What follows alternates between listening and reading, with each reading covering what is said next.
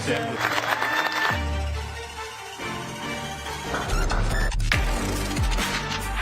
Wow, shot. To become world 8-ball champion. Brilliant performance.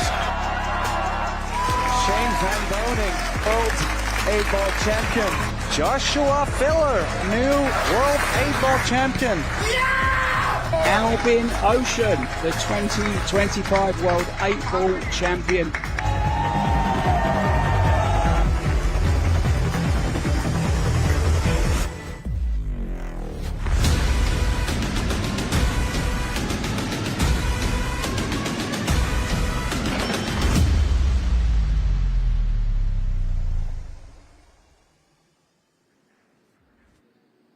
Hello, pool fans. It is day 6 here at the Hyatt Regency, right outside the St. Louis Arch. We're here on stop 2 of 8 around the world of the 2026 Predator Pro Billiard Series. So the numbers have been ran, and this has been proven to be the highest rated Fargo tournament anywhere in the entire world. Added to that, over the next couple of days, we're going to be awarding over nearly $600,000. The matches have been absolutely thrilling. So many shootouts and hill matches. It's been amazing so far here in St. Louis. So if you're in the area, you don't want to miss this opportunity to check it out. Come on in. And we are in the middle of the 2026 Yalin WPA Men's 8-Ball World Championship presented by Poison. We started with 96 of the greatest players on the planet, and after this round, we'll have just our top 32. So it's time to find out who's out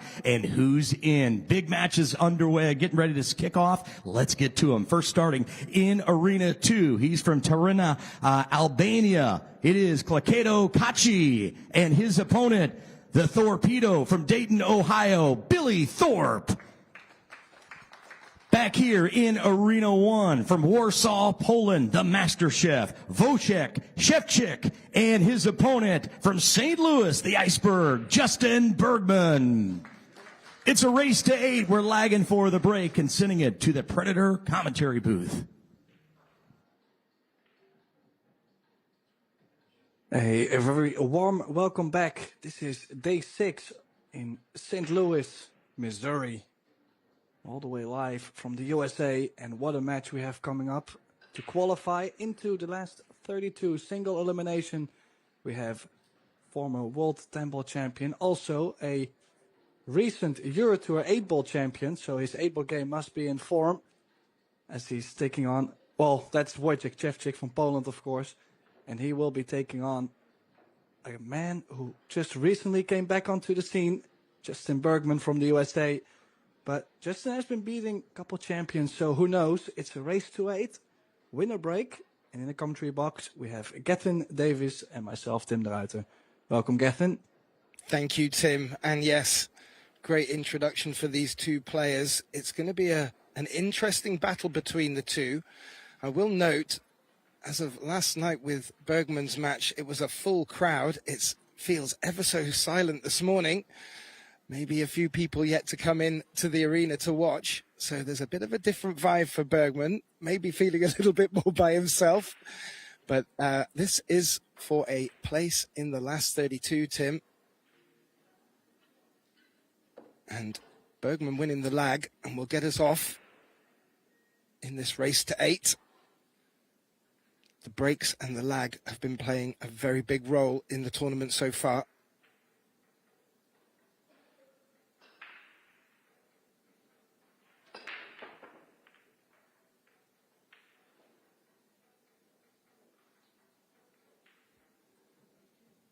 Yeah, the worst start you can imagine. A dry break right from the start. So Szewczyk at the table. Now, I mean, I do like to mention this just because there is people out there that might not be so familiar with Justin Bergman. Justin Bergman, definitely one of the players that was, well, probably, I think, top 3 USA highest ranked players. Former Mosconica player. But one fact is that people were saying at some point that he was the best player to play after the break. So just take the break away. People were considering him the strongest player out there. And that is quite a feat. So, as you can see, his break is lacking here and there. Not the most powerful break. We're going to see a different break from Wojciech. So, just curious to see if that break is going to make a big difference, or if the American is able to withstand, to pull everything together.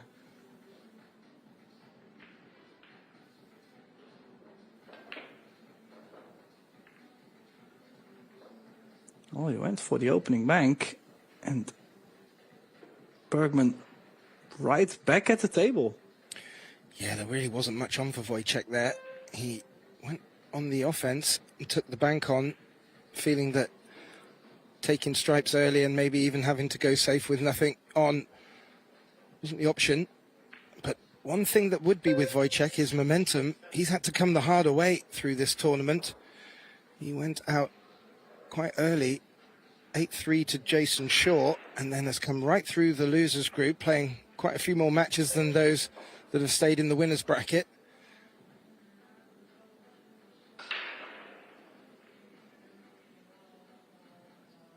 Bergman taking the opportunity to go stripes, so both players favouring them.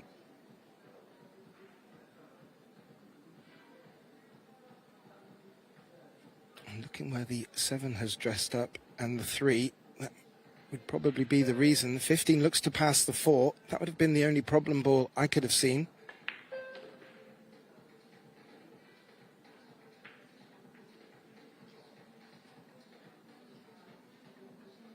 And it's not often, Tim, after a dry break, we've seen the breaker get back to the table so soon. So good chance for Bergman to still hold his break.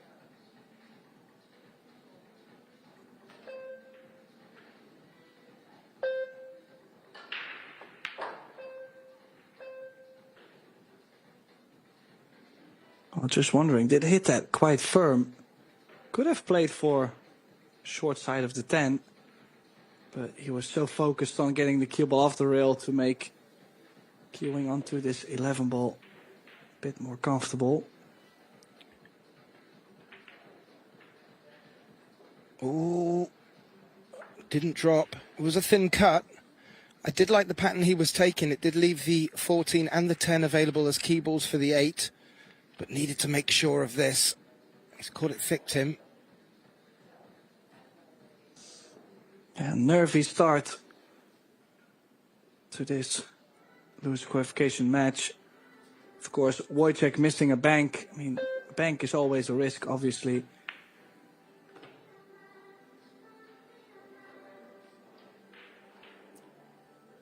Now the 7 ball is a nasty one. I'm not sure if it actually goes to the top left by the 12.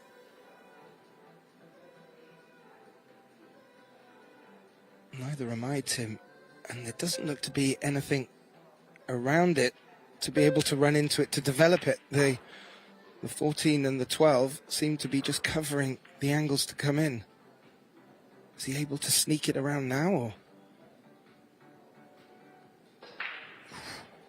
I don't know about that. I mean, he's got 2 issues.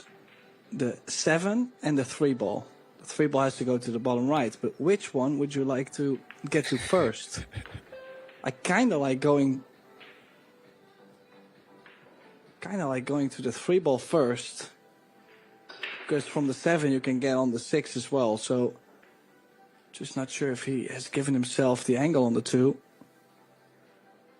He may look to play the 2-way here and come in between to have either the 3 or the 7.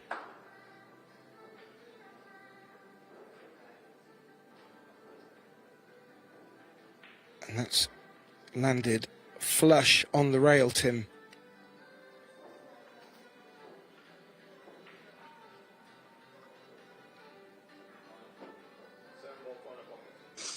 Yeah, maybe a bit too flush on the rail if you ask me. Because he still needs to get from the 3 to the 6. Well, oh, I was going to say, he wouldn't need to do too much potting the 3 if he'd landed straight on it, but he hasn't made the pot. The 7's caught the Side pocket jaw.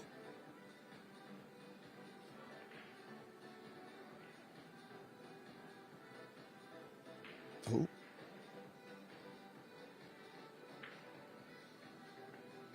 Our referee, Serdar Karadag from Turkey, rushing in quick just to see what was going on there. Well, I do believe Wojciech on the 7 ball, he had both balls frozen to the rail, and that's, I don't know. I was wondering maybe he could have opted to go 3-6 and then try to land on the 7 ball again, just because he landed in probably the worst spot to be on that 7 ball. Now, for Bergman, didn't land on the 10. Not a big fan of the pattern he has, because quite a lot of crossing the cue ball over back and forth, in this case from long rail to long rail, and I mean he's been crossing that line a couple times already.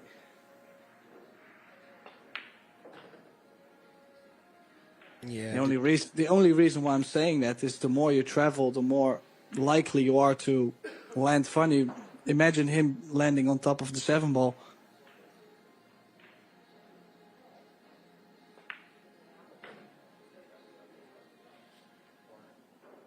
Well, what was a tough pattern for Wojciech has actually come back into Justin's favour, and this 8 ball to take the first rack and hold the break.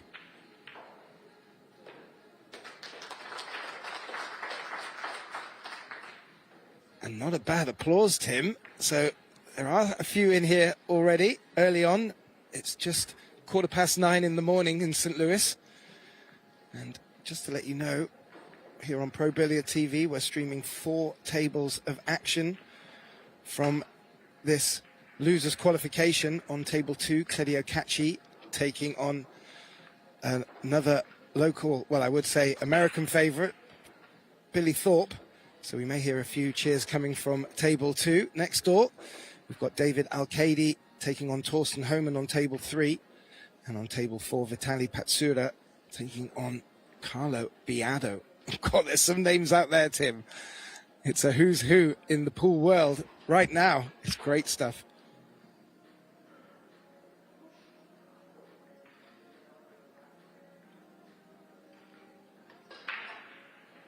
Well, last one was a dry break for Justin. Just off centre. Oh, a bit more off centre.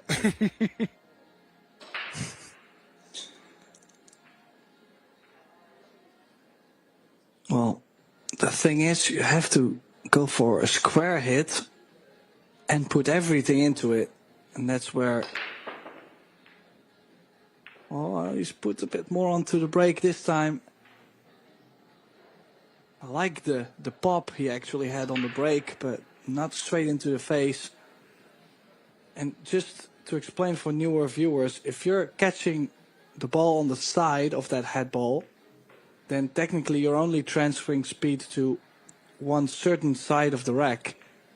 So you usually see one side of the rack moving around the table very speedy, and the other side kind of slow tracking towards a spot.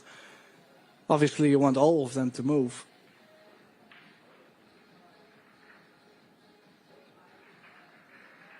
I remember a match earlier, just reflecting on Justin Bergman's break, and when I was commentating between him and Duong Quoc from Vietnam, and his break success at the end of that match, 54%. And I remember saying at the time he's going to need, 57, sorry, he was going to need to put something better in than that to progress in this tournament. He won that match on the hill. But right now, his breaks are not working for him, Tim, and that can only be good signs for Wojciech, because at the table, he certainly does know how to take care of business.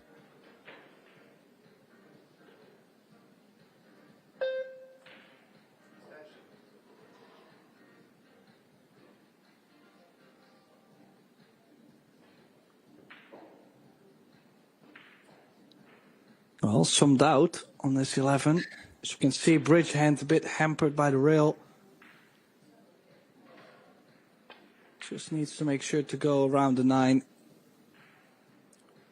Yeah. And now I think he's played himself in such a wide open position. Many different ways to be able to play this.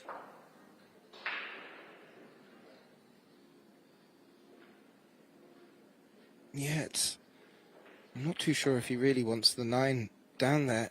Would have looked like this ball would have been a good ball to float down for the 8.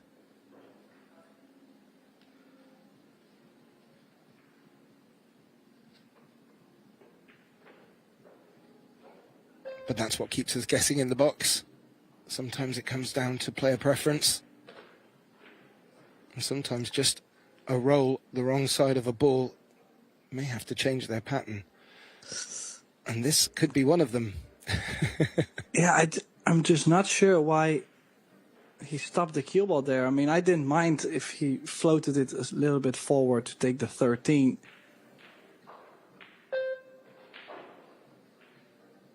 Like, it looked like he played for the 13, and then now he felt like, oh, I have to take on the 15. He's played a good shot there, though. Small window for the cue ball, but back on track. Can imagine some early nerves. I mean, the reason why I mentioned this is, of course, when it's an opening round match or like a winner's round 1, you're not thinking about, or loser round 1, you're not thinking about, well, you know, I need to win this match because money this, or, you know, I would like to go into the last 32. But now you're already so close to run into the last 32. The money is obviously great in this year's World 8-Ball Championship. So players in the back of their mind, obviously there's going to be a lot of players thinking about, you know, possibly a quarterfinal spot and making some good money this week. See the loser of this match. Ooh. Got himself in the spot of bother, Tim. Oh, and that's bitten too much.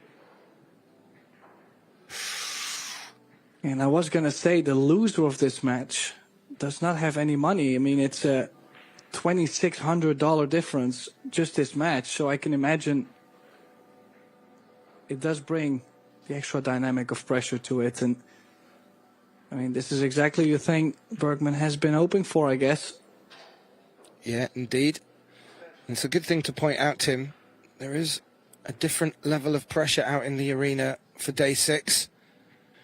We have the Seyberts Women's Open winners qualification coming up. Everyone's starting to just get that sense of that prize pool of money opening up towards them. But this week, Justin has had some great support here in St. Louis. I believe he's only an hour away and has been putting on some good results. Had a good run in the banks. Is through to the semi-finals in the mixed Poison doubles open. So he's been having a great time here. And he may just fancy enjoying it a little bit longer.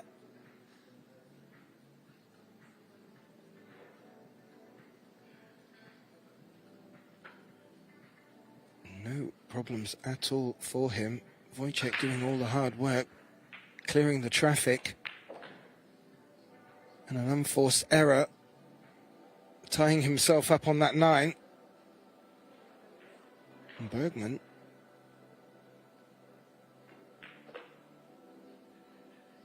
early 2-0, and as of yet not got his break working. Not a bad result, you have to say, Tim. No, not at all. I mean, I think it's fair to say it has not been the prettiest of starts from both sides. But, I mean, any player that starts a match off in this kind of way and still can get a 2-0 lead is going to be very happy. Score could have been both ways. Yeah.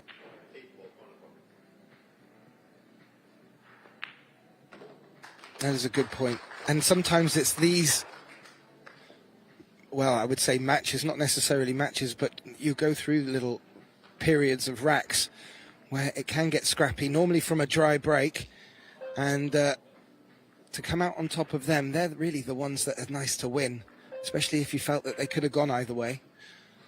And we're going to start getting the stats in. As of yet, Wojciech yet to break.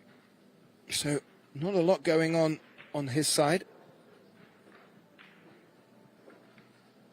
And what we will also do, Tim and I, will keep the scores coming in from the other losers qualification matches. We mentioned a couple of names on our streamed tables for Pro Billiard TV, but there are a lot of matches going on out there and some big names. And as any highlights come in, I'm sure we'll just fire them over. But please do visit Pro Billiard TV, ProBilliardSeries.com, and you'll be able to pick up all of the latest scores and fixtures coming up over the next remaining 3 days, today and 2 more.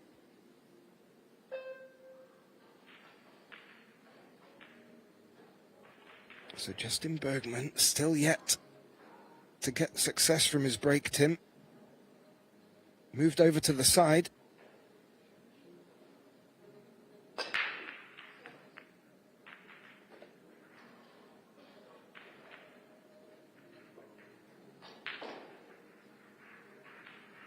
Yeah, I did see quite some success with the second ball break on this table. And especially, it may sound weird, the players that were breaking not so firm second ball break. Like, I didn't know there was a difference. He's made the 8 on the break, actually. Yeah, I just saw that is the clever spot, yeah. No, yeah, we had Sean-Marc Malayan beating Joshua Filler, and he was breaking the same way but softer. And he had a couple breaks where he made 2 or 3 balls on the break. So, I mean, maybe every table racks a certain way. I mean, the tables are getting, a couple small dents under the balls. And there's always gaps that are going to be starting to get there in the balls. You just got to find the best way to transfer the energy, I guess.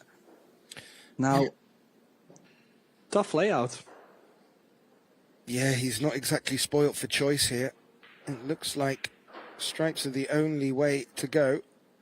So he's forced into it somewhat. You mentioned the second ball break. One of our early matches, Moritz Neuhausen was second ball break in, initially got great success, and then suddenly it just stopped working for him. And it was interesting because I hadn't seen the second ball break in quite a while, and throughout this tournament, quite a few players have adjusted or even started with the 8-ball break. So clearly they're feeling that the opportunities can come on these Predator Arc tables from that. It looks like the 7-9 could have dressed up quite nicely for the combination, Tim.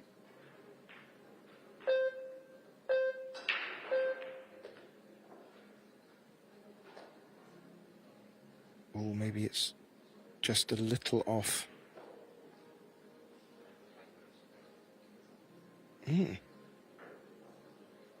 Does it?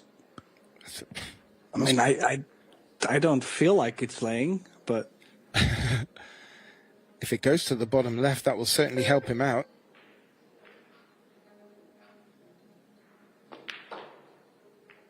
Yeah, just in the meantime, oh, look at this bump. He's perfect on the 9. Excellent run into the 7. And yeah, just in the meantime, I just want to let everybody know that we know it's 2-0 Bergman. We're currently having the score fixed. So no worries at all. We're not going to steal any racks from the American. I think they're still in shock because I didn't hear a round of applause for that shot from Justin, and he's played that really to perfection. If he can get position on his next ball from this, he may be looking good for this third rack.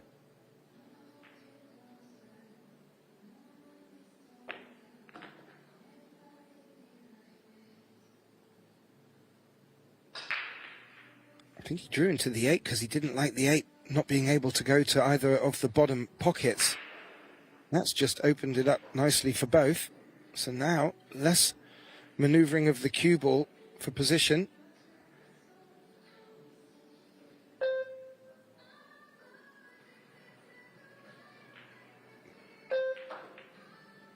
think from that camera angle, it may be quite tight to play it into the bottom right. Yeah, and I kind of like slicing the 10 in, stun right spin, go 2 rails. And I'd rather play too much spin than not enough. You just want to put yourself next to the 7 ball. Problem I have playing with left spin is you're so easily tracking towards the center, and the cut gets quite big on the 8.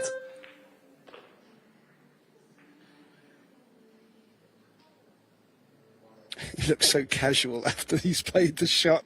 He walks around sometimes like he's missed it. I read a few in the chat, Tim, saying sometimes it looks like he's just got out of bed. Maybe he has done this morning.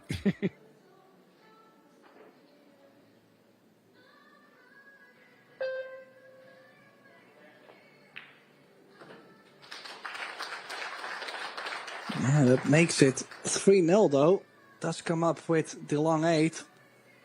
Bergman now starting to find the groove around the table. And as you just mentioned, I mean, it is of course the early morning match. They both, well, maybe not both. I know Bergman has been playing every single day till now. This is day 6, so 6 days in a row. Early 9 a.m. start. Who knows, you know, maybe you can wake up froggy. You know, you could feel great the whole event and wake up froggy one day, and you still have to battle through that as well. So, well, could be the same for Wojciech. Who knows? One thing I will say, if you want to talk about battle wounds, I mean, Justin has come through a number of hill matches just in this 8-ball event alone. He took out Joshua Filler in a hill thriller back on Friday. I remember that one. And he's come through really a tough field and some tough scorelines, and still finds himself now 3-0 up against a very tough pole player, Wojciech Szewczyk. And as of now, he seems to have just got the brake working.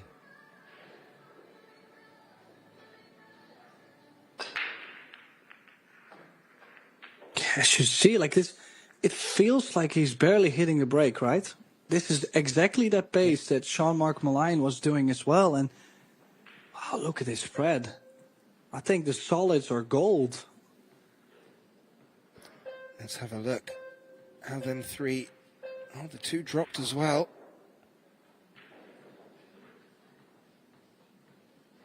I mean, you play 3, 4.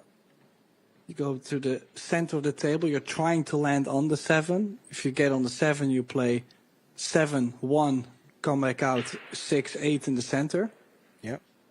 If you do not land on the 7, you can still go 6, 1, 2 rails up to the 7 and then the 8. So, I mean, these are a bit of a must if you want to have a chance for the title somewhere this week.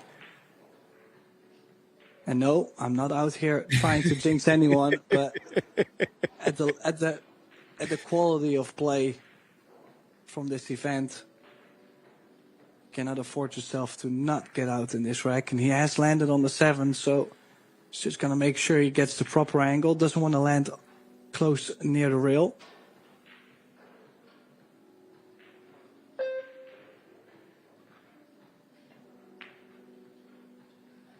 Oh, Justin. Oh, whoa. What a turnaround. What a turnaround. Maybe just a little bit of complacency with the pattern being so easy. Maybe he needed it a bit tougher.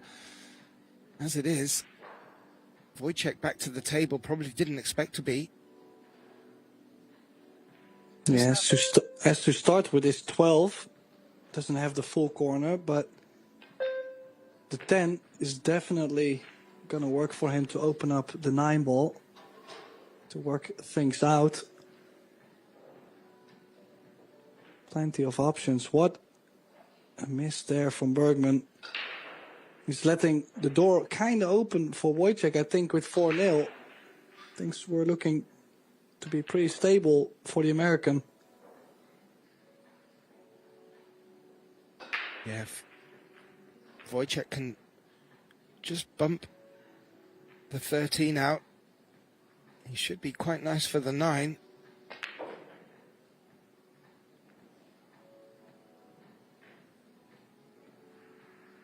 And this is looking very nice. What a turnaround. And yet, I'm with you, Tim. 4-rack lead in a race to 8 normally puts you in the driver's seat. This is winner breaks format. Did he overrun a bit? No, he should be okay. Well, I mean, then still, it's not like 4-0 was going to be that point where Wojciech was going to think about losing the match. It's still early, but based on my own experience, when I used to take like these bigger leads, like 3-4-0, that's why I got comfortable myself as well and usually start playing better too. So Bergman, if he closed out this rack, I feel like maybe another gear was possible. Yeah, and now we'll have to wait if it's still going to happen, because Wojciech is a big breaker. He likes to break the balls big.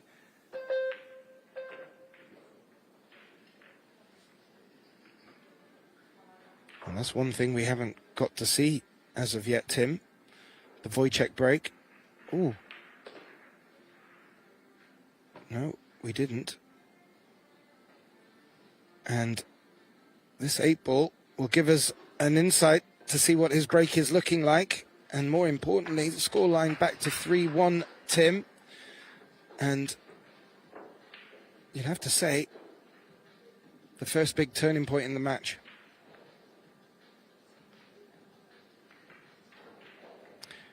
Well, our viewers just have a look at the stats. I'll bring you some scores. ProBilliardSeries.com if you want to check them yourself. Over on table 3, David Alcady is 5-1 up on Torsten Homan. And Stefan Kasper from Germany, 2-1 up on Jeffrey De Luna. Alex Montpellier, 1-1.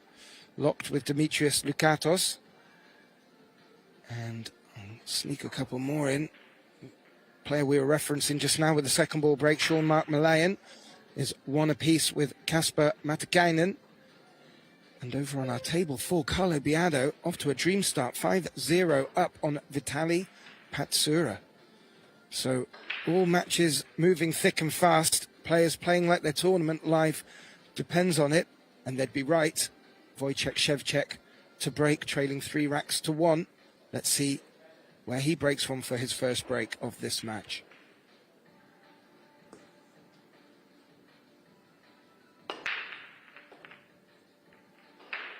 Well, another second ball break. I'm truly surprised, because Wojciech, I would say, definitely one of the bigger breakers in the building, has a monster table break from the center.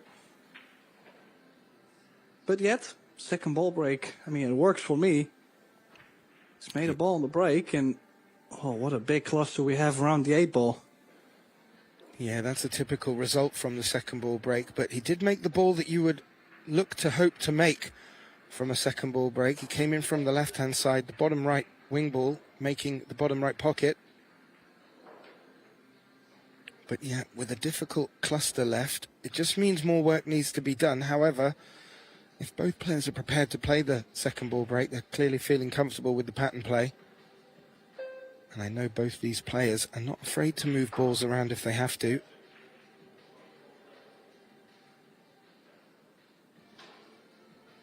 And illustrated by Wojciech there, Tim, one of the issues with 8-ball, when there are a couple of clusters, is you need to take a bit more time to think about it.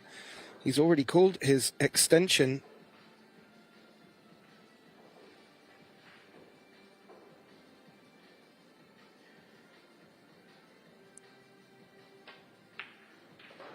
Yeah, that is one of the tricky things playing 8-ball with the shot clock, is the fact that, okay, you've got 1 extension per rack. You should have enough time to line up for the shot and make things happen.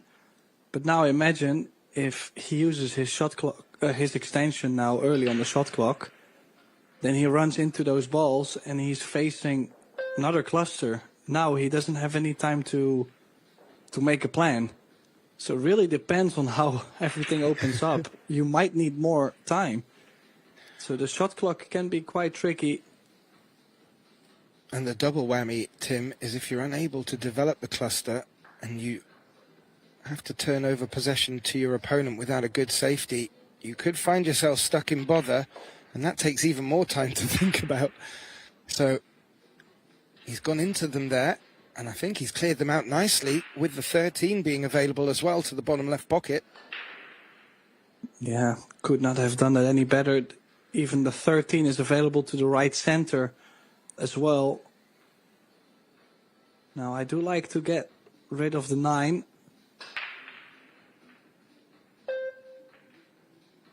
Just drop in between the 14, 15, 13. And that's one thing. If you look at the way how Wojciech plays 8-ball, is he does play himself onto a couple balls every shot, or almost every shot if it's possible. Like now he's going to make sure he draws back a ball or two into the area where the angle on the 14 is going to be nice and the angle on the 13 is going to be nice, and then he can just pick which one of the two he likes more.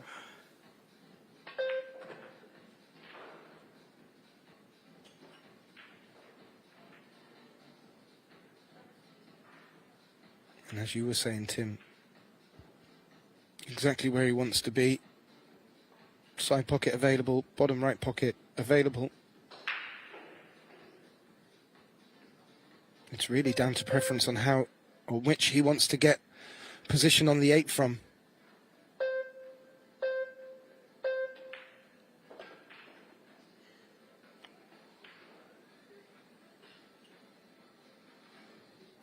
Would that suggest 14 and 8 in the same bottom left corner, Tim?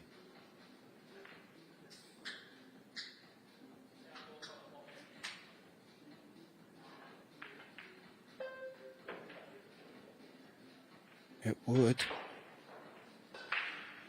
And how costly will that miss from Bergman be? It's already cost him 1 rack. And this 8 to cost him 2. A small ripple of applause. 3-2 now. Only trails by 1 and will have the break. Just having a quick look out, I was wondering how Billy Thorpe was getting on in his match over on our table 2. Looks like Claudio Cacci is currently 3-2 up on Billy Thorpe. Lee Van Corteza locked at 3 apiece with Victor Zelensky. And Oliver Zolnocki is 2-1 up against Hayato Hijikata. Lots of matches going on. I did mention ProBilliardSeries.com. And as we can see from the stats, Tim, Wojciech just starting to put a few on his side. His break success, he's had 1. 100% success. He'll be looking to push forward with them stats. Well, I have to be completely honest with you. I've seen a comment and I agreed so much. The comment was actually, I have never seen Wojciech do a second ball break before, and I am digging very deep. I've seen him play so many matches.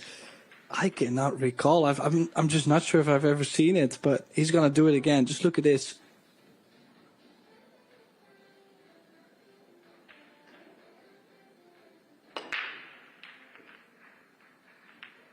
Ooh.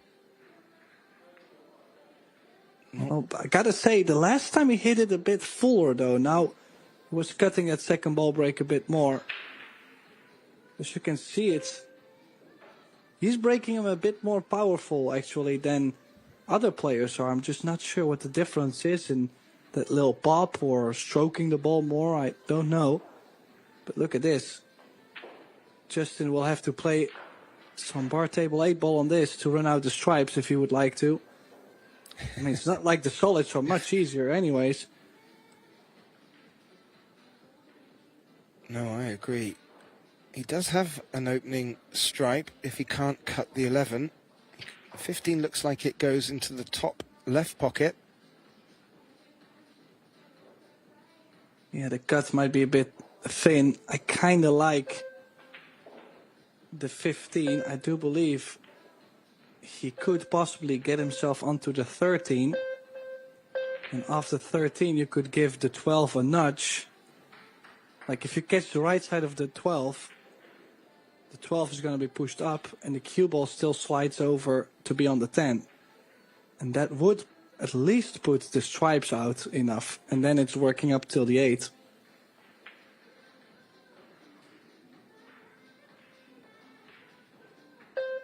Well, Justin just had a little look around. He's taken the 13 on, used all the pocket. Well, he must have a different plan about the 12, but I would have loved to give that a nudge. Or maybe even draw into the 2 ball was another option he had on that 13. Draw into the 2, having the 12, 10, or the 11.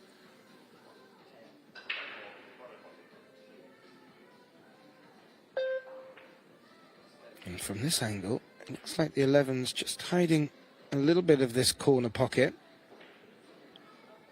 He's called the 10. And he's dressing up. Looks like the cue ball's going to run somewhere over towards the green 14.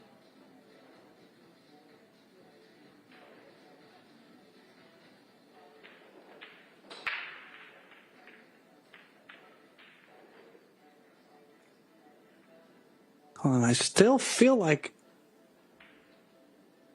he needs to give the balls a bit of a nudge at times. I mean, the 8 doesn't go. Well, I actually thought the 11 on the rail made it easier to play the combination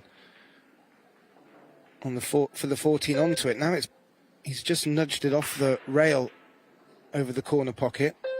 That's not on. And there's not enough gap for it to pass by.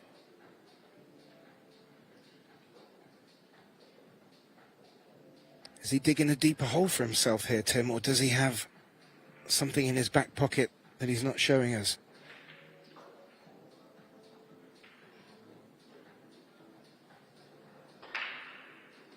Well, honestly, I did have a bad feeling when he was starting around the 13 and not nudging into balls, and I truly think he could be in a bad position soon.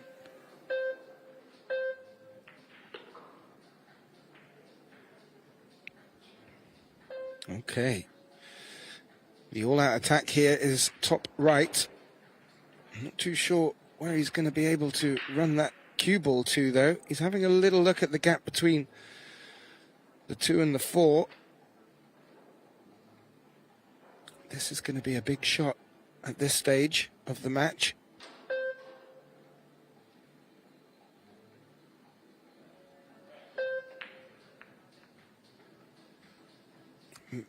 Oh.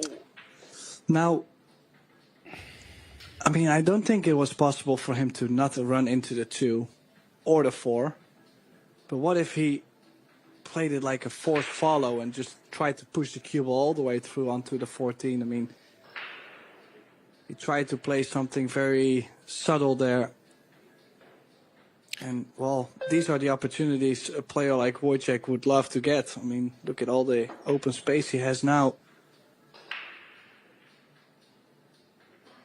Yeah, I agree.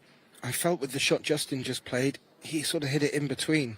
It was either a delicate, like you say, finesse shot, or absolutely clobbering the cue ball to try and muscle it over, but I felt it was always, the tide was always against him somewhat, especially after he avoided the green stripe on the cushion. Now,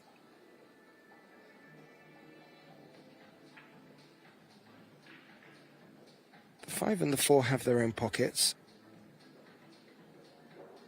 Yeah, I think I like dropping onto the 5. No, he's gone up table first. Did have a nice angle to actually take the trip up table. Didn't have any other solids up, so does make sense. He's probably looking at playing 3, 5 in the center, 4, 8. So just low, I think just low spin, just draw into the long rail and out, trying to get close to the 3 ball.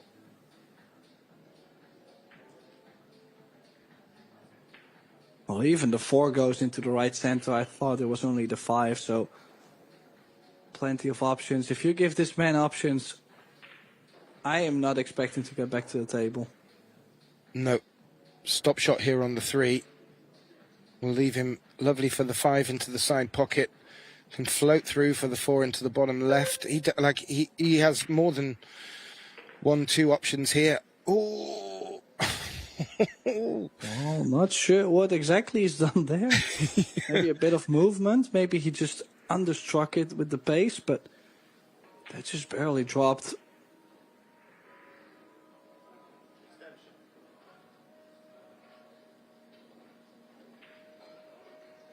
He just come a bit lower than I thought he would have been for the 5. So he's electing to take the 4. And running it around the angles by the looks of it.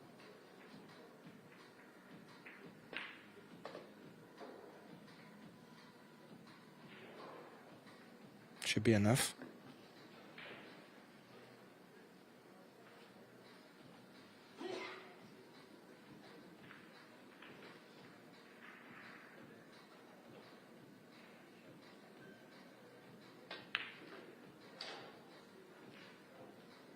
That cue ball just deadened up a bit on him. Not as bad as it looked from the other camera angle. But what a costly mistake now. Bergman sat in his chair. Could have been 4-0. And right now, 3-3. Wojciech has successfully brought the scoreline back to level. And Tim, would this be time for a timeout if you were Justin right now, just to maybe shift things a bit of momentum or take a bit of fluff out the flame?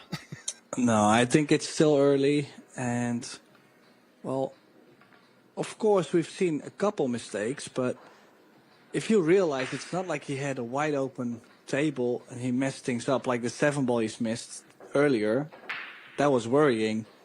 Now, if you make like 2 or 3 of those mistakes, you can say, okay, let's take a break. But the last track he had was a tough layout. I mean, I would probably let anyone have a try to run out. I don't think it was very easy to do so. So in that case, I'm not a big fan of taking the timeout now. You're 3 each. You're right into this battle. Just got to tell yourself to be ready for the next opportunity that comes. Maybe after this break, who knows. Wojciech once again going for the second ball break. I don't think this is going to change this match.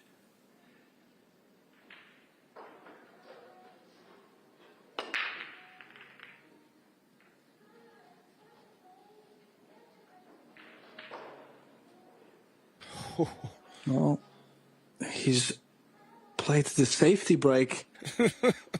Very fortunate outcome of the cue ball. It just got smothered down there on the short rail. Stripes are certainly not on. Well, I'm even surprised Justin was looking to nick the 2 and bring the cue ball back above the 1 and the 5. I was thinking just play the 1 and draw back where the cue ball is now. Maybe even tie some things up, play the 1 into the 9. 9 goes into the 4, you just push balls down. And I think the 5 is a bit too close, though, awkward to play.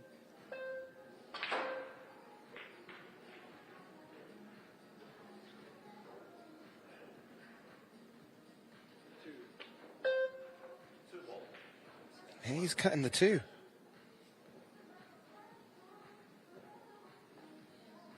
Oh, I thought he just had a look to see if there was enough room past the 1 for it and turned it down, but feels it's on. Maybe it's his only option. I still like the touch off the 5, or the 1 even better, like you said, Tim.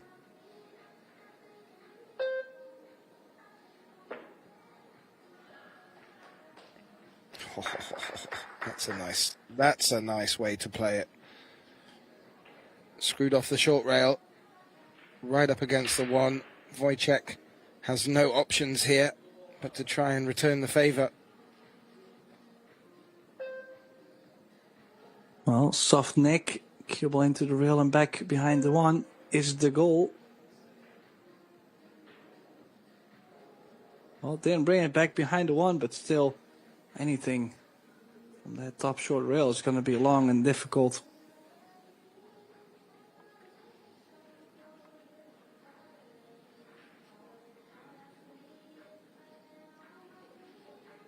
He's having... I was going to say he was having a look at anything offensive. I'm just wondering if he's looking to put the cue ball back to a similar spot. Using the 2. And that's not too bad either. Wojciech may try and do the same with the 1 and leave the cue ball stuck to the short rail, but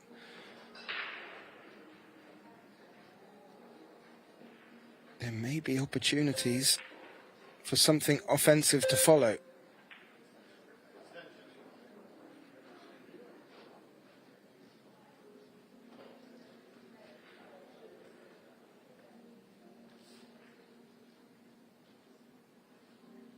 See in the background, the seats are starting to fill up.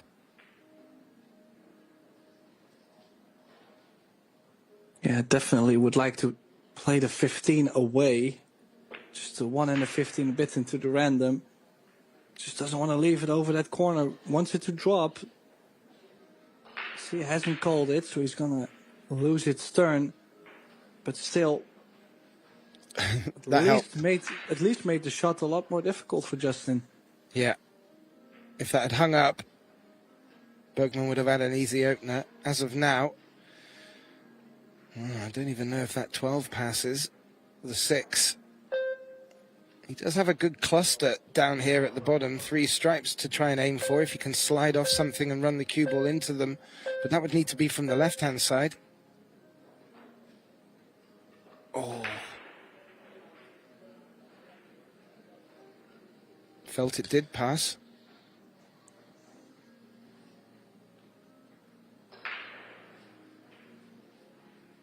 Well, that's also another spot where if the shot clock is not on, you could actually just glance all over the table, consider all the options, maybe a good return safety.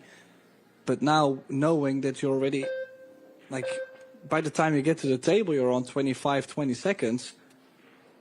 So you don't really have much time to consider 8, 9 shots.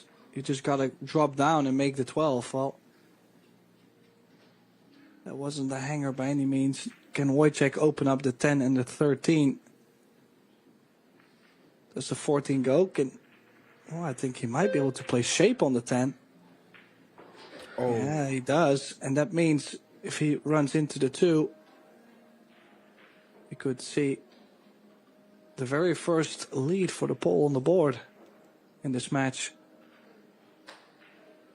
He's picked that out lovely, Tim. That cluster of 3 just looked... Well, it looked like it was trouble. But in one beautiful shot from Wojciech, it now looks rather promising indeed. And he's just come up to have a look at the 9 and the 11 situation. Didn't look too pleased, but looks like he can go either way around to these. Either side of the 7.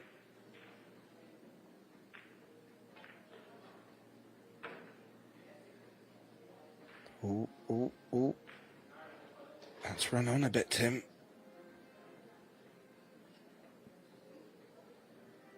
Well, it's still on, but my next question is how to get on the 9. Can he still play low right, drawing the cue ball into the rail, landing in between the 1 and the 6? But don't forget, you have to make the ball, obviously.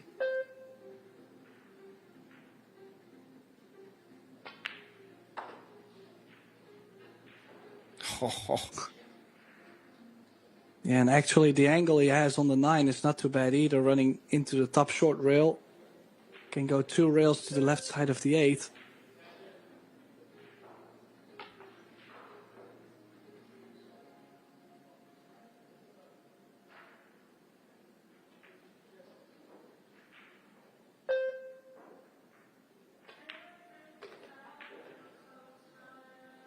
About pace. That should be far enough.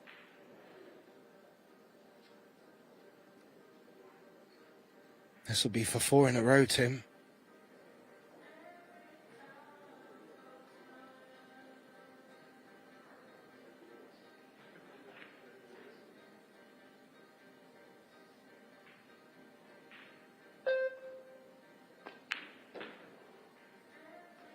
And there it is. 4 in a row. The score has switched from 3-0 in Bergman's advantage and has now allowed Wojciech Szewczyk to take the lead. And while you're looking at the stats, a couple of the other matches, some big names out there, as we mentioned. Walter Leica of Sweden has just taken a 3-2 lead over Robbie Capito. Fedor Gorst is 5-3 up on Konrad Rzeszyshin. And Denis Graba is 3-0 up on Hubert Lepotko. Again, all them scores on ProBilliardSeries.com. And if you are enjoying our stream, bringing you these live matches for you free, please do like, share and subscribe. We really do appreciate all of your support. And if we get a chance, we'll have a look in the comment section and see if there are any interesting questions out there. Now, the stats are just settling down a bit. Both players not getting the best of their breaks so far. Wojciech persisting with the second ball by the looks of it, Tim. Well, both players getting very messy layouts on the table. We haven't really seen many matches with this many scrappy layouts.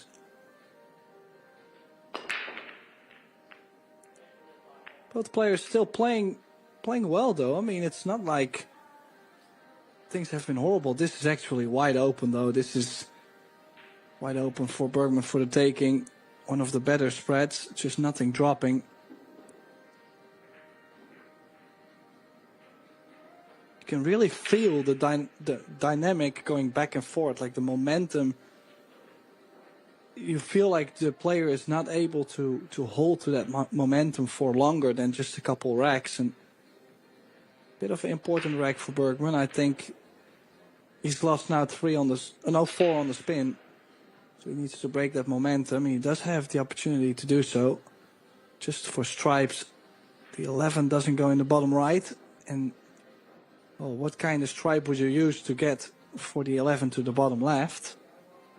The other option is you could go for solids, but then the 3 ball, bit annoying, and the opening shot possibly not as easy.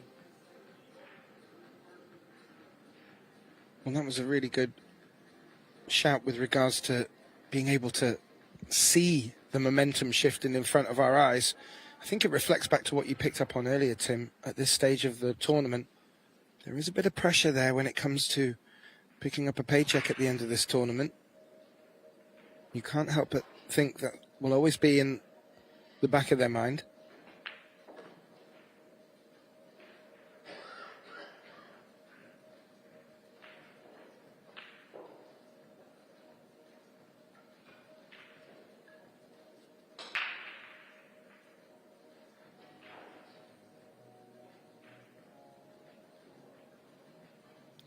So,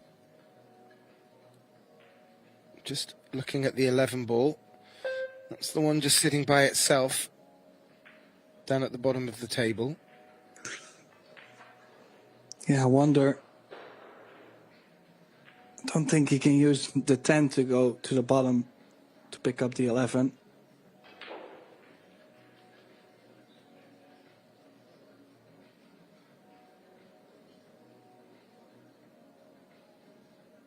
So maybe 13, leave himself angle on the 9 to cross over 2 rails up to the 11. No, he's went there right away. That means, though, that 9 ball is a bit of a lonely ball now. Like, doesn't really have too many stripes to still get to the 9 ball later on. He's not going to get on the 9 with this angle on the 11. So now has to play for either the 10 in the side or the 14 in the top right.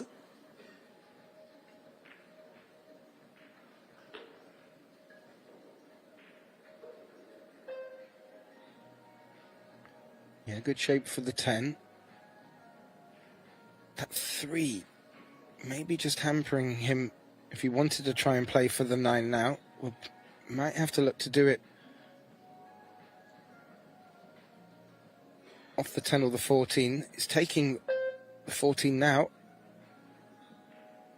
Yeah, I just feel to get from the 10 onto the 9 is just...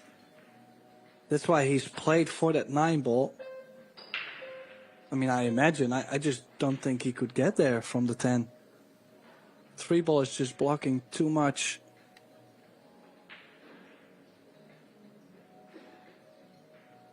Doesn't have. He can focus on the pot here. Cue ball will come across the table. Well, looks like he's going to draw underneath the 3. He didn't need to do that. He's missed the 9 as a consequence.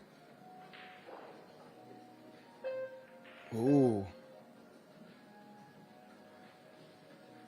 I actually felt he would have brought it across to the opposite long rail and would have left either a cut or even it onto the bottom right corner if he landed on the cushion. But Wojciech back to the table, Tim. Another good opportunity to keep this run of 4 going. Well, I can guarantee you one thing, Gav. It doesn't matter the outcome of this rack. Even if Bergman still manages to win this rack, I am very sure he's going to take a timeout. Because I seen that disgusted look when he missed that 9. Definitely one he's not supposed to miss. And we've seen already... Well, we've seen it happen once or twice now, actually. And he plucked his glove off, so... I can imagine him to take a timeout. But look at this. Wojciech coming down... Well, not down enough to be on the 4, 7 or the 2. He's actually landed on nothing. Yeah, the 8's blocked. Can he... Well, of course he can still jump the 5, but I'm looking at maybe still trying to take something on, yet with the safety in mind.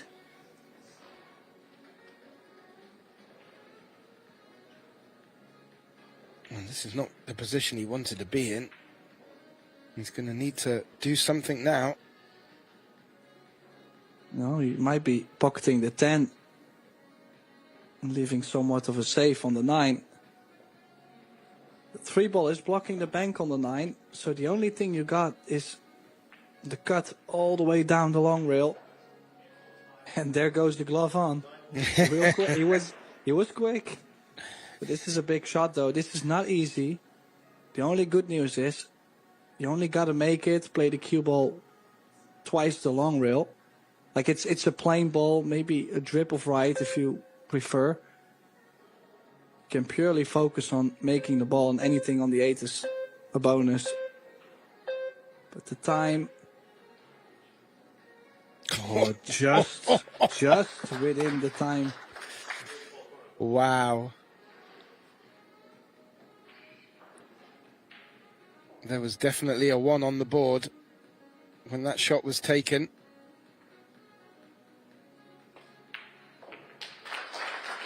As Dustin does make that 4 each with an incredible cut. But I'm a bit surprised Wojciech actually gave him that cut. And I have a feeling, like I mentioned, that there's no way we're not going to see a timeout. We're exactly halfway. It's a race to 8. And here, the 8 ball to tie the score at 4.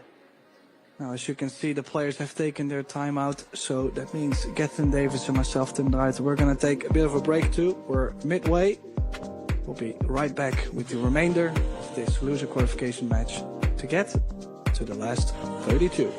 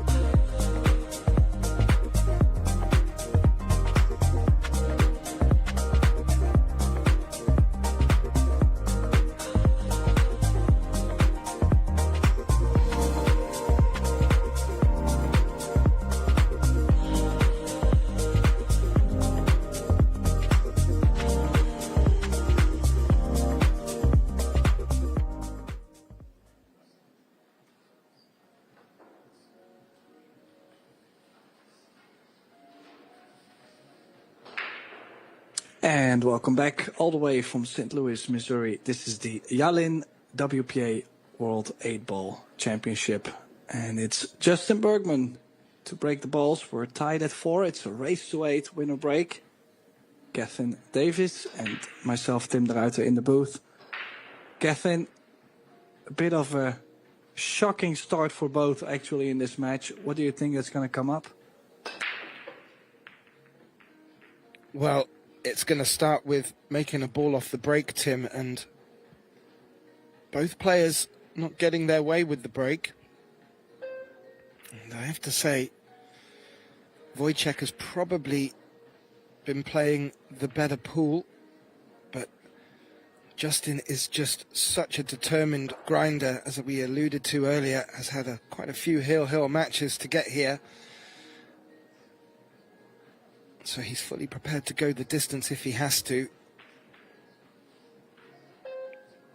Yeah, just got to throw out there, though. I mean, we have seen Justin maybe miss more balls than Wojciech, but it's not only about how many balls you miss, it's about how many dry breaks you've had, how many times you ran out of shape and had to play safe. You know, like these things, they're all errors. And I think so far in this match, things have been closer than it might look. Yes, Wojciech should have been 5-3 up. But then on the other side, I think this makes for a great match for us, so I don't mind it at all. me neither. And Wojciech taking the 11 on by the looks of it to go stripes. And that will leave him having to deal with that 5 and 10 ball around the 8.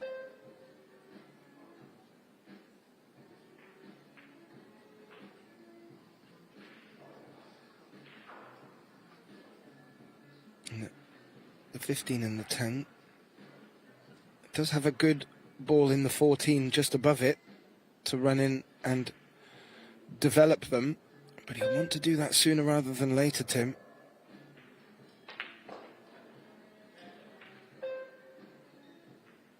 This could be the angle.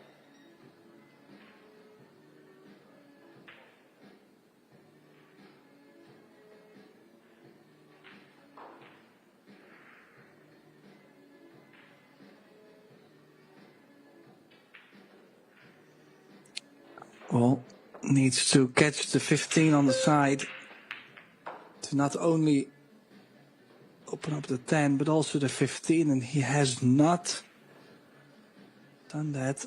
He had the first question, you could see how eager he was to have a look.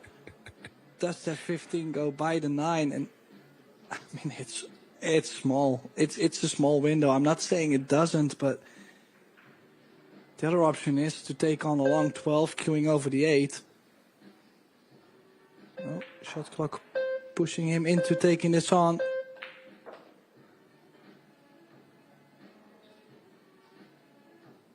Wow. Now, does the 10 go by the 8? It did look like it for a second. And there's no way he's ever going to play 9, 12, and then try to land on that 10 ball. He's going to take it away as soon as possible, which means we'll see some traveling from the 10 to the 12 and then the 12 to the 8. So this run out is far from over. Another tricky one. Is he going to try and draw off the 3 here?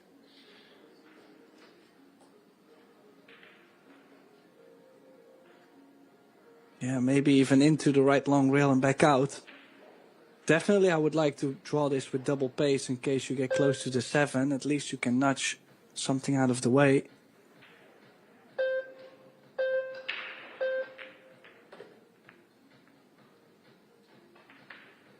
Oh, that could work.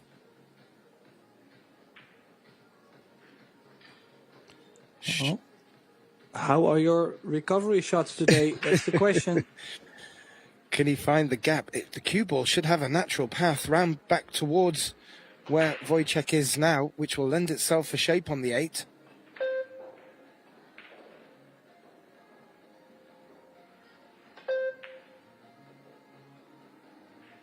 Oh, used all the pocket. Yeah, excellent shot though. Look at his shape on the 8. As I mentioned, that was again a very tricky layout to play. And even all the way till the end, the doubts were there.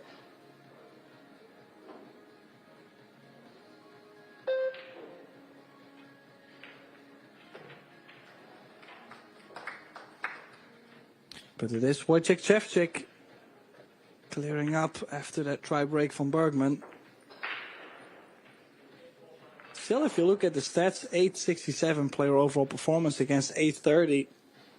I mean, this is a high quality affair. Wojciech, a lot more table time though, which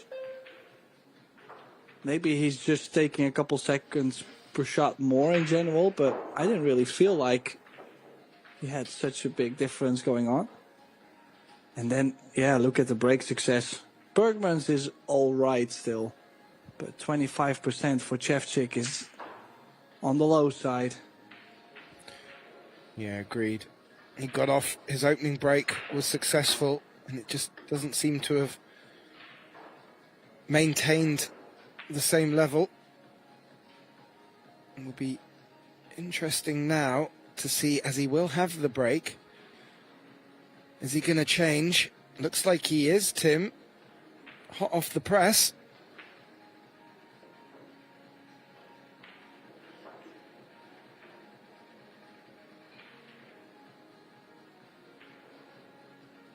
Szewczyk leading 5-4. Race to 8.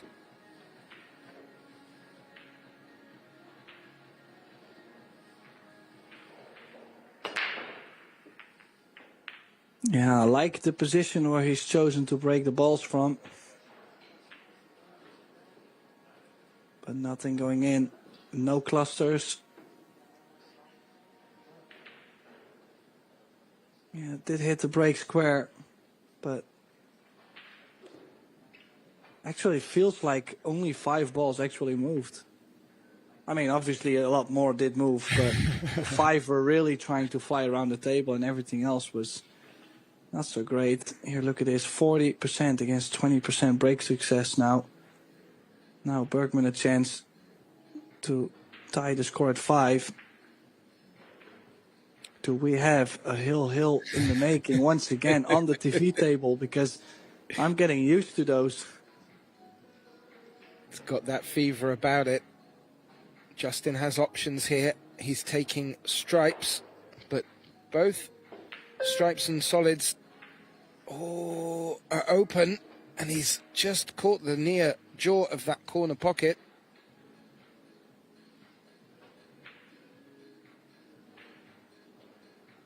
Elevating over the 7.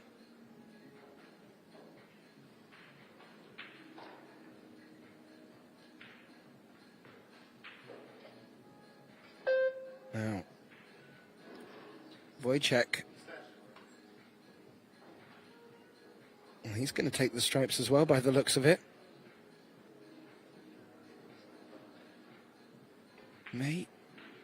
Well, it looked like he was going to open with the 15, which would maybe lend himself to clear the stripes from the bottom of the table.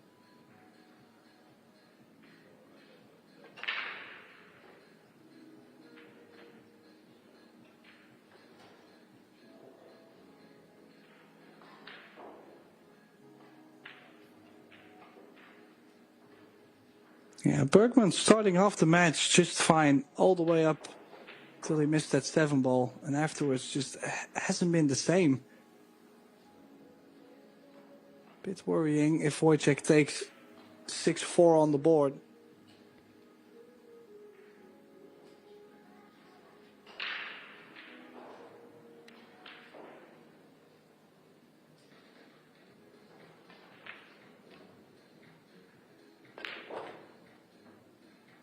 I agree, Tim. And the difference between the players is that Bergman got off to a great start, leading 3 racks to 0. And that will maybe linger in the back of his mind somewhat. Wojciech then winning 4 on the bounce.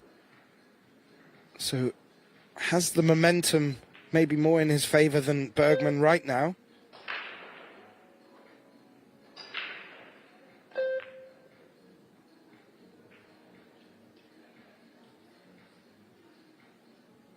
He's avoided the 13 nicely there.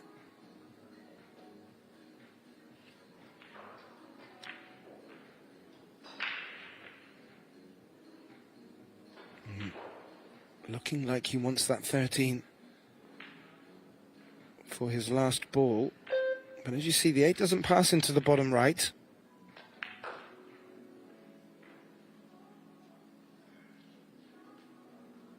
I'm wondering if he's looking to play this 13. Or back up for the 8 in the same pocket.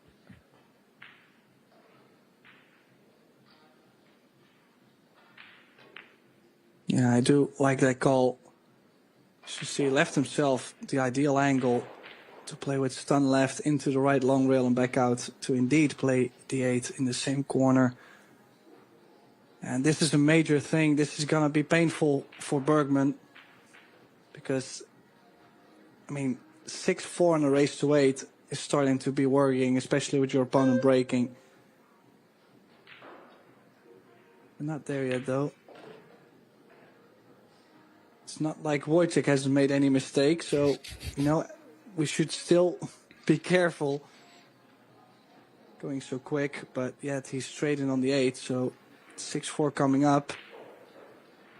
Wojciech only 20% on the break, but that means once out of 5 he's going to make a ball on the break. And I think it might be time soon for one of these 1 out of 5.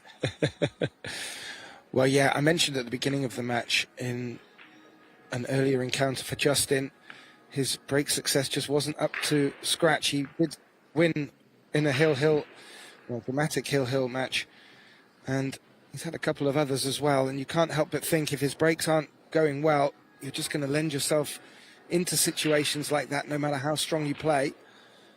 And we have a few results already in, Tim. So a few players already booked their place in the last 32. David Alcadi, 8-2 win over Torsten Homan. Carlo Biado, well, he just pushed on. 8-0 win over Vitali Patsura. That looks like a great performance from the Filipino. Albin Ushan, also with an 8-0 win over Jimmy Henry, the man from New Zealand. Claudio Cacci also has taken out Billy Thorpe, 8-4. And another result, Victor Zielinski has taken out Lei van Corteza, 8-4 as well. So some big names through, some big names out, Tim. Yeah, also Fedor Gors beating Konrad Jusishin, A3. And another interesting one. Oh, Mieszko Fortuński just finished. I was going to give him credits. He was up 7-1 against Ralph Souquet. He's won that match 8-1, so big scores all over the place. Wojciech was thinking about going from the right side, moved back to this left side still, and yet another one. Can you imagine? It's incredible. With some of them heavy scorelines, Tim, would that lend itself to you thinking, or rather assuming, that there's some players out there that do have their break working? Because if so, that could provide very fruitful as they go through this Men's 8-Ball World Championship. Well, I mean, there's no way you're going to be able to win the World 8-Ball Championship without having a good break. Like, just in general, quality-wise. But then again, I've seen players break absolutely dead perfect, but yet still the ball's not going in. I mean, there's only so much you can control. So I'm not going to say you need luck to win the World 8-Ball Championship, but you definitely need to hit the right spot at the right time. And that a couple times in a week. Well, good luck with that. Well, in a familiar sight, a dry break brings Justin to the table. He's considering the 6 to get his account underway, so is going solids. The 1 may not pass the 8 to the bottom right. That's really his main consideration.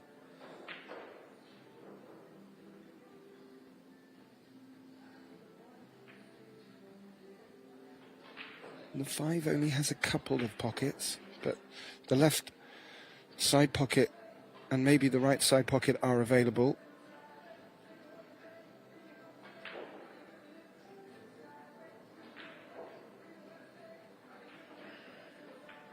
Good opportunity for Justin here. And if there was ever a timely one to get your mark on the board, it would be to prevent your opponent from getting to the hill first. Yeah, of course, there's still anything that can happen in this winner break format. 7-4, it does not mean the end, but with how the match has been going, I kind of feel like this is the moment for Bergman to get things together and possibly overcome this deficit once again. Any mistake could be fatal. Just looking at playing the one into the center, as you could see, quite a steep angle. The centers do play a bit tight, so has to land just right behind the ball. And otherwise might still have to take the 7 first. I don't mind playing a bit of shape on both. No. Because even playing the 1 ball, I was going to say, if you play the 1 ball and you have to get the shape on the 7, it's super tough to even land on the 7.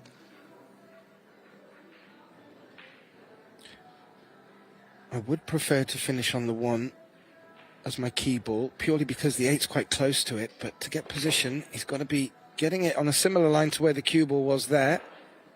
He has, and a little less distance.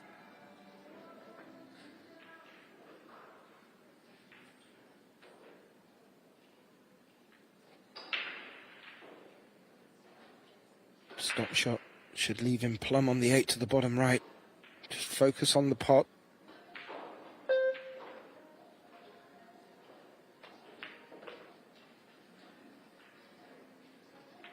Yeah, had to play that with some pace to still stop the cue ball, and he has done nicely.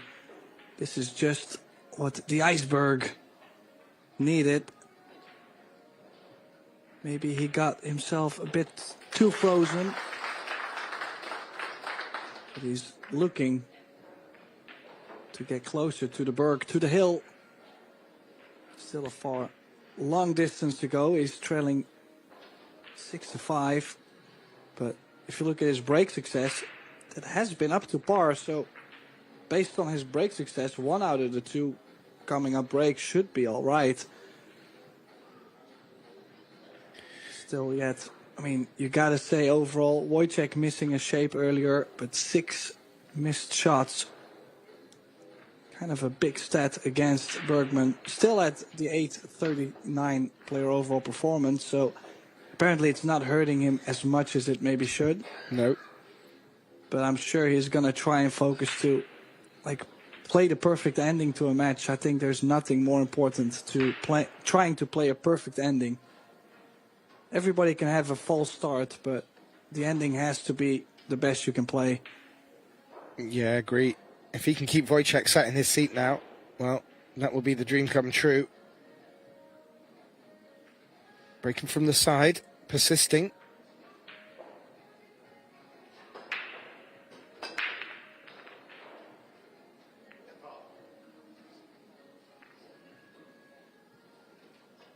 Yeah, and the cue ball down the drain. Wow. I mean, let's watch the replay on this. Cue ball skims off the 11 and goes down the drain. And actually, it was trying to stay up. So a chance for the pole to close in on the end, at least, to get closer till the end, to the finish line. And does have a bit of a problem, I feel like. I think it's the 14 on top of the 1. Could also go solid, play the 7 and run into the 1-6, take a bit of a risk. He's got the 2 or the 4 to land on.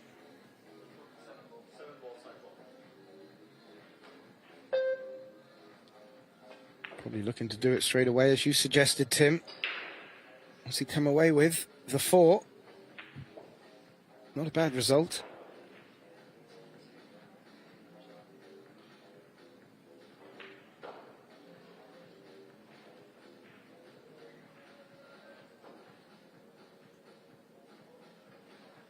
Yeah, the only thing though, he's got some angle going on the 4.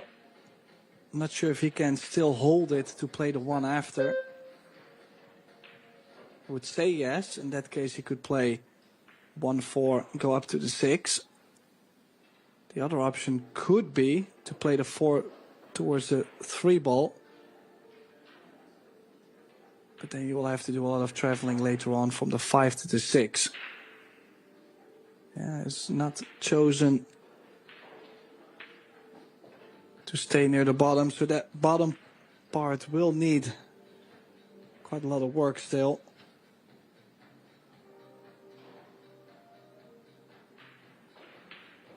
He's got to be pretty particular as well in trying to get shape on that 6 if he wants to go 6 to the 1.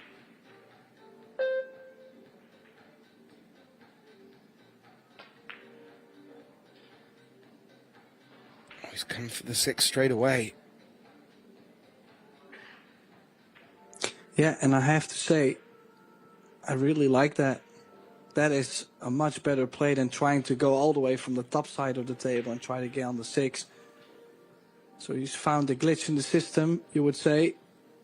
Can tap this in beyond the 1. He's got the 2 hanging to give himself a nice angle on the 5. And anything in the center of the table works to be on the 8 ball. From this point, that means could see Szewczyk on the hill. And are we going to see Justin Bergman back at the table? That's the big question following up on that. Well, that's a good question. First, Wojciech just has to deal with his remaining 3 solids with care. He does have a ball sat in the jaws of the corner pocket. So it'll be looking like it's all about how he wants to finish on the 5.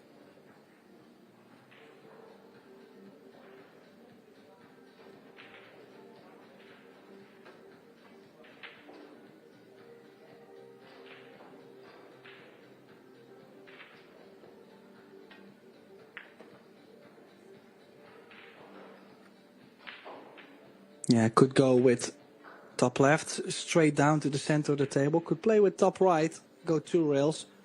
Just got to make sure he doesn't drop too low and behind the 14. That is one of the reasons why I like the top left, not messing with the 2 rails. It looks like he is going 2 rails.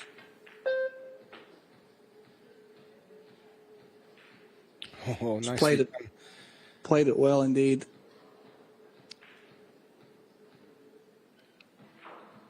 First on the hill, Tim.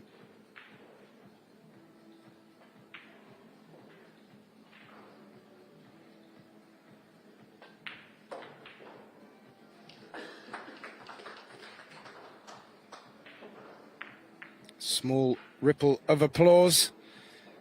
The home fans were wishing to urge Justin Bergman on, but right now Wojciech Szewczyk has taken the hill first in this match, leading 7 racks to 5 with the break. Good question from my colleague Tim. Will Justin get back to the table? Well, we'll have to wait to see what Wojciech can do with the break. Having a quick look around the arena, if there are any other results in as of yet. Nothing jumping to mind, but a couple of score lines of interest. Robbie Capito tied at 4 apiece against Walter Leica. Dennis Graber with a 1 rack advantage, 4-3 over Hubert Lepocco. And Tyler Steyer, 6-3 up over Alex Kazakis. And a player we were talking about with the second ball break, Sean Mark-Malayan, trailing 4-6 against Kasper Matikainen. We've returned to Wojciech Szewczyk breaking on the hill in this race to 8. Back to the second ball break. There are already 2 polls into the last 32. There is now still 5 more in action, I believe, including Wojciech. Oh, look at the spread. The spread is looking nice, but does the 3 ball go? Yeah, he's found a way to make a ball on the break. I mean, he must be ecstatic from the inside now. So many balls looking to get close, but last second, the 3-ball dropping in the top left. I had another look at the replay there, Tim. That actually looked like a 3rd ball break, and if that was the case, maybe he really has found a glitch in the matrix. Well, I like this dynamic too, playing 8-ball, you know, like there's always players trying new things or finding new tricks. Yet, needs to land on the 14 right now, could play maybe into the 1. Just like that. And then now, I have to say, he has opened up the rack quite nicely already, but the 8-ball does not go to the bottom left or the bottom right. Is he tempted to maneuver it a little bit now, knowing that there are still quite a few stripes on the table for him to fall on?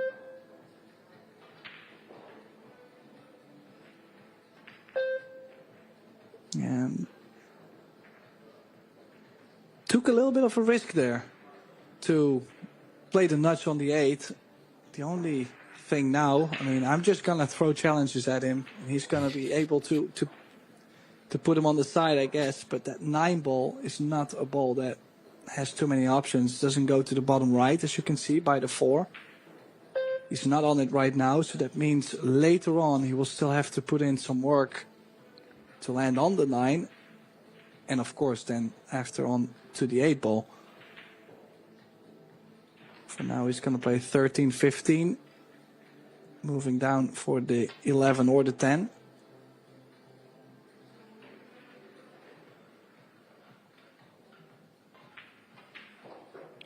Does it pass the 5?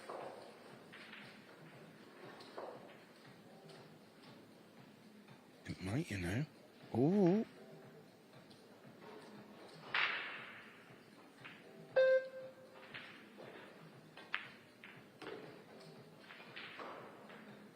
Moving balls again, Tim. Brave play from Szewczyk. Well, there's no way he's not going to be hitting the 7-ball. Yeah, the 7-ball. And just wondering, the 9 does go to the bottom left, but it's so easy to get the wrong angle to still get from that 9 to the 8. So is he just going to play this soft, take anything on the 10 to the side? I thought he was always going to have a little nudge on the 7, but apparently was clean enough. Now, can he still get to the right side? Does he have to go forward maybe to play the 9 in the center? What a match this has been. I mean, pure struggle. But then from 4 each, you got to say Szewczyk stepped it up. And Bergman, well, you can see Bergman in the chair.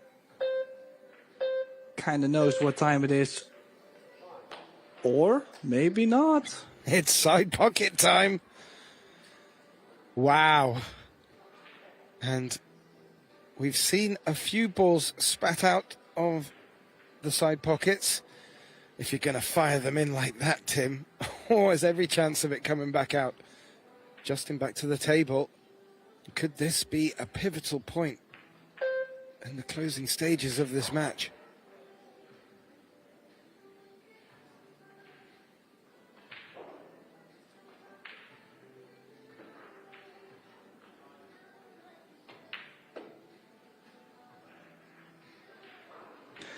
Well, this would be the ultimate turnaround if he still manages to win that match from here, because, I mean, he was very close to be buried very soon.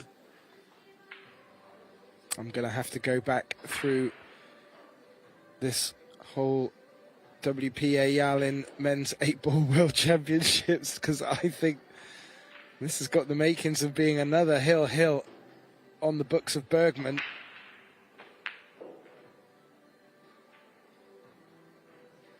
He's got options here, 5 or 4.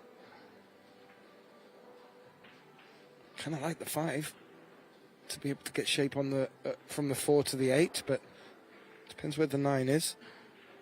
It's in his way or not.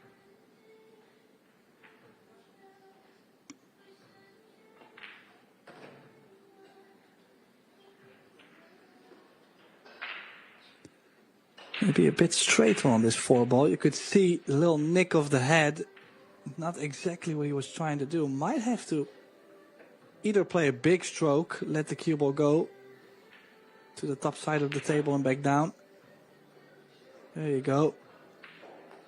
But playing this obviously is going to put you a bit longer on the 8, but shouldn't be a problem. This should be 7-6 with him breaking.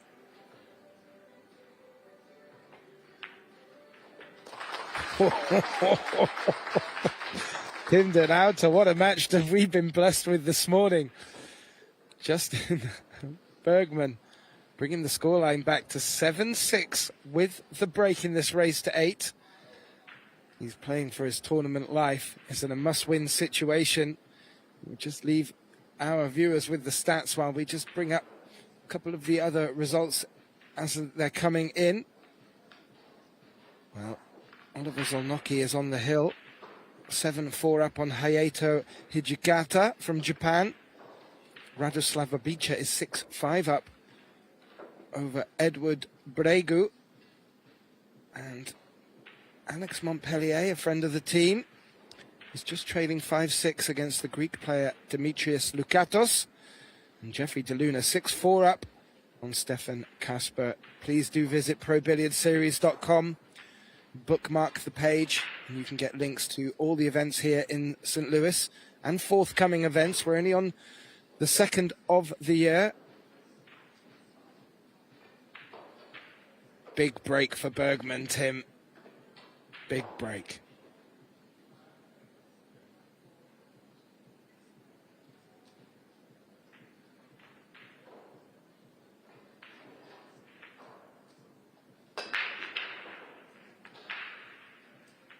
Oh, and he's made a ball. He's made a ball, just needs the 8-ball to come out. Ooh.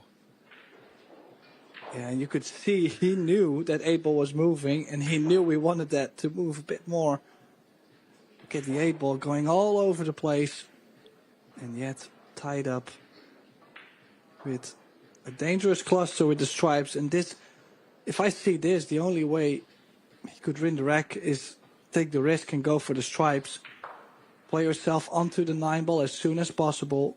Rip the 4 balls open next to it. And then, I mean, you kind of got to pray for everything to work out nicely. Of course, he would like to go solids, but I just see no chance for him to get something on the 8. Well, this is exactly what this match deserves, though. Bergman fighting for his tournament life. This match to take us to this rack to take us to a hill finale, and not a straightforward rack for him either. I mentioned earlier we saw a couple of misses. I was putting it down to a bit of complacency because the pattern was looking too easy for him. It's not going to be the case this time, and this is usually where the iceberg just creeps out of his shell.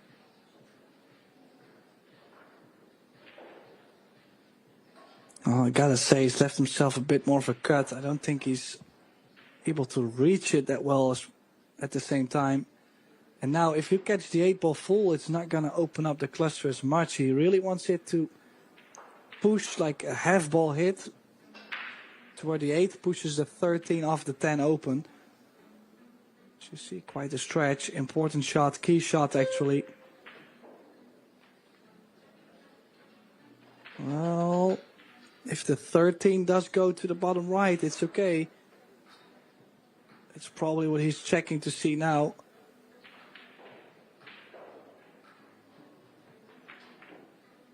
This is huge. I mean, he's got an imagine if the 13 doesn't go, that kind of gives you the feeling like, man, I'm screwed. Like it's that big of a difference. He's got the angle to come down for it now, though, Tim. Ooh, it's come up very high. Okay, now, I know people are going to call me crazy over this, but I truly do not mind just rolling softly on top of the 10, leaving the cue ball frozen to the 13. Yeah. Because then all your stripes are open. You do not leave something open for Wojciech. And, I mean, going for this 13 is not guaranteed to be on something either. Well, he's held it very nicely, though. He's played it real soft. That was a bit more scary to play it at that pace, but he needed to. So he's managing. Okay. Okay, I cannot wait for the comments to happen. Okay. No, I think there was definitely a call there. If he didn't feel it was on and was a bit short, certainly to go safe, especially with the two solids at the top of the table, the ones he may have left on, they weren't really easy at all for Wojciech. But if you can do it this way, Tim, and keep Wojciech in the seat, why not? Yeah, the best move in any pool discipline, obviously, is the run out. There's no better way. No, just gotta stay down, don't move. Don't think he's gonna play to crossover in between the 8 and the 2. He's gonna stay on the bottom side of the 8. No, he did crossover. Okay. And just brings the 2 out of play. Yeah, just far enough to where he's not queuing over the 2, but always a bit dangerous. Doesn't matter, though. He's brought this match. Hill, and we've got another one.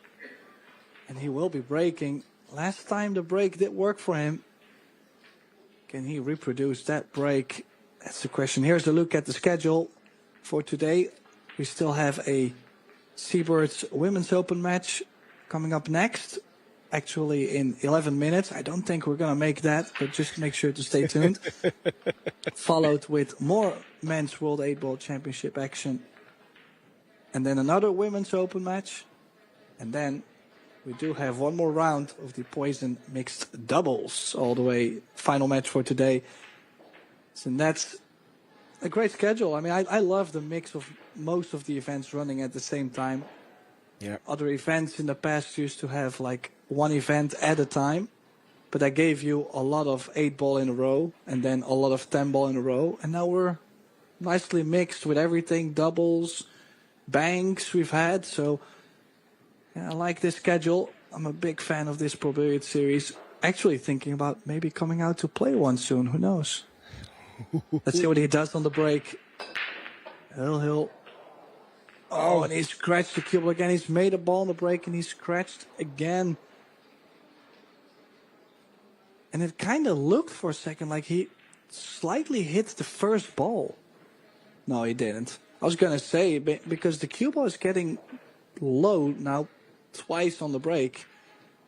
Twice he had that scratch. And well, there's a cluster around the 8.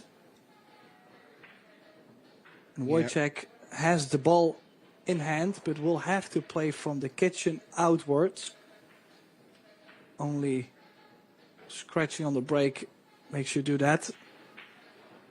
That means, is he going to go very aggressive? Is he going to put himself angle on the 13, open up the 8 with 2 stripes in front of the side? Or is he going for solids, knowing that there is a couple near the 8 to develop it with?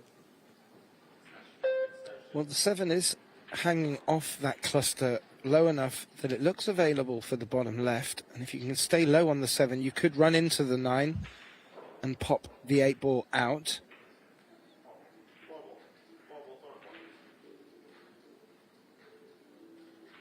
Wojciech's called the 4, Tim.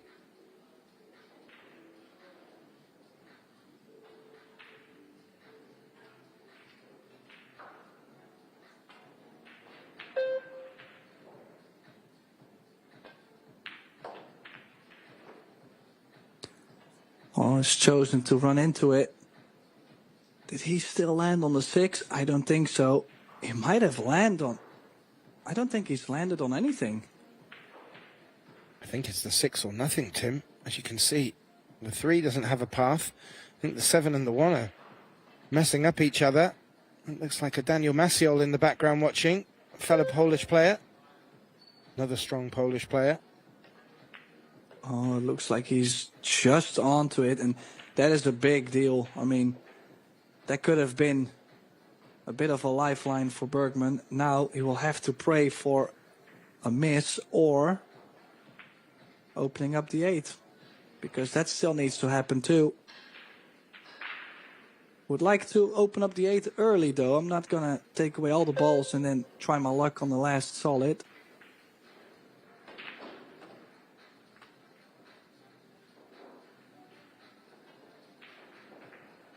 Well, I have to say, I was expecting him to at least get to the 5. Because that's now one of those balls that he will still have to pick up later on. Now, does he have something on the 3? Can he run into the 8 and still have a cut on the 7 ball available? Is this the angle? No.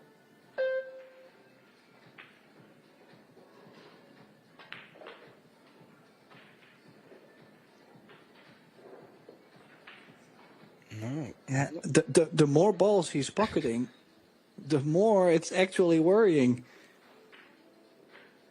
There was a similar situation with Justin earlier, Tim, when he was digging a deeper hole every time he potted a ball.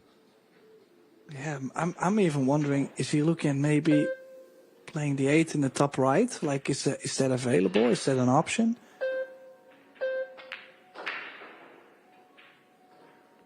Well, we just You see, now having to choose to go to the 5, I think shows us that he's starting to feel the heat. He's starting to feel that he's not getting... he's looking to play the 8 in the top right, but needs perfect shape the next 2 shots.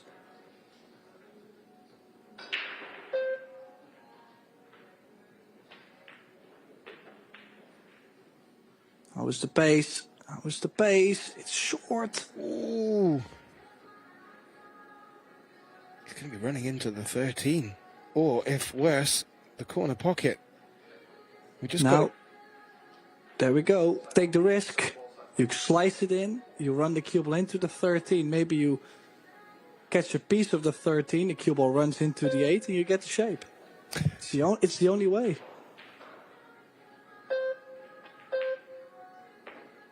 No, he played it so soft. I probably would have hit it real firm trying to play for a bit of luck. Wow, this is unreal. If Bergman is, well, I'm not going to say guaranteed to have a chance at the table, but the odds for Wojciech to make this 8 ball, I mean, I think they're less than 1%. No, and in making even contact with it, that 9-15 cluster is going to open up. Oh. Gotta say, awesome try, but look at this for a gift. Wow. This is unreal. I mean, he's actually hit it really well, though. That was an excellent try. But now, I mean, the 8 is over the side. The 12 is perfect to get to the 8. So he's gonna take the 9, go up to the 10. The only thing that can stop Justin Bergman from this point is nerves. It's called the iceberg.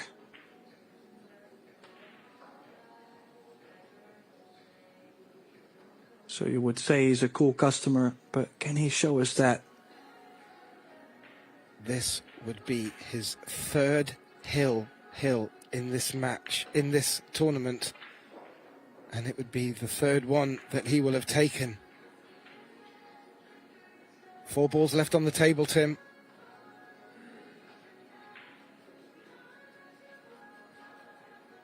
Yeah, I would have liked maybe to be a bit straighter on the 13, though. Still, he's always got the 12 as well if he doesn't land straight onto the 14.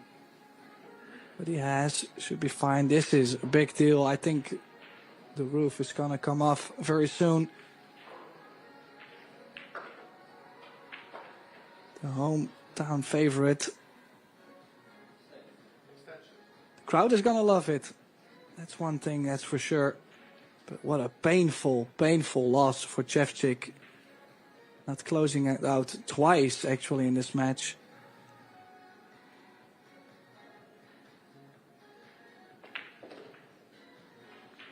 It's been a great one, Tim. A great one.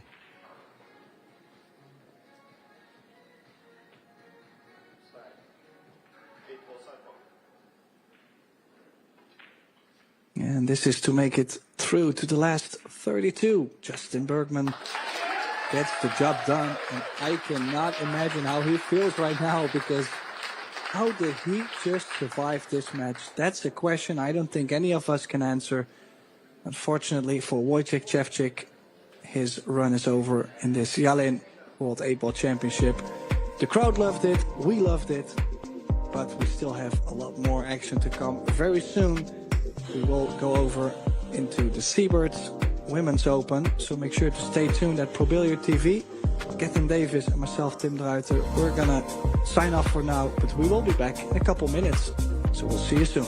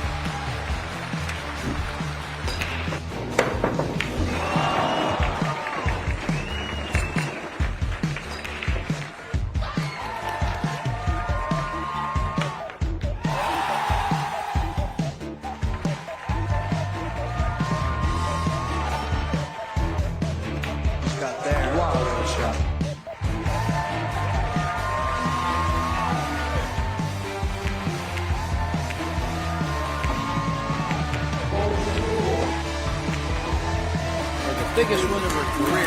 The Women's Open champion.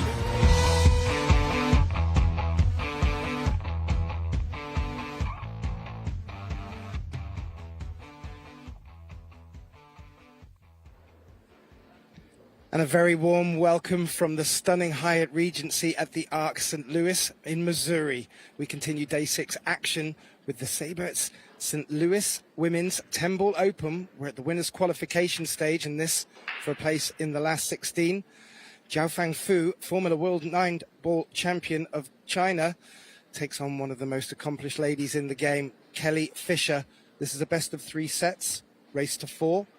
Winner breaks. Our referee for this, Gatis Torbe, and bringing you this live action on Pro Billiard TV, myself, Gethin Davis, and my good friend and colleague, Tim De Ruyter. Well, Tim, a true battle of 2 experienced players here.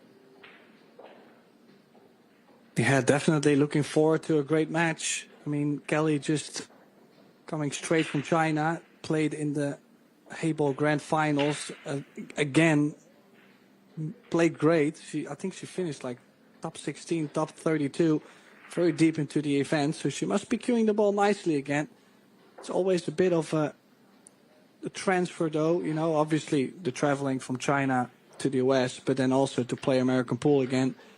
So that could be a bit of an obstacle. Now for Fu, I do believe she is in the quarterfinals, semifinals of the mixed doubles together with Justin Bergman. So she must be cueing well. I haven't seen her play yet this week, so looking forward to this. It's best out of 3 sets, races to 4. So it could be quick action.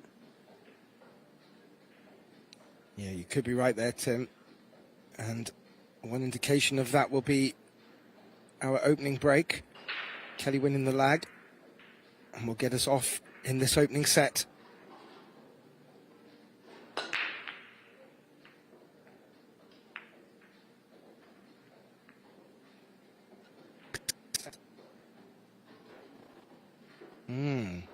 Well, no success for her opener here, but I don't believe there's a good opportunity on the one for Fu. I can imagine she could pick out a good safety here with where the 3-ball is positioned.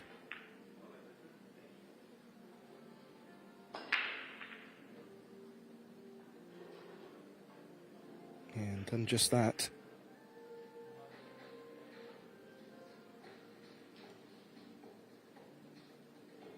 There's the 1-rail escape. The 6-ball is quite close to it, so we'll need to be quite particular on how she contacts the one.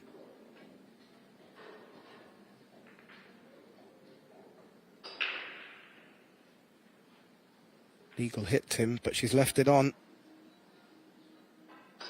Okay, still a slight angle to the left though on this 1 ball. Don't think. Well, she's going to be able to give her something on the 2 to the bottom left, but then to give herself the shape on the 3 ball. This 1 ball kind of dictating that she's being put with the wrong angle already from the start. And look at the reach. The only option I can imagine, instead of running the cue ball all the way up table, is she makes the 2 in the bottom left. Cue ball just by the side here on the right, and then to take on the cut on the 3 ball.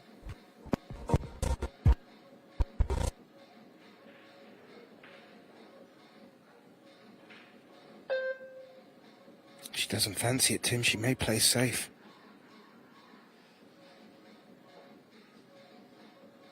And if that slows down enough, she may have got full ball cover on the 2. Maybe an edge has leaked out for Kelly here. That would help if it has.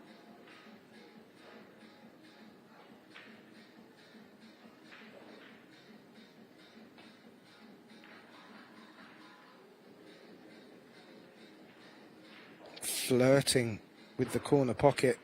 Played well, but still has left the shot on. Maybe not too much value to gain from taking it on, as you mentioned, Tim, getting position on the red 3. Rather difficult, especially where that cue ball's sat on the short rail.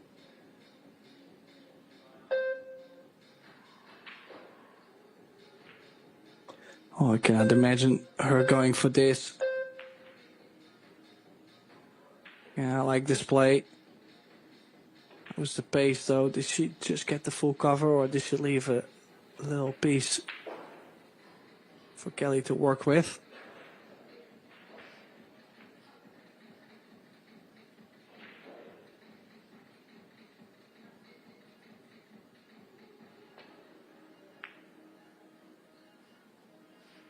Yeah, just enough to work with, and I don't think there is a gap between the 9 and the 10.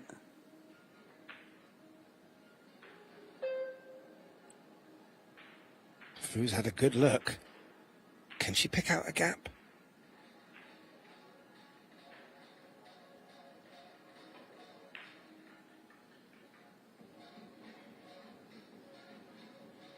She could, and has used that cluster of balls again. Little exchange of safety play between the ladies here. Great to watch. Nothing really in value in attacking as of yet.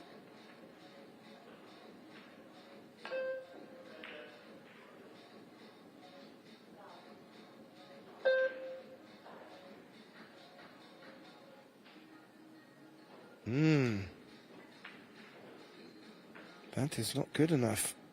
Ball in hand. Oh, I'm just wondering, the 5, does that 5 will go to the bottom right?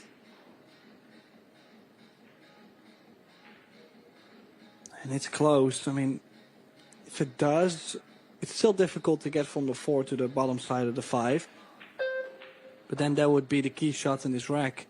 If the 5 doesn't go, I wouldn't even have tried to go for the run out.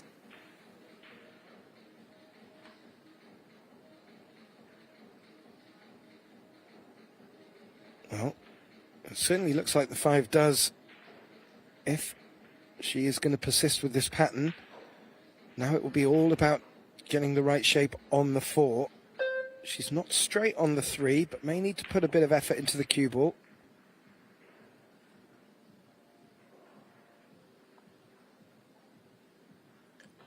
Well, she's got an angle to work with to stun over, and you would say the 5 does go in the bottom right from this view, so it's all about the pace, crossing the positional area a bit.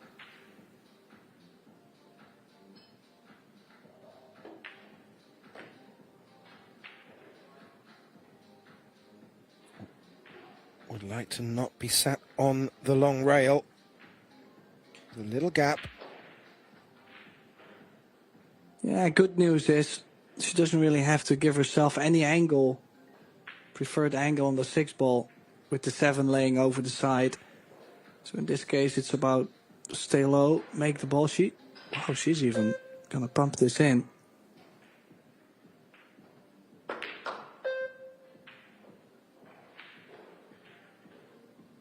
She was solid as a rock. Did not move at all. Her body was so still on that shot. It was a little bit more trickier when you're digging into them and the ball's so close to the rail. She's finished quite close to the rail again here, Tim. Again, like before, not needing to do too much with the cue ball, just make sure of the pot.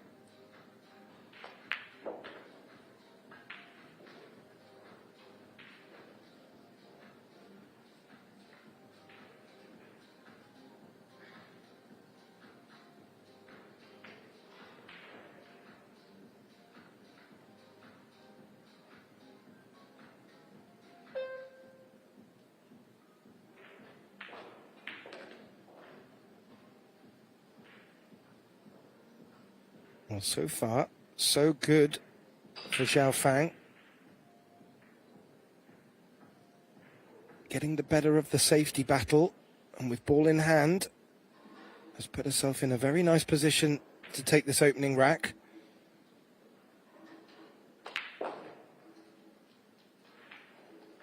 Yeah, I gotta say, looking very confident for the opening rack. I mean, at times you can see any player struggle, you know, in the beginning, just not feeling it yet. Maybe the occasion, maybe the arena, maybe the opponent. But I don't really see any of all that.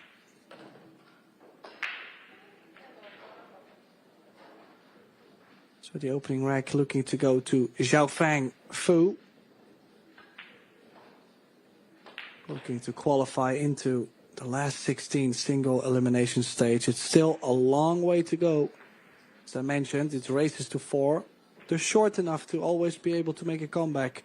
But yet again, with multiple sets, it's long enough to where it's difficult to predict a winner in this match. Yeah, when I was putting my notes together before this, Tim, well, you'd have to say, I would say I'd put Kelly Fisher just slight favourite. She's come the quicker route to this group stage, this winner's qualification. She only had to play one match and won that very comfortably 2-0. Zhao Fang has had to play one extra match in getting this far, winning both of them. So,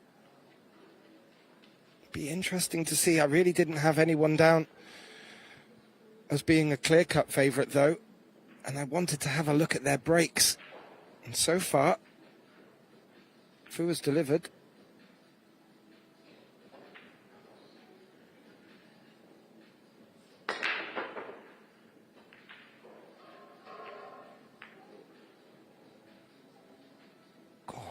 She put everything into that. The 10 ball has dropped. That will be respotted. She'll stay at the table.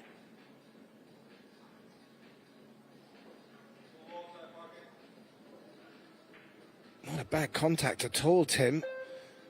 Just looking at if the 2 is hampering the 1. If it's not, this is a great opportunity to take advantage of that break.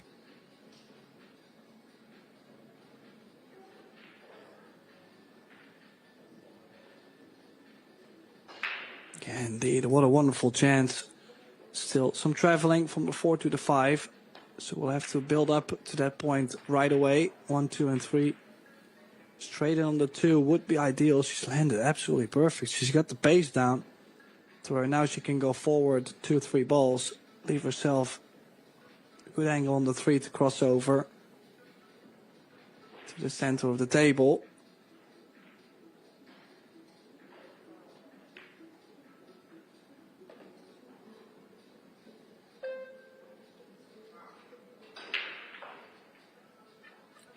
Real problems. The 5 down on the short rail, the 8-9 combination, maybe even a 7-9 combination where you find the 7 ball. But good options for her to get position on it.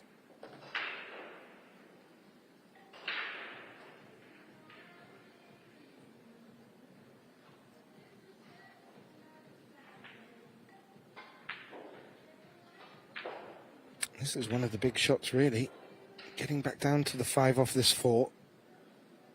Should be able to bring it down towards where she is now, off the long rail.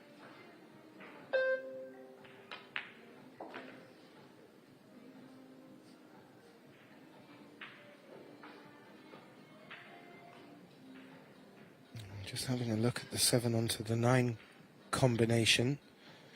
Will really depend upon how she feels and also finishes on the green 6 after this 5.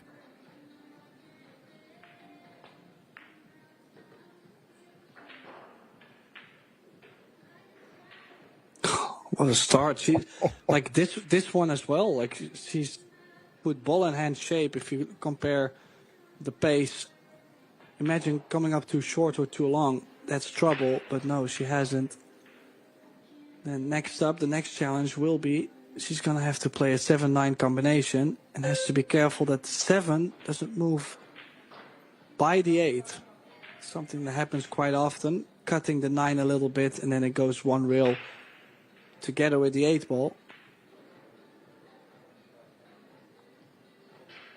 Also doesn't want to run the cue ball across the table and bring the 8 into play if she does leave the 7 over the pocket. Perfect. Or is it? I did think it was perfect. The hit on the 9 was perfect, but no, I don't think she...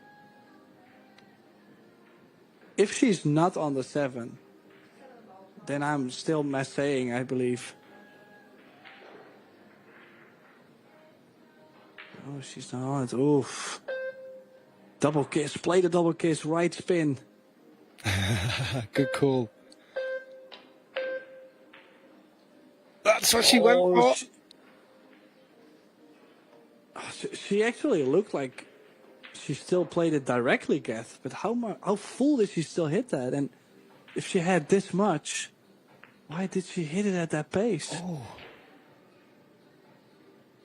Interesting. Yeah, for a second I thought too she did go for that double hit, but she still hit it that full, but then at that pace. Interesting choice, and this is exactly what Kelly needed. Could have found it herself 2-0 down very early in this match.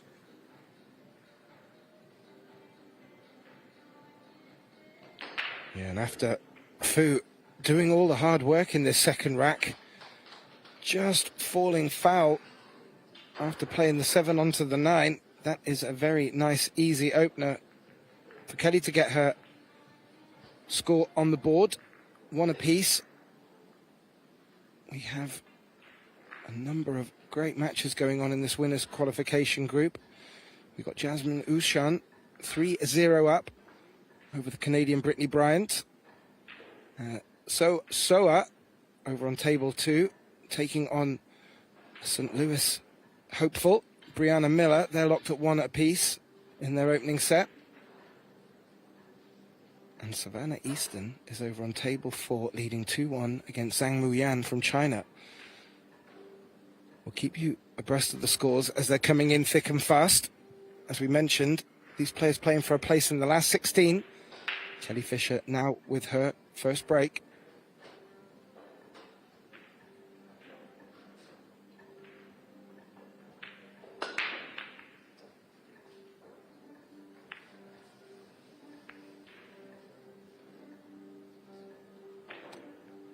Dry.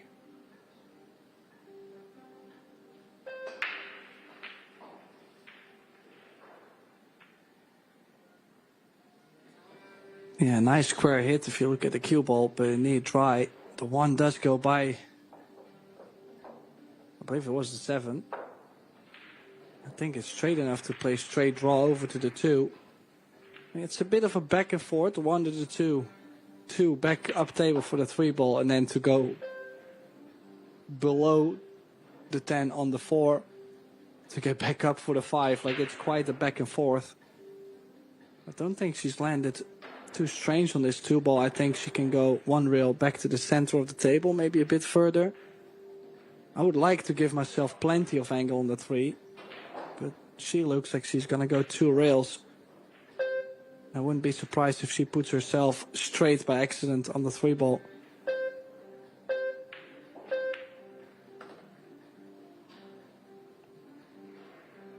Oh, she's even hooked herself. I really didn't like the 2 rails there. It was such a small window. Yeah, that 5 looked like it was going to get bigger and bigger the moment you decided to take the second rail into account. Now she's got herself in a spot of bother. Looks like she can squeeze the 1 rail escape. Can she make it? Oh, she can, Tim. She makes the 3, and look at the position on the 4. Wow. That is crazy. I mean, who would have expected her to, I mean, not just to make the 3 ball, but just to even get the shape on the 4 at the same time. That is just something else.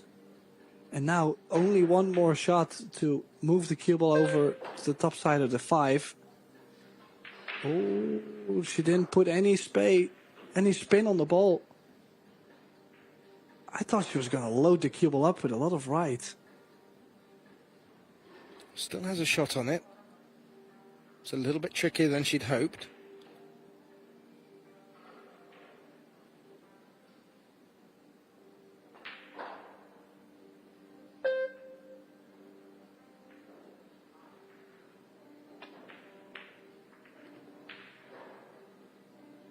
Oh, she still cued it nicely, and it was all about getting like back and forth all the time for 1, 2, 3, 4, 5. But now, if she drops the 6 ball, she's gonna have a natural angle on the 7 to drop below the 10 on the 8. So the angle actually is going to help her. It was more about making her own angles early on.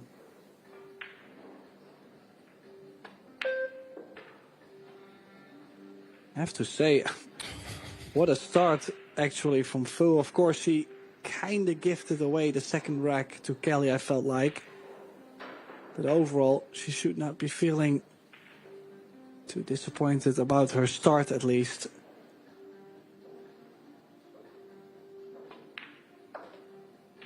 Nicely put, Tim. And you have to consider in this third rack, she put herself in a real spot above her. And she's still at the table. And she's really picking these off nicely. And what a great start and message she sent across to her opponent, Kelly Fisher, here.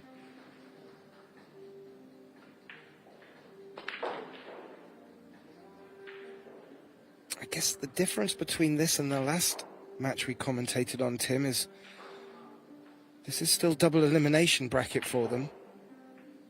So the loser of this will still get another bite of the cherry.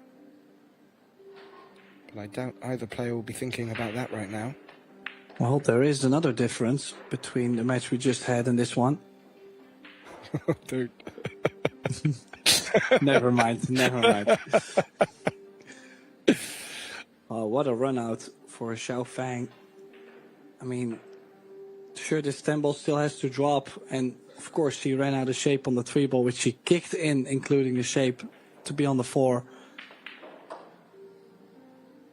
But this was definitely one of those runouts that I would like to see almost anybody play. You know, like if you would do it 10 times, I don't think you're going to get it too often. She's cueing the ball nicely with a 933 player overall performance. 100% break success. 4 balls pocketed per inning. Everything's looking in the right direction for Fu here. Just a couple of the other matches we forgot to mention. Over on table 3, a big matchup between Ruben Amit of the Philippines taking on Pia Filler. Pia leading in the opening set there 2-1. And Cheyu Chao is taking the opening rack in the opening set against Maria Teresa Ropero Garcia from Spain. Kelly must be sat in a chair now, Tim, really worried about the level that her opponent is playing at, and if she's going to continue as she did in that last break and run, even after getting herself in trouble. It wasn't a break and run, it was a dry break and run, my apologies. But have a look at this, Tim. Watch the power that Fu puts into this break. Her body is all in it to win it.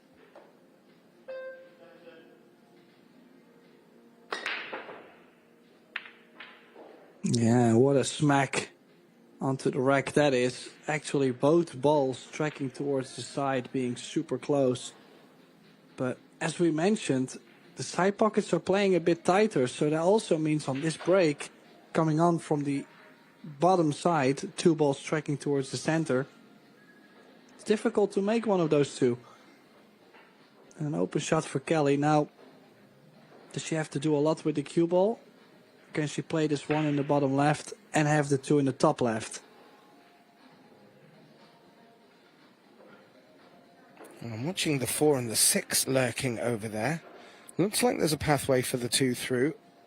I think Kelly's going safe. Yeah. And come up short doing so.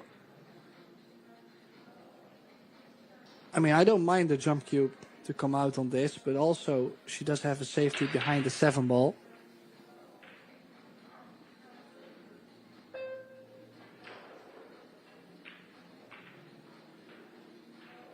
There is also a good call for a masse if the 9 is not too much in the way.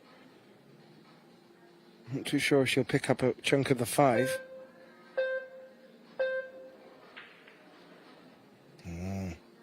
Just bringing the 8 into play. That's worked rather well.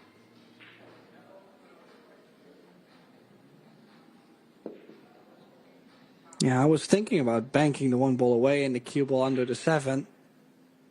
I have to say, yeah, she did leave a little bit of a window for Kelly to kick as she's trying to find the in-between.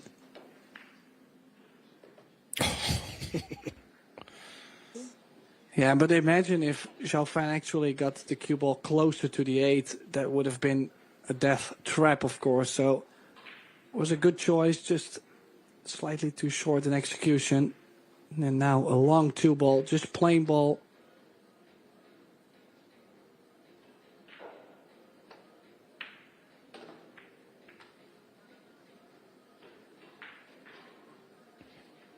Ran into the 4, not caused a problem. She's now landed good shape on the 3 to draw back for the 4.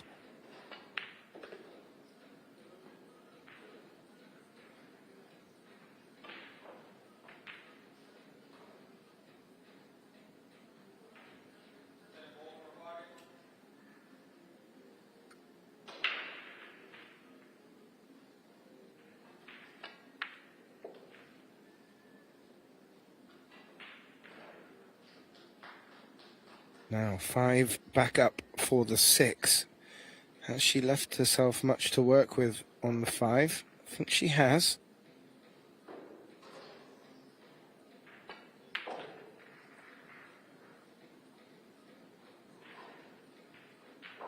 Yeah, nicely done. Now this, I like to play with top right. A lot of players like to stun the ball on this, but it usually makes the cue ball take off quite a bit, the stun.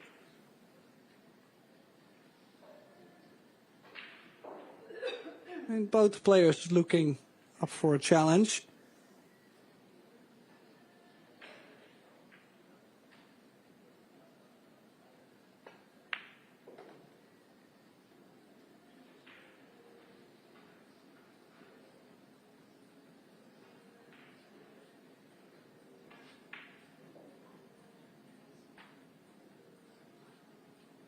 She's just having a little extra think on the 8.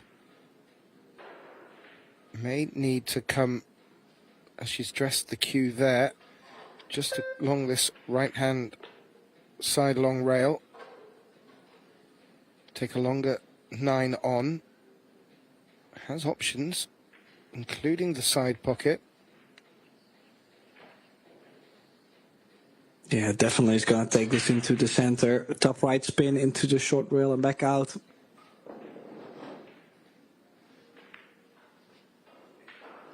Oh, she did not play with that right spin, and that ball looked to be skidded a bit there. Actually turned to the right side of the side. That is one of the reasons why a lot of pool players like to play a bit of outside spin on most of these shots, because it keeps the ball straighter on line, kind of guarding against that skid once in a while. I mean, it's kind of crazy. It doesn't happen every time you play it, but when it does, it's painful. Well, so far, Xiaofan having the majority of the table time, and you have to say she's been probably the better in and amongst the balls, although Kelly hasn't had that many opportunities. The safety play from Fu has been good enough as well. And, well, she sits in her chair, should be feeling happy about herself, but 2-2 in these short races to 4. Well, good break from Kelly here. Could swing it.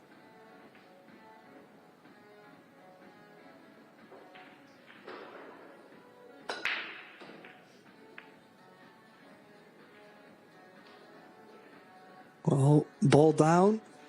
9 ball spoiling all the fun, though.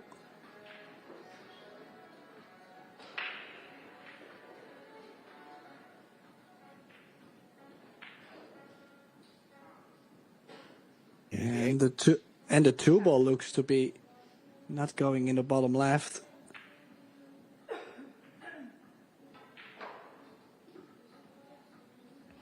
If she can see the edge, she may just glance off the edge and bring the cue ball back around the table. If she can't... Now is looking at playing a push out to actually play a very thin contact on the one. From the position where she's looking to push out to, I would not even attempt it. Maybe push the cue ball over to the opposite long rail near the side. Leave a big cut on the one. No, she is dropping to the bottom, looking for that thin contact. I'm not a big fan with the one being so close to the rail.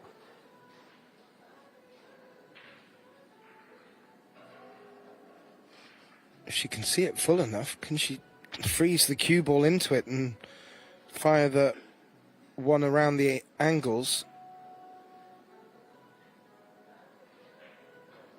Can she see the potting angle, Tim? I don't think so.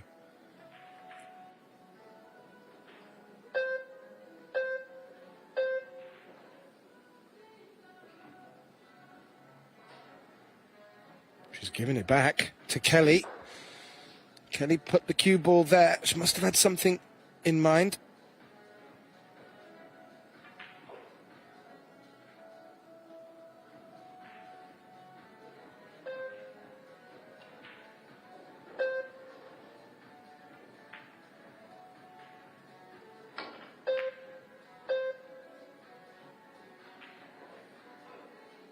Oh, needs a bit of luck.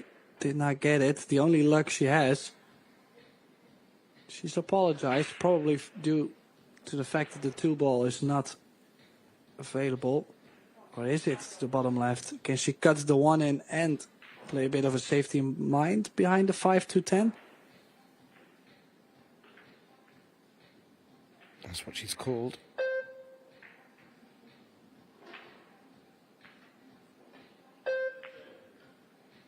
It's on a good line.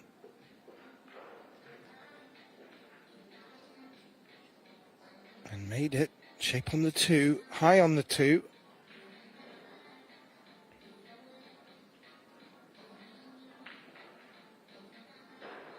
And referee Eva Poskochilova looking on.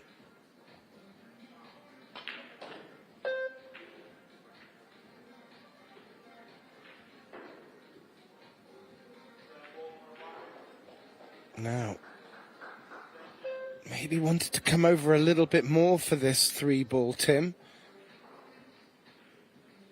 Still, should be able to draw into the long rail next to the four ball she's playing on next.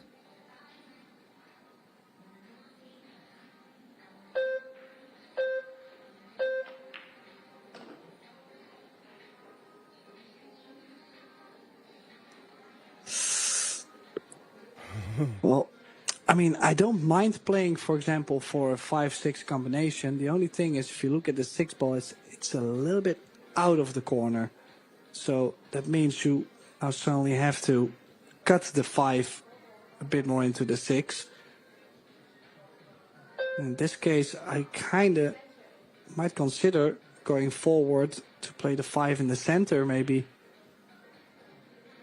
Bit of preference. I mean, she doesn't have enough angle to cross over to the right side of the 5, or is she playing this into the center? Yeah, I was having a little look at the side pocket.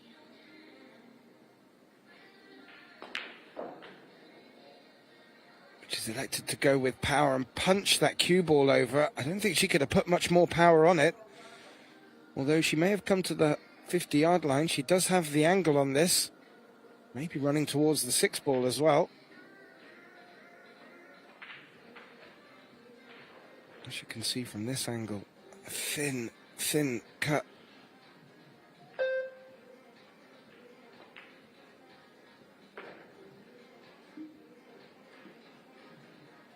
Wasn't far off contacting the 6 there. She played it well enough that I think if she had it done, she could have been left with shape on the 7. Now she's got to come back down this end of the table to get the cue ball back up again.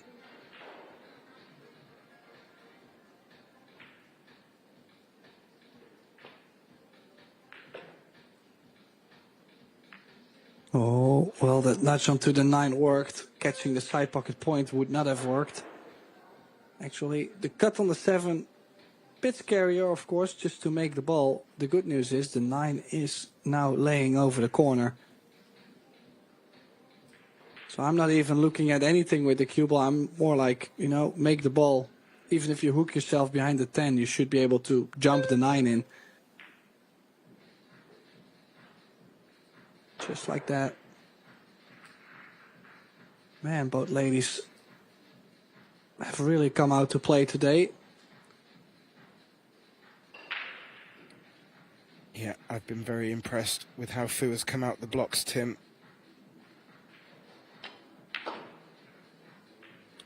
She's making good shot selection. And in the majority of the time, great control of the cue ball, as demonstrated there. And this 10 ball to get on the hill first in our opening set.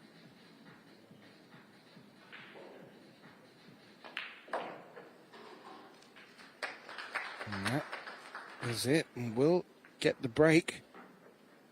So we'll be breaking for this opening set as well. Just bring you a few of the statistics. If you want to keep an eye on the live stats, if you visit ProBilliardSeries.com, where you will find the links to the schedules of matches, scores as they're coming in, and fixtures. If you just scroll down a little further, you'll see a tab for live stats, and you can pick up on any of the live matches and previous live matches that have taken place on Table 1 and Table 2. And you can glean some great information there for pool nerds and pool aficionados alike.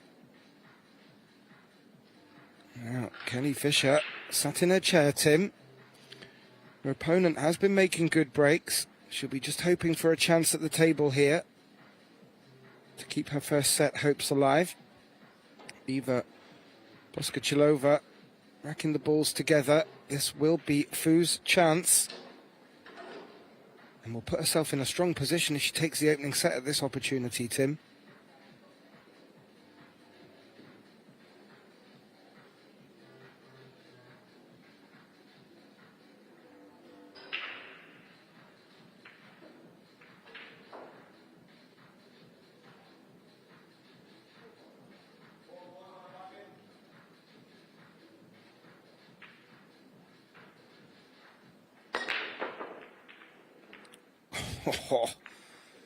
She will not be able to hit them any harder than that. That is everything she's got. Yeah, and look at how close she was to making a ball on the break. That 2 ball not wanting to go, and the 4 ball hanging up, the 6 so close, and leaving Kelly, well, I was gonna say straight in on the 1. There is a mini angle. You could say maybe even the angle she needs. She can play low left into the right long rail, come back out for the 2-4 combination.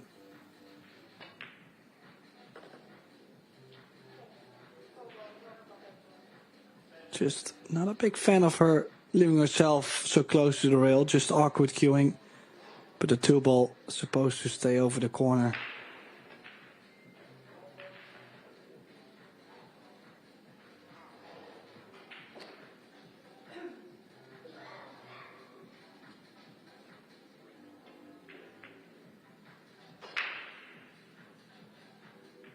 As you can see, the 5 not going by the 6. Could be tricky, so most likely is going to leave herself a little angle on the 3 to go over the right long rail, or maybe even draw right in between the 8 and the 9 to play the right side of the 5. Yeah, good call, Tim. I think the 8 would come into play if she tried to just naturally find the long rail. Although I said that. She glides past the 8 with ease. Quick. Yeah, if she had the long rail, she was definitely going to play the 1 rail, but sometimes you're going to find yourself in a position where you might have to draw exactly perfect. Now, do we see any other problem? Well, no, she's quite high on the 5, but should be able to dig in and stay high on the 6, just like that. Doesn't want to bring the 10 into play. Has he? Just in time, though. I mean, she's left herself on the proper side of the ball, but that was a bit scary. Now 2 real shape up to the 7. Kelly also looks like she's lost some weight. Yeah. But also, she's looking very good into this match, looking to go 3 each. Bit straight on to this 8. And this is where I see she's a different kind of caliber than a lot of players, because she's trying to give herself the perfect angle over and over. For example, from the 7 to the 8. She got straight, and you could see her not being happy about the fact that she got straight. Yeah. Where other players, they just take it. And it's just these small little things that, I mean, of course she's going to be straight at times and not going to be happy and still has to fade it, but it's an attitude kind of thing.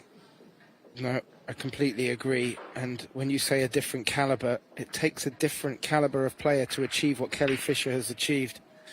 She's not only won world championships in pool, snooker and billiards, she's also done the quad and got the hay ball as well. You alluded to her recent hay ball results, but she is one hell of a player, great ambassador for the sport.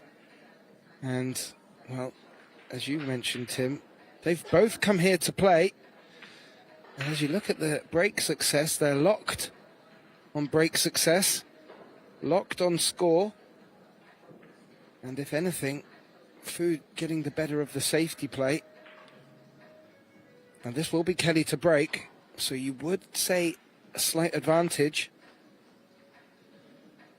But the winner of the opening set will take a little bit of pressure off themselves. So a key rack in this match.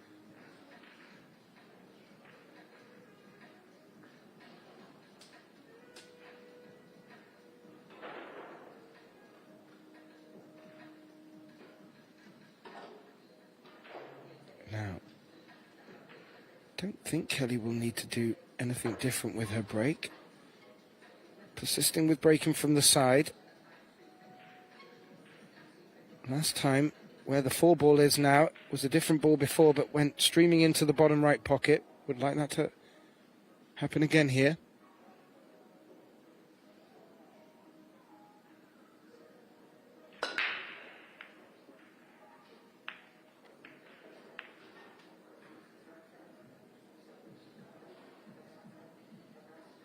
And everything seemed to take the energy out of themselves on the table.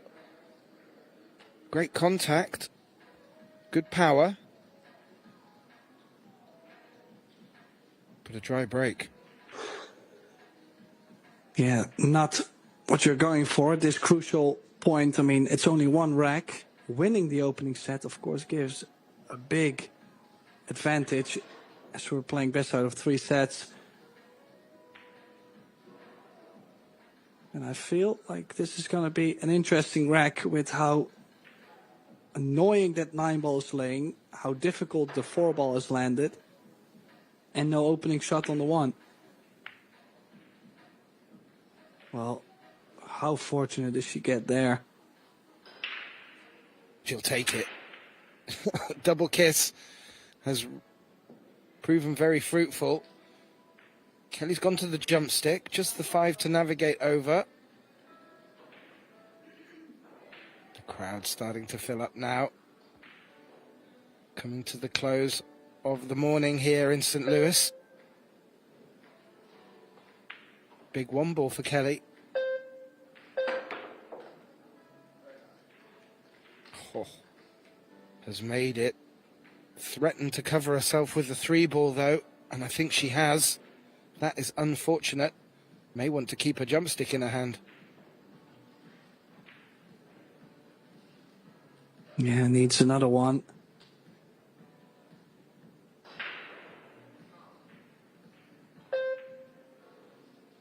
Yeah, I mean, even if you jump the 2 into the corner, the scratch is kind of close. That's why she's opting to not go for the corner, going for the distance. How well has she hit this? Beautiful save. Just as she intended to play.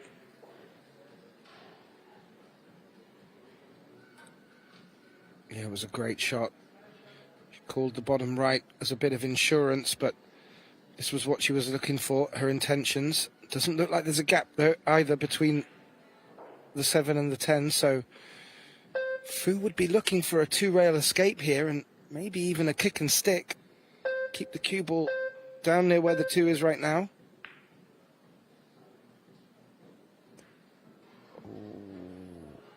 She was unlucky there as well, Tim. That cue ball came tracing up onto the 10. May even still be trouble for Kelly if it's locked.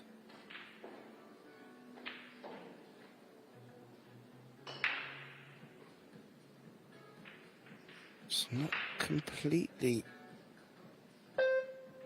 telling us the whole story from here, but I think she can see the potting angle.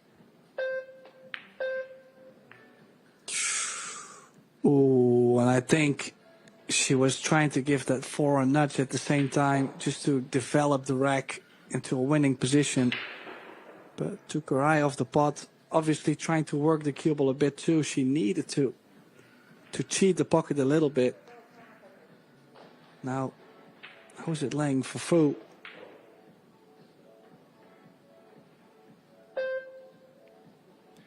That 9 is still screaming trouble at me, Tim, even where the 8 ball is.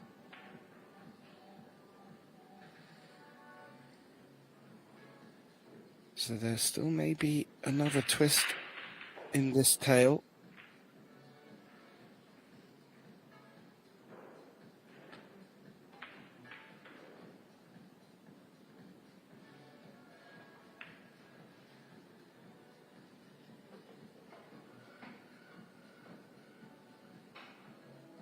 Played that very delicately to hold for the 3.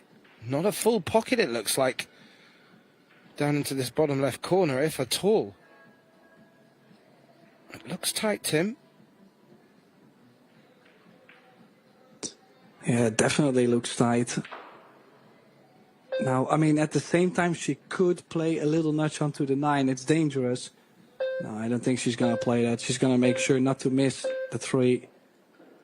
Later on, if you look at the 5 ball, she will have to play the combination, though. So there's something that could go wrong there. It's an easy combination if you can lay yourself straighter onto it. But as you can see, the angle on the 4 is not so big. So I already foresee some issues.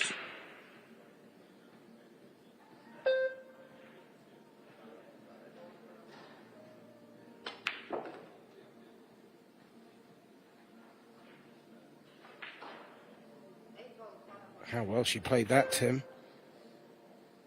Just off straight, but got the cue ball pretty close.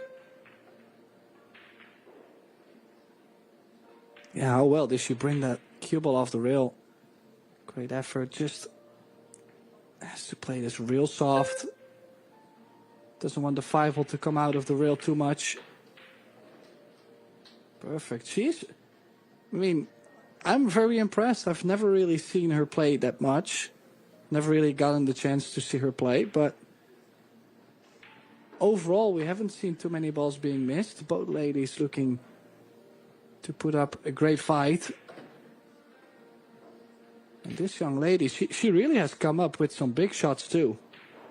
Yeah, I think she's having fun here in St. Louis, Tim. Her and Bergman still in the mixed doubles. Had a tough but exciting win at the end of last night to put them into the semi-finals of that event. And it's understandable how they've got there. Fu is playing fantastically well, and she's made some wonderful clearances already. This could be another, and what a timely one. What is she going to play? Is she going to play the 7 off the 9?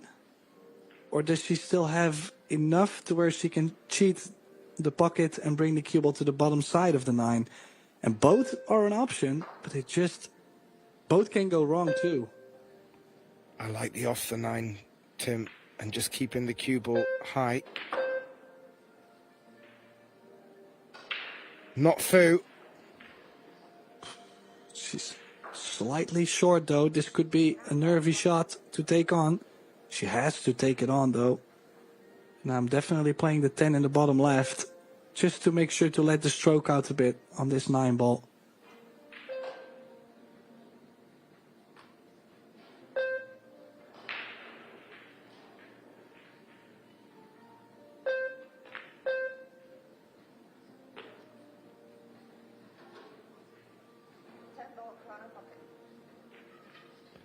Held the cue ball just off the long rail, Tim. This 10 ball to take the opening set.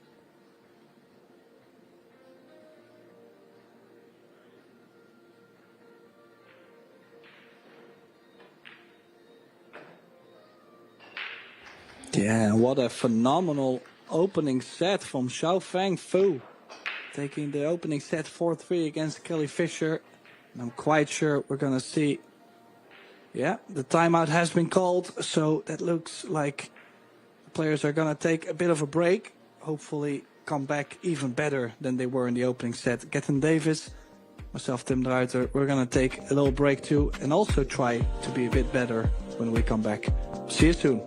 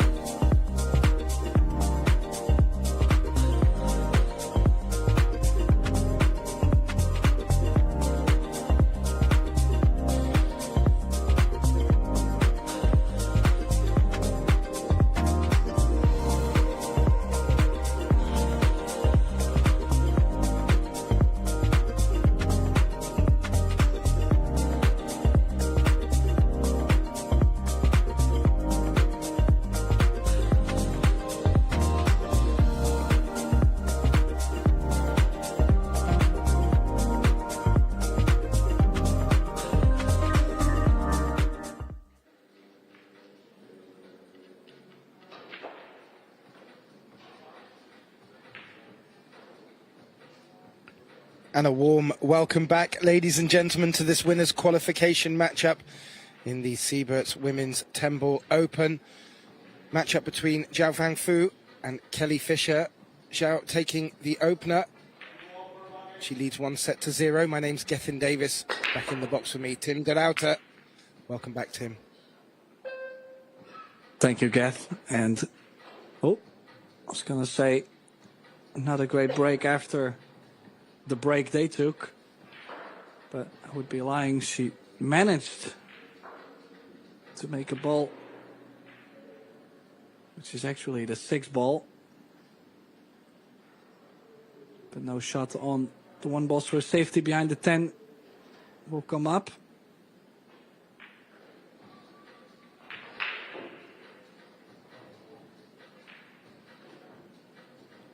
Yeah, she's just picking where she wants to throw that 1 ball up to.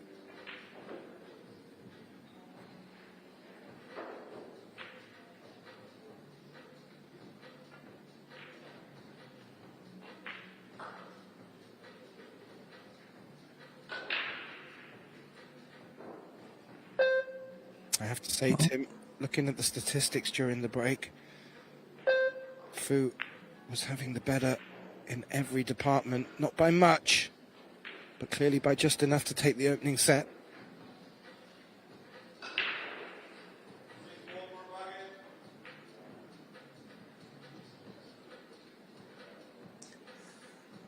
Yeah, it only takes a little bit on every department, of course. I mean, you would say small differences, but if you do it on multiple things, turns out to be a big thing, right? And I don't think Kelly has too much to worry about. I mean, of course, the score line is something to worry about. But overall, she's played a very clean match. So I don't think she will have to worry. Just got to stick to what she has been doing, and I'm sure she will get more opportunities.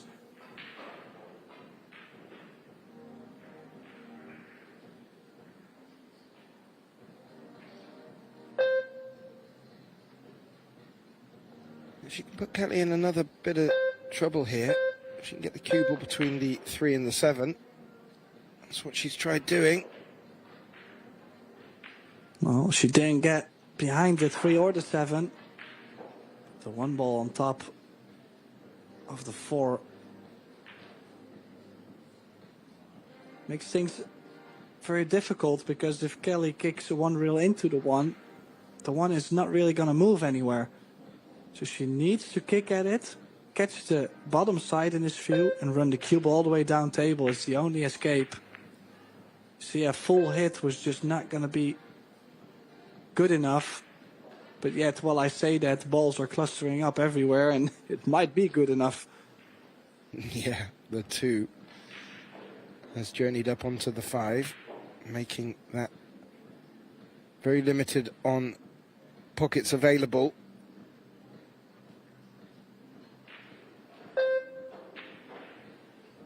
Good options to go safe off of it. Oh, that's a mishit. And that might not make a rail. That was unforced, you have to say. Okay, was stretching. But the players do have tools at their disposal to use.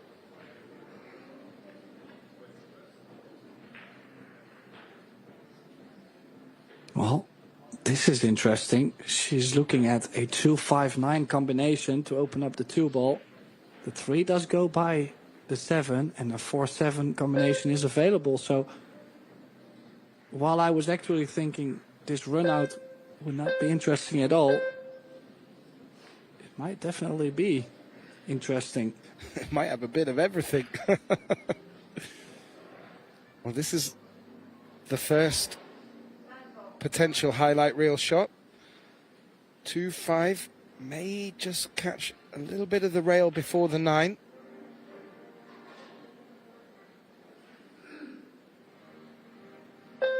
Great angle. Oh, she did catch a bit of the rail first, but too much. And that threw the 9 ball just out enough.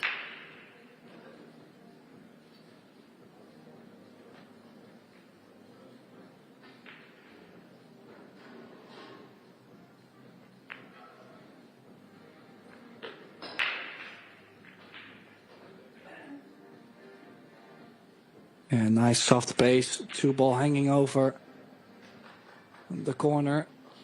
We'll have to go in between the 5 and the 8, 2 rails. Or softly bump the second rail, of course. So top right spin. Perfect. And that little angle to come out of the rail and put herself nice and straight on the combination. Always tricky, the combinations.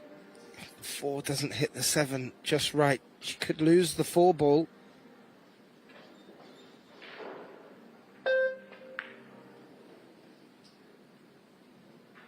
Wow, what's she left here, Tim?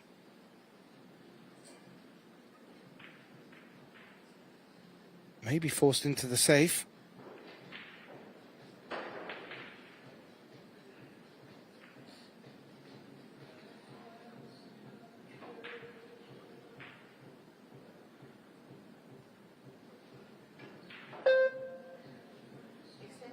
I'm really not sure what she's looking at here. The obvious backup would be to play safe. She could just roll the cue ball in between the long rail and the 7. No, but she likes to go offense. I mean, come on, you cannot win if you only play... No.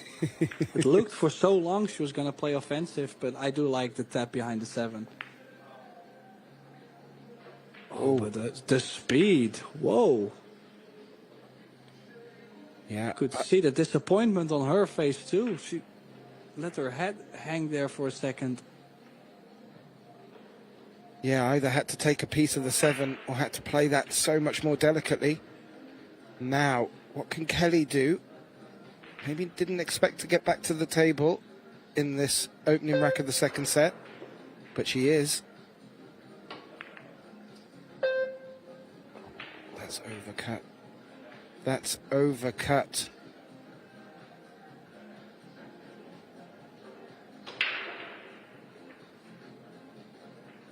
Bit of set 2 early jitters, Tim.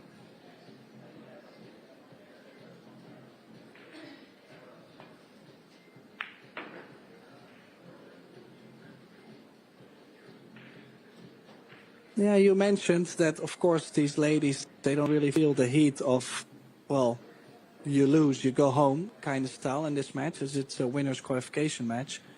Now, there is another dynamic, though, which we have forgotten to mention, and that is the fact that the prize money starts from the last 16.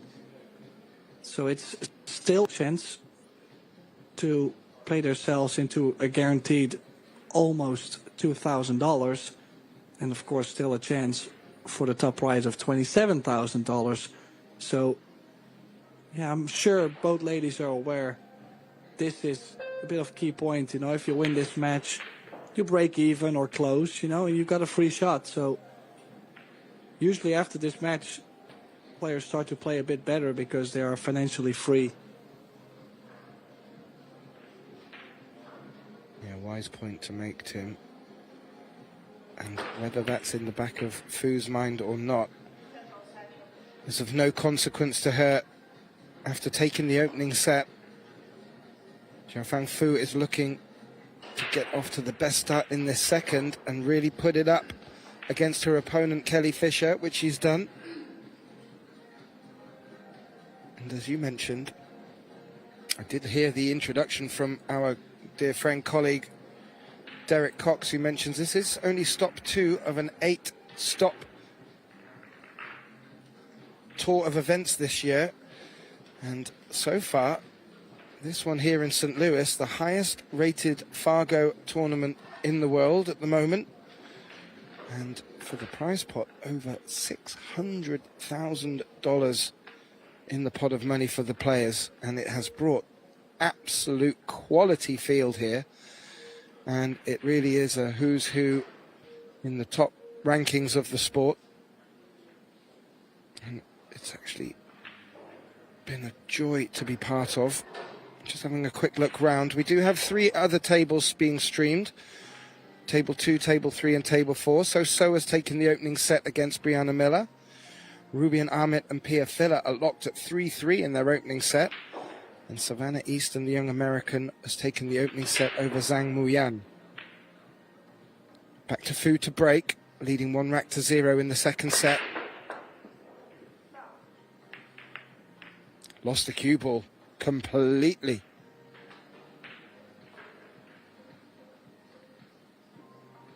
So much power she can generate. But as you've seen there, if the cue ball can't transfer it all into the break, into the pack, it can jump and squirrel and misbehave, and it has done. Kelly ball in hand. Looking at the break stats there, Fu at 40%, Fisher at 25%. I'm not too sure. They're the sort of percents that are going to win you titles, but it doesn't matter right now. It's more about getting a place in the last 16.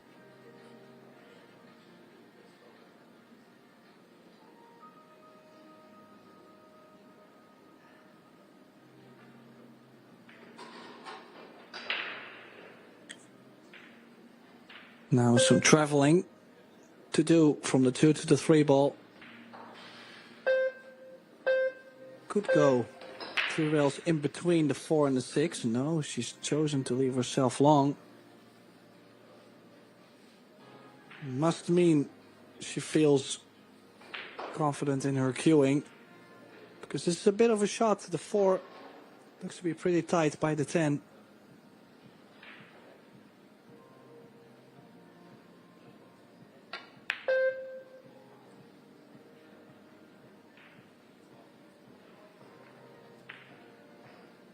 That's 2 I've seen her miss now, and it just looked a little bit jabby, the stroke. She does normally have a tendency to look like that, the way that she has such a short backswing. But maybe just getting to her a little bit, not feeling that she's getting a good run of the balls. Flew back to the table though. And she'll want to jump on any mistake from Kelly. Now key shot coming up. A little angle on the 4 ball. Could stun to the top side of the 5. I think that's the safest way, instead of playing for the bottom.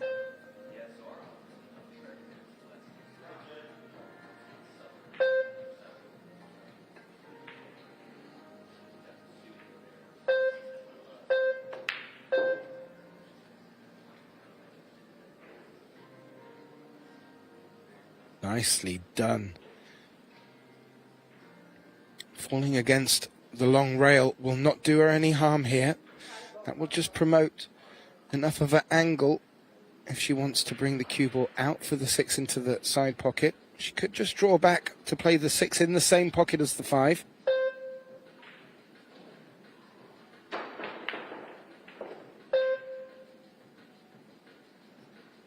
And then it's just the shape from the 7 to the 8. That's where a bit more cue ball movement will be done. And that has to be right in order for her to get from the 8 up table to the 9. So has to draw this back to play the 7 in the center.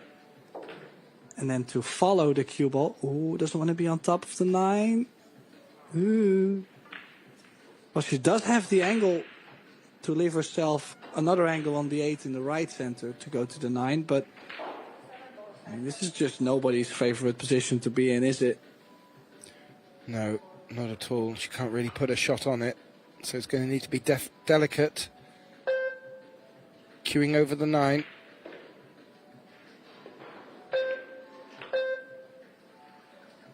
She passes all of these tests with flying colours. Has she come down low enough? I dare say she's about half a ball, roll of a ball perfect.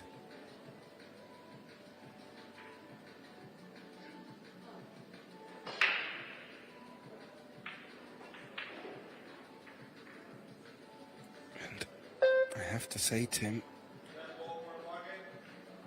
not just from the scoreline. Oh, the commentator's curse before I've even said it. Oh, or is there? That little bounce at the end, Tim. Could have kept her in this.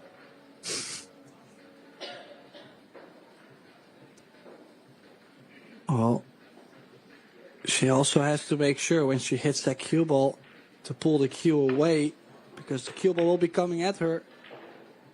She's at the 10 as well. Is that going to misbehave?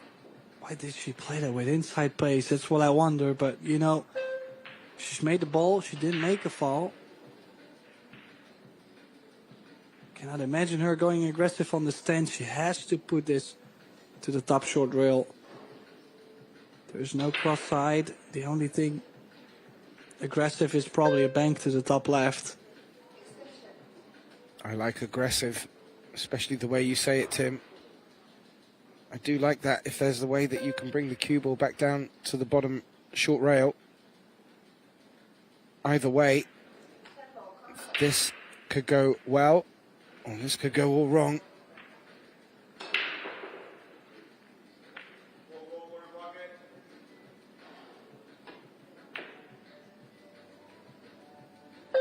Well, she did play the safety, but just in a fashion to go for the double bank. And I think she has left. Well, from this angle, the safety is all right. This is not an easy cut. I was going to say Kelly is going to take the cut on. Well, I guess I will have to say it. She's going to take the cut on. Not so much distance. Cue ball in the center of the table.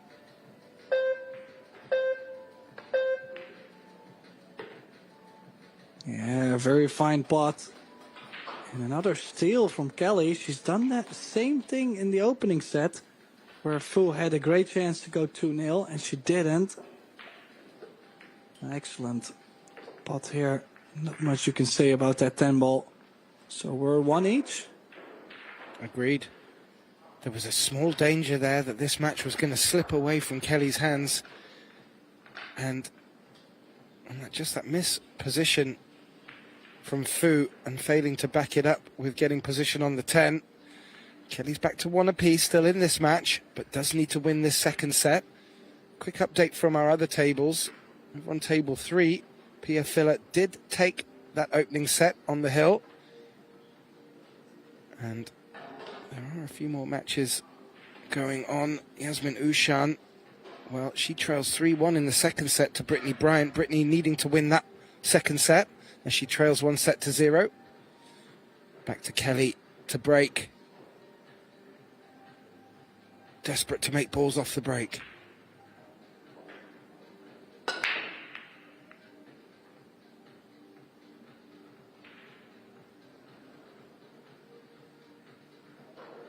And still seeking in desperation.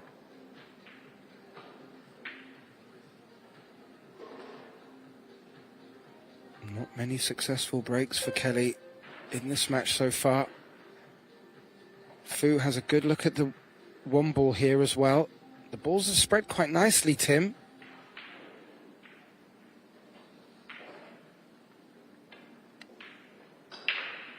Yes, indeed. The 3 does connect to the 4. Maybe just the shape. 4 to the 5.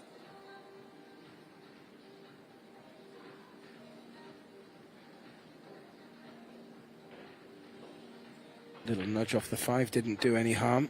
Now, if it's straight enough on this blue 2, she should just be able to stun, maybe draw a little off of it. Don't want to move the cue ball too much.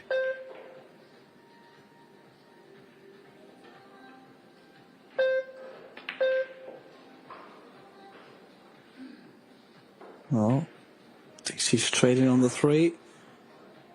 Would like to draw back half a diamond-ish. Get straight onto the 4, or even an angle to the bottom short rail is not too bad.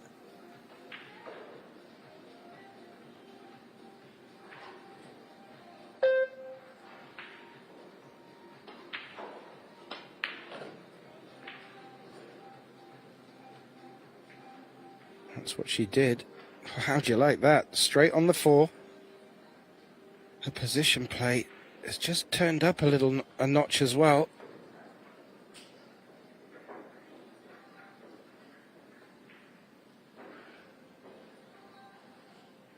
Wants to leave an angle on this 5 to be able to come back with the cue ball center table. I'm not too sure that's going to be enough. Yeah, I don't think, well, unless she's going to hit this 100 miles an hour to bring the cue ball out. But then, yeah, she's still playing with the risk. She's still playing with the risk to get too much angle on the 6 to run into the 8. So I'd rather go forward, maybe play the 6 in the center.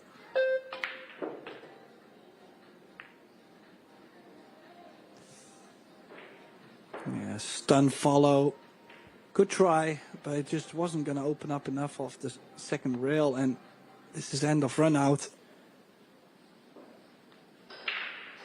She's a very confident shooter, as you can see. She's made more balls than Kelly in this match as well, but maybe slightly on choices. That's where, so far, the times she hasn't run out, I think that's where it was laying. Because definitely has a great technique.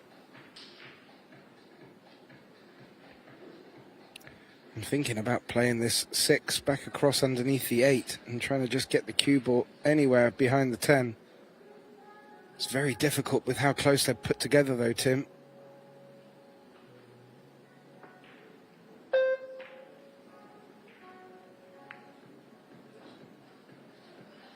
She wanted to find the gap between the 7 and the 10. She hasn't. Thick contact on the 7, has held the cue ball up. Leaves a shot on the 6, but this isn't the easiest of shots for Kelly to open up her ball count in this third rack.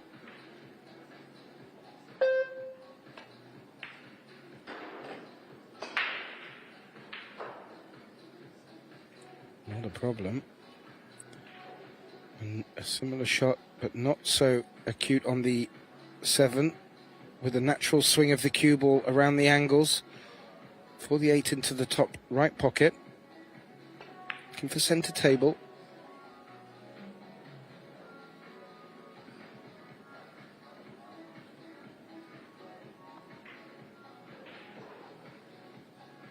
And a nice angle to push through off the long rail. Play the 9 into the same pocket, but she's missed it. Oh, what a great camera angle to show what happened there. That's disappointing.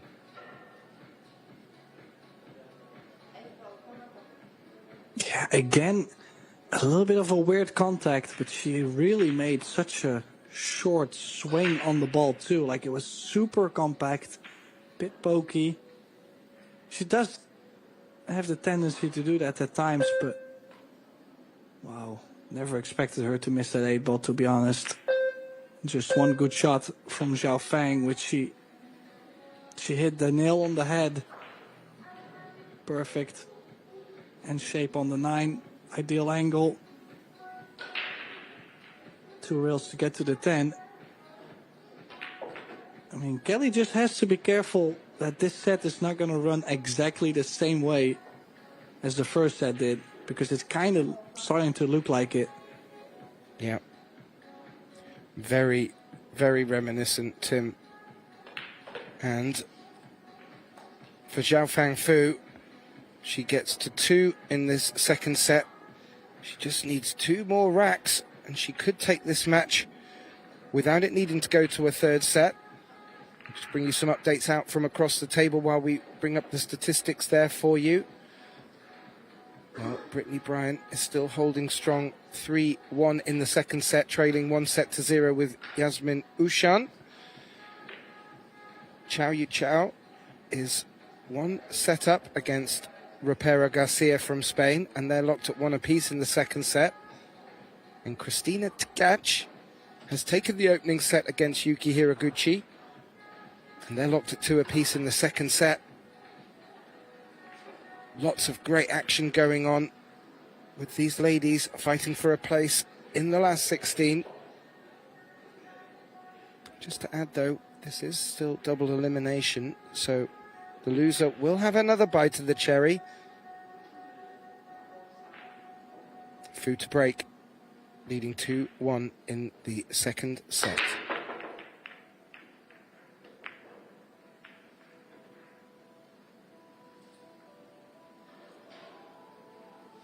Well, she's given them breaks. A real thud. Lost the cue ball on her last one. This time threatened losing the cue ball. The 8 drops in the side pocket, and the look on the 1. Better result this time, Tim. Yeah, I'm wondering, can she pocket the 1, stun the cue ball over the short rail into the 10 and the 4, opening that cluster, being on the 2, and a possible run out available. I think it's there, but it's always risky, of course, if she catches the 2 ball.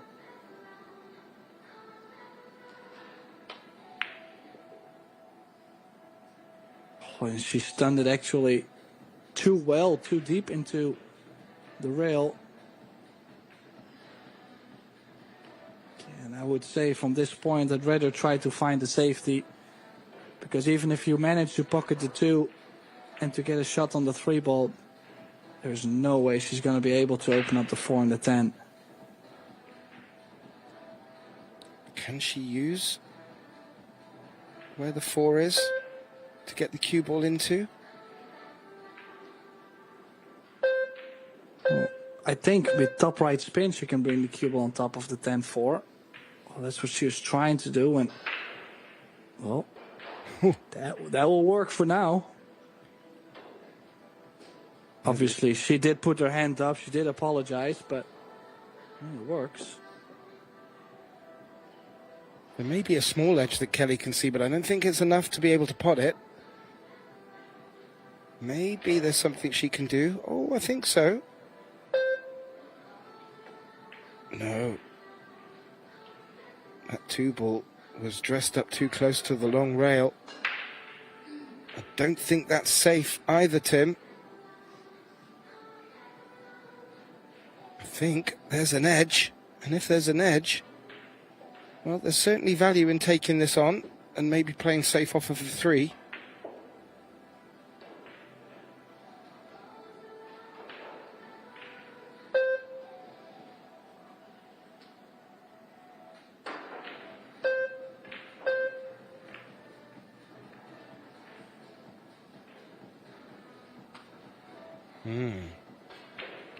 She looked to play that really delicately, Tim, but as soon as that cue ball left her tip, she didn't seem completely comfortable, and from this angle it looks like that 2 is on.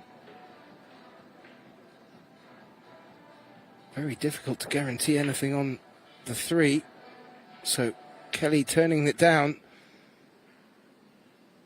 and playing a safety, locking the cue ball up against the 10.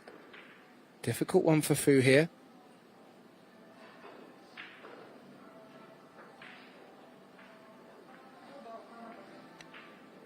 I'm not seeing an obvious escape either.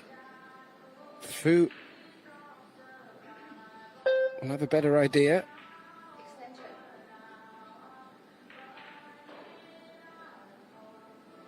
She just called an extension with our referee, Eva Poskochilova.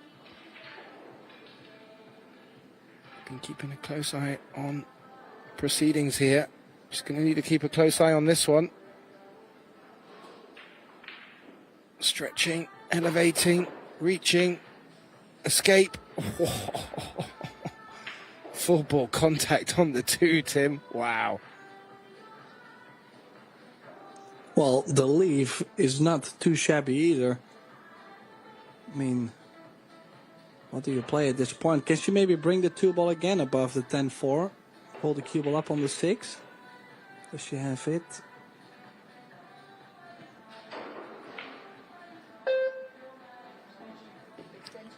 A few balls on the cushions as well, which doesn't give much traffic to aim for if you want to play safe. I wonder if we'll see Kelly attack this and maybe take it on to the side pocket. Big moment for her. Maybe picking up a nice pot here and running away with this fourth rack could be just what Kelly needs.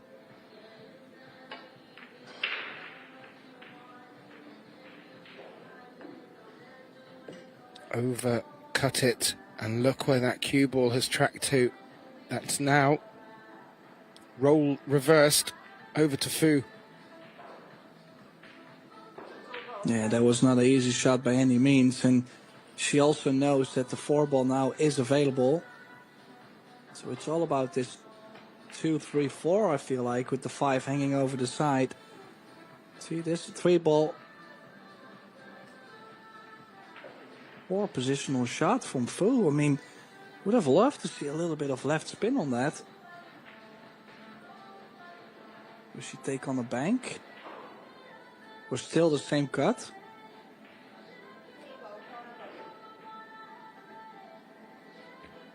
I didn't hear the call completely. I think it was the bank. Orange ball pocket. No, she fooled you. But how well did she cut that in? And now on her way for the double hill. And I have to say, very, very well deserved. You'd have to say maybe a couple of unforced errors too many from Kelly, but it still needs punishing.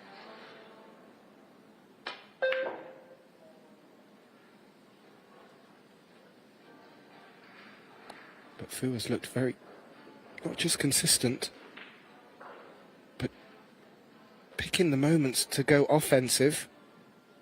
If anything, picking them over safety options more often than not, but converting them.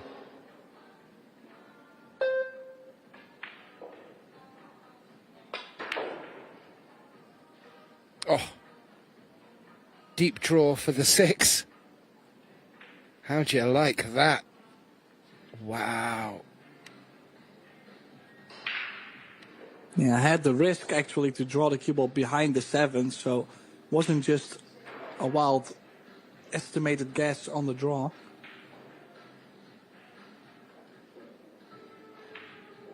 Now, I would assume she's just going to roll this in and play the 7 in the top left in this view. She's chosen to do much more. And again, great pace. Look at this pace. Natural angle on the 7. All the hard work has been done. Now it's just to close it out. Handle the nerves.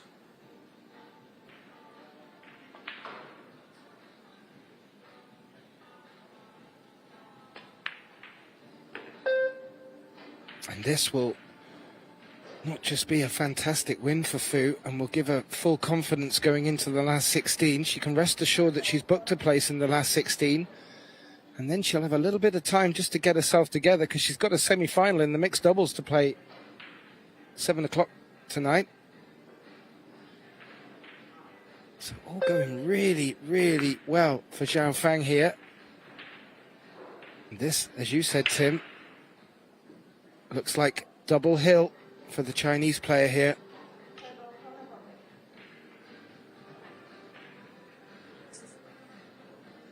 Yeah, Predator bridge out.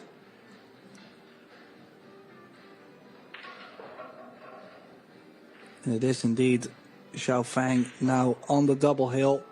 And this is putting a bit more pressure on Kelly too, knowing that she's at the edge of the verge of the defeat.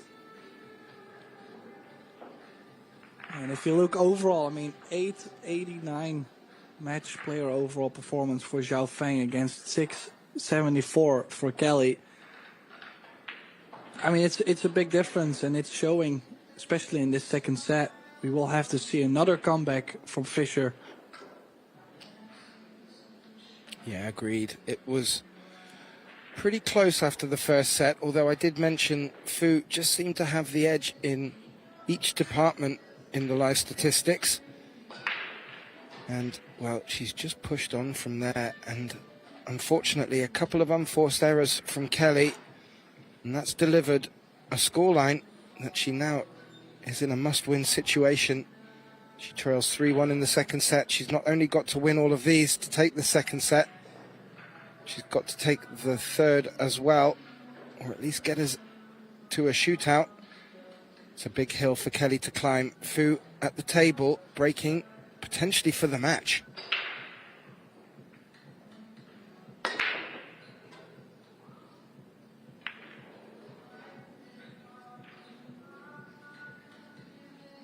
Ooh, the two has come to spoil the party. It's a dry break for Fu. Kelly may be forced into taking this combination on.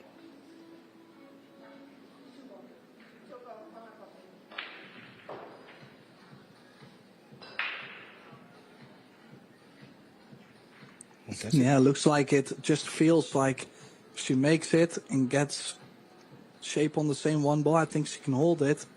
Look at 3, 4, 5. Yeah, excellent shot. Not just to pocket the combo, but to hold control over both balls. A must run out for Fischer.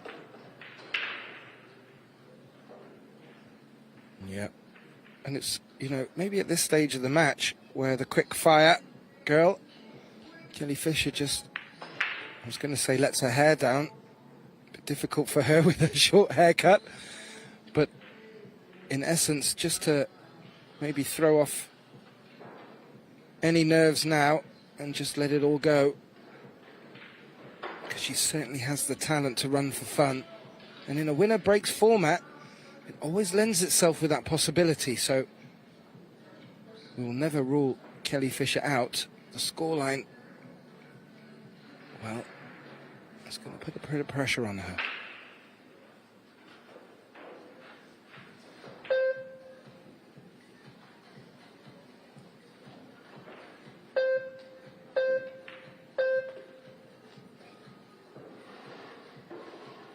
Yeah. Leads the 6 into the side pocket, but needs to put a shot on to get the cue ball across the table for the 7. And if she can, that must-win rack starting to look like a distinct possibility for Fischer.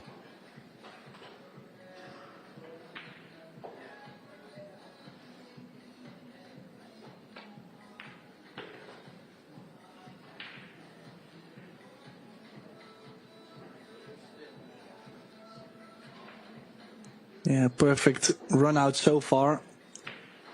Just a bit of draw.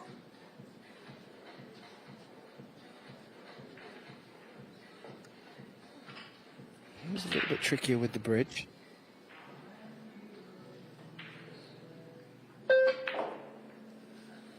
Oh, she went for deep draw, Tim, and I'm not sure that was the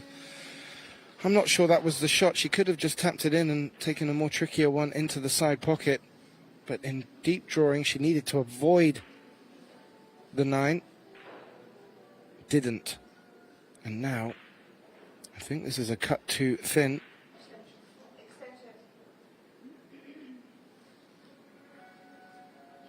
Not fully revealing as of yet from her body language. Oh yeah, that's a bit too much of a cut. She's taking it across to the bottom right. The cue ball's going to be a little loose. Yeah, she's playing all or nothing.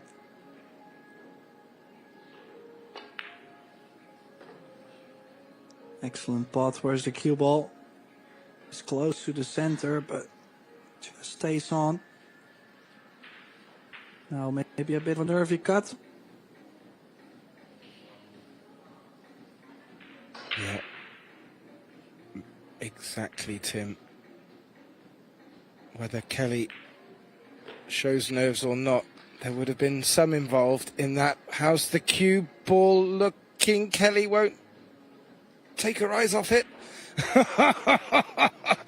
And with a little grin over at opponent and Ava, our referee, she has got that vital rack on the board. Scoreline back to 3-2. She'll get the break. Let's see what's happening out on our other winners' qualification matches right now. Well, great news for the Canadians. Brittany Bryant has got the second set. She now is level with Yasmin Ushan, 1 apiece. Jessica Centino, taking the opening set against Shu-Ching Chang, is also 3-2 up in the second set. Pia Filler took the opening on the hill against Rubian Amit. She leads 1-0. And Savannah Easton and Zhang Muyan now tied at 1 set apiece. All the scores on ProBilliardSeries.com. Back to Kelly Fisher. This could prove to be a very important break for her here, trailing 3-2 in a must-win second set.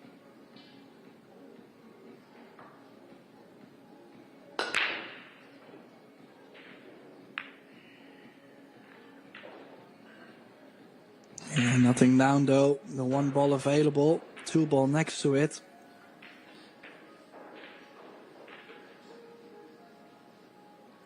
Yeah, 1 ball getting close, but as I mentioned, the side pockets are a bit tight, so the 1 ball just not dropping as often as you would expect it to go from the side. Not a bad opener for Fu here. Can just drop this in and run the cue ball through down for the blue 2, and could and should leave herself an angle to play down for the 3.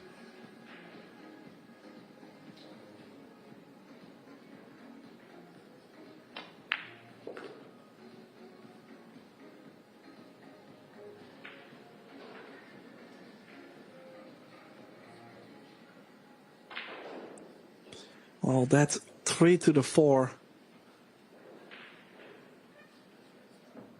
Will definitely be one of the challenges. I have to say, Tim, Fu has been given a few challenges. Some of them she's given herself in this match. More often than not, she's been passing them with flying colours, and right now, ooh, the cue ball looks like it's just slowed up enough off the short rail to give her something to work with. If she can punch it around the 10, would be ideal. And I'm not sure how much angle she's got to work with.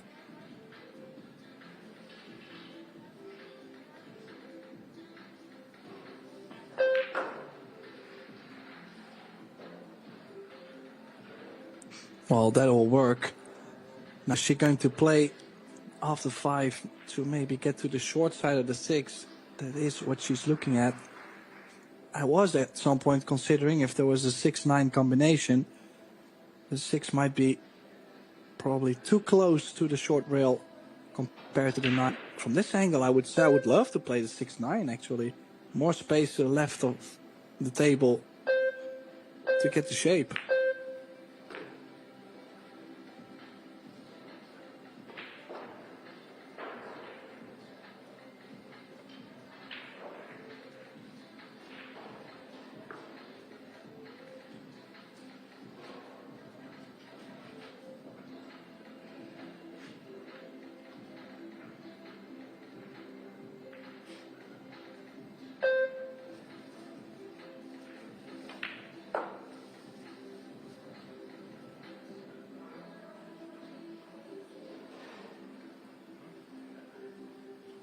Well, she's got the glance off the 10. And just that little flick really gave her the ideal angle. She can, well, I was going to say roll this in with left spin. Come straight back out. This match could be all over. The line of that cue ball, Tim. The nerves. Shoulder extension. I was going to say the line of that cue ball looked like it was going to dress up behind the 10. That little flick completely changed the aspect of this for Fu here. And yeah, I think you're right. Just feeling that little pinch of the finish line.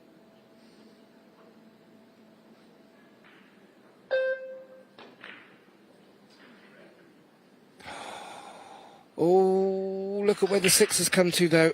May have been rescued. I'm surprised he really tried to play that double pace, though, back and forth.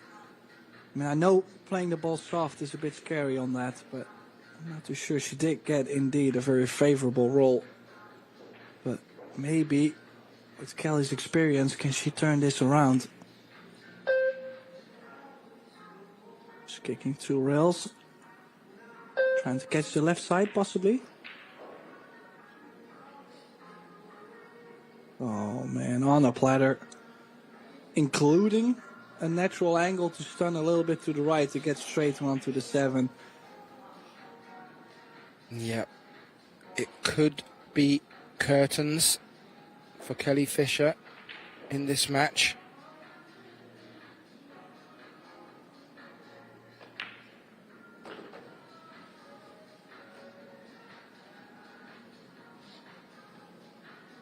Loser of this match will move into the losers qualification, so we'll have another bite of the cherry to stay in it. The winner of this will book their place in the last 16 and we'll be coming back tomorrow for that one.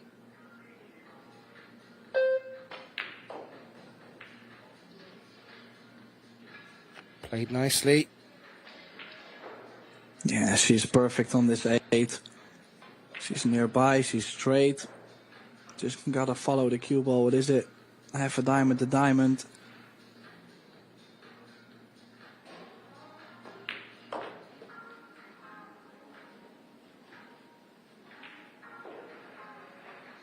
These last 2 balls. Fu will be back to the table later this evening at 7 p.m. local time. She's appearing in the semi-finals of our Poison mixed doubles, teamed up with Justin Bergman. That will be an exciting matchup. Please do set your alarm clocks for that. But this 10 ball will put Zhao Fang Fu into the last 16. And that she does. A nice, well-deserved round of applause and a shake of the hands. Commiserations to Kelly Fisher. She will move in to the losers qualification bracket. Fu can now rest up and focus on her mixed doubles match coming up later on. Following on from this match, an hour from now, please do set your alarm clocks. It will be the last 32 of the Yalin WPA Men's 8-Ball World Championships. If you want to find out the fixtures and the table numbers for that, please do visit ProBilliardSeries.com. And if you are enjoying these wonderful live streams that we're bringing to you free of charge on Pro Billiard TV, please do like, share and subscribe. We do really appreciate your support and also your comments. We will be back in an hour on this table for more action. Please don't go anywhere. And from myself, Gethin Davis, and my colleague Tim de Ruyter, thanks ever so much. We look forward to being back with you soon.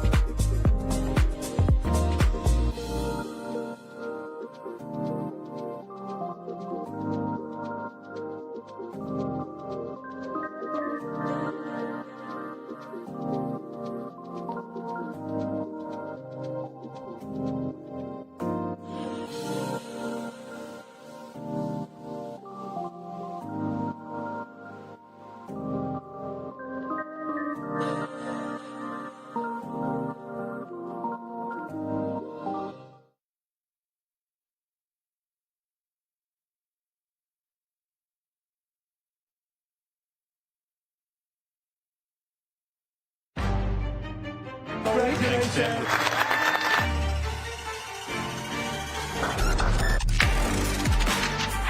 Wow shot to become world 8-ball champion. Brilliant performance. Shane Van Boning, world 8-ball champion. Joshua Filler, new world 8-ball champion. Albin Ocean, the 2025 world 8-ball champion.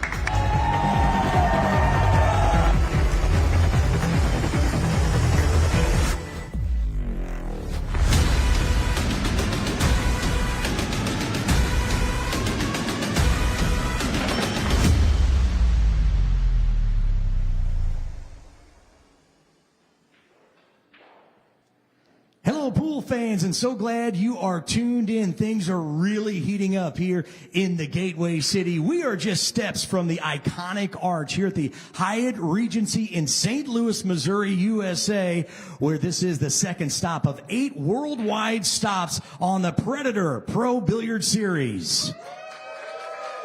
Now listen to this. The Pro Billiard Series is awarding over $3.5 million this year around the world to the finest players. Here in St. Louis, nearly $600,000 is going to be awarded over the next couple of days. We have our Women's Open really taking shape, and our mixed doubles, it's become a fan favorite. 32 of the finest pairings on the planet. We are down to the final 4, and this evening we are going to have both matches in the TV arena to determine who is going to be moving on to the championship tomorrow night. But our main event, of course, is the 2026 Yalin WPA Men's 8-Ball World Championship with that $300,000 purse and $90,000 first place prize. We're down to the top 32. It's single elimination from here on out, and so we're time to find out who's going to be moving on to the Sweet 16. Let's start in Arena 2. First up from Tokyo, Japan, the Shogun Naoki Oi. And his opponent from Klagenfurt, Austria, the smooth operator Albin Ocean. Back here in Arena 1, just 3 Americans left in the tournament and 2 getting ready to face off right now. First up from Paducah, Kentucky, USA, the Bluegrass Badass Skylar Woodward. And his opponent from St. Louis, Missouri, Iceberg, Justin Bergman. It's a race to 8. We're lagging for the break for a chance to go to the Sweet 16, sending it to the Predator commentary booth. Take it away. And welcome back to St. Louis, Missouri. This is the Yalin WPA World 8-Ball Championship, and where 96 players have started their campaign. We have now arrived to the last 32 single elimination stage, and we've got a very interesting matchup for you, as we have 2 players for Team Mosconi Cup America facing each other, as we have Skylar Woodward and Justin Bergman, both from the USA, both battling it out for a place in the last 16. In the commentary booth for this match, myself, Tim de Ruiter, joined gladly by my good friend and colleague Arya Sarabi. Arya, this is quite interesting, especially if we look into the future for possibly another Mosconi. Hi Tim, hi pool fans. Yes, very much so. Just a small correction, it's a race to 10 from this point, as you could see right there on the bottom left of your screen, but you're totally right, Tim. And you know what? It's funny because I thought these 2 players have played each other numerous times over the years, since both of them are top of the game, representing the USA, but they've only played each other once before, and Skylar Woodward won that match 10-3 or maybe even 11-3. So this is only their second time on the big stage playing each other. Well, they definitely have grown into the pool world from the same generation. To recall, they both actually start playing like a similar time around the National Junior Championship. Well, you can see already some early frustration with the break. I really like how he's hit the break there, though. So many balls being close.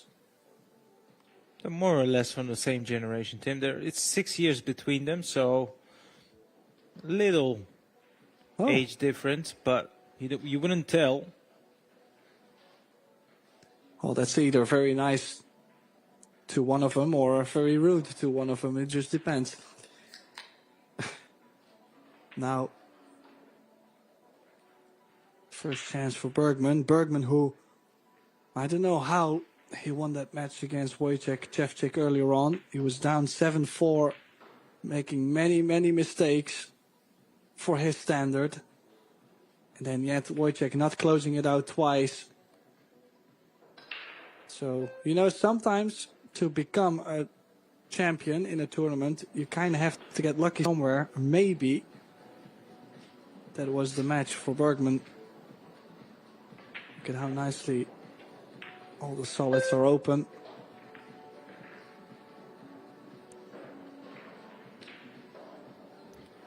Yeah, you're right, Tim. This is something you see happen a lot of the time when a player is more or less knocked out and then all of a sudden they spring back to life because they got a bit of help, let's be honest, and you know they go on to win the tournament or at least reach the final, which is astonishing when you think about it, but it is something that we've seen many times over the years. Justin Bergman, I'm sure he's had a couple of very strong matches. He's got a couple of shaky matches, so I'm sure of the two he'd be looking to start off sharp here, try to cut out these silly errors and, you know, play to somewhere near his standard. All of us know he can play good enough to even take the whole event. You need to produce the goods. Yeah, I have to say, a bit interesting that he didn't draw the cue ball back to play the 3-ball right after. It would be nice to open the corners a bit. Has to run towards the 3, I feel like. I mean, he can still play 2, 3, 5. The only thing I don't like about it is the fact that I'm not a big fan of using the 5-ball to get to the 8.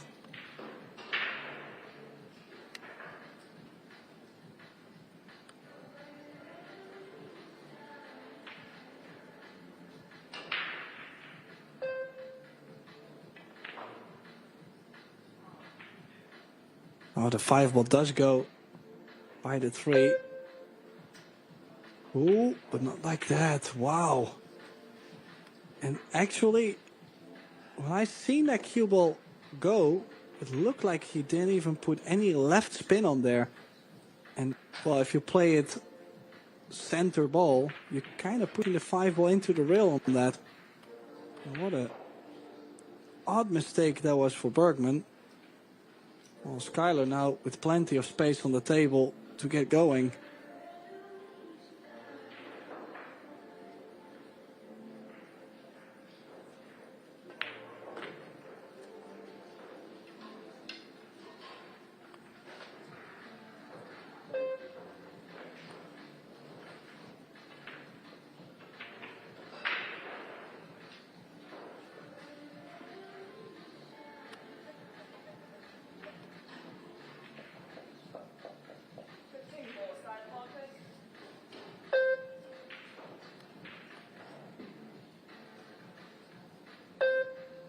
Wants to draw his cue ball towards the side rail here, just past the middle pocket.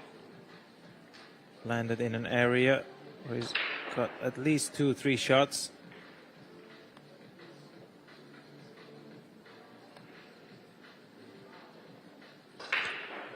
Yeah, it definitely makes the game a lot easier when your opponent takes 3, 4, 5 balls away from any sort. I mean, any kind.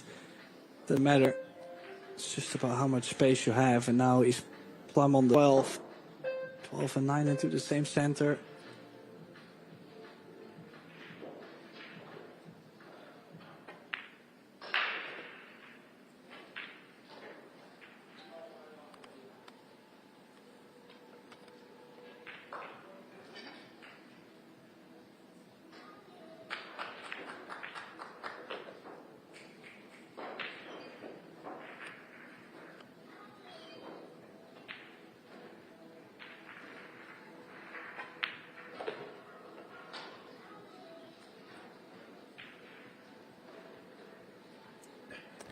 Skylar Woodward opens his account. Justin did have a chance in this rack, but it's still early days. Now, Tim, you've covered a lot of matches as well, just like myself, throughout the event. Be interesting to see how both players will go about the break in this match.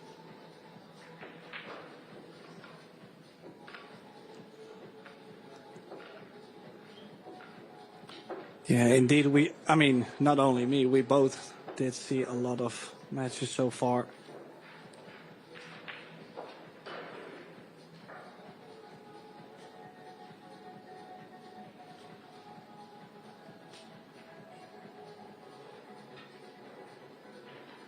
I have to say, Skylar did come up with a different break than we have seen most of the event.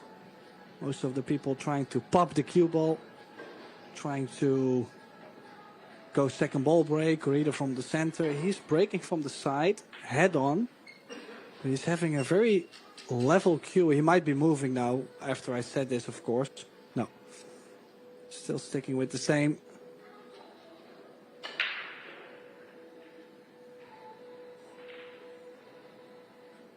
Just watch the cue ball, not much of a hop last time he hit it. Oh, a bit more cuts this time. And again, look at the 14 and the 5. Like, they're like flying straight towards the corner, jamming up. How unlucky is that, Tim? Well, even that 2 ball for a second was close, but it's just, that is just one part of this whole 8 ball that you cannot change. Brutal, but it's not going to be any different. I have to say, though, Bergman getting the opportunities. Bergman should at least get 1 out of the 2 to get a bit loose.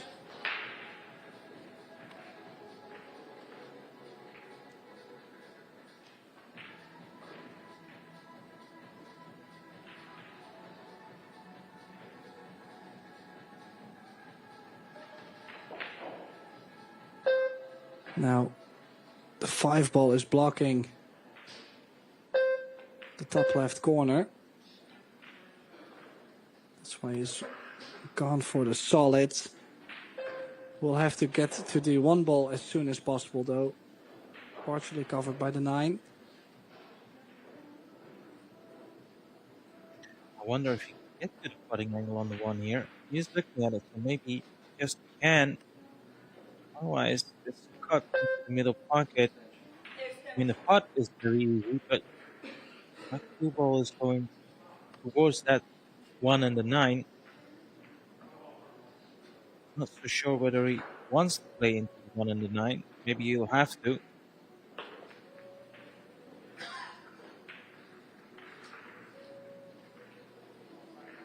Still see the 5. Might be his alternative here.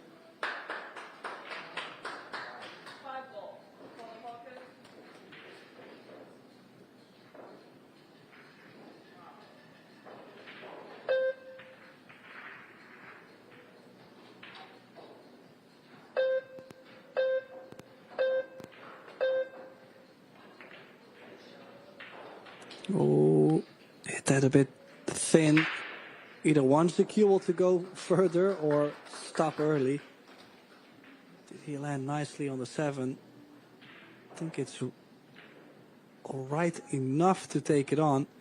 But it depends. If the 8 doesn't go to the bottom left and only goes to the bottom right, I like keeping that 7 ball on.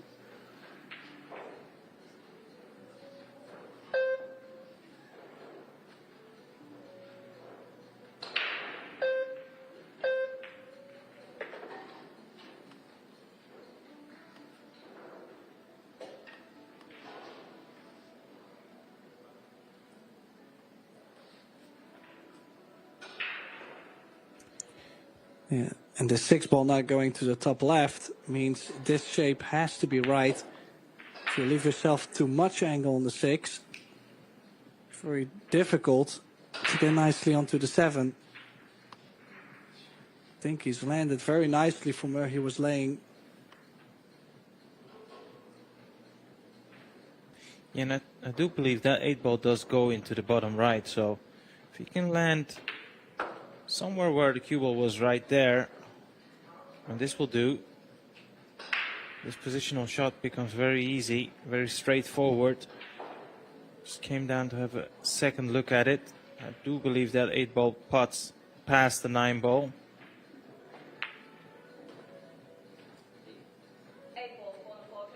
This was a much needed reply, you would feel, for Justin, just to settle himself down.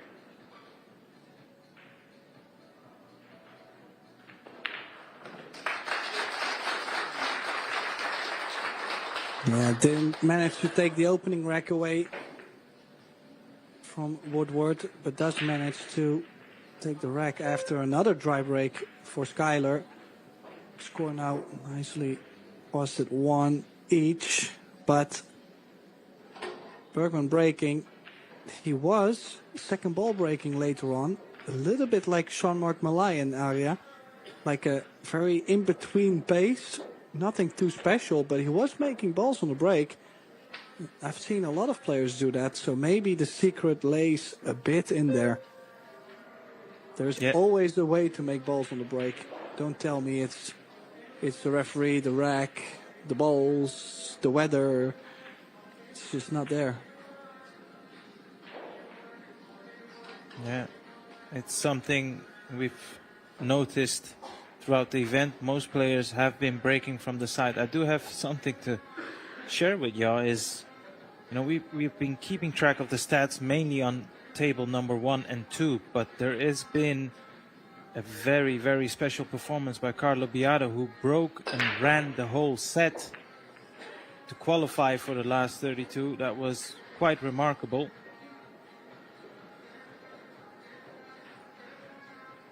Yeah, I hear so many excuses and complaints and all that, but in the end, in about 2 days, we have someone walking out of this building with $90,000 by playing 8-ball, and that guy is probably not going to complain about how the balls opened up on his break.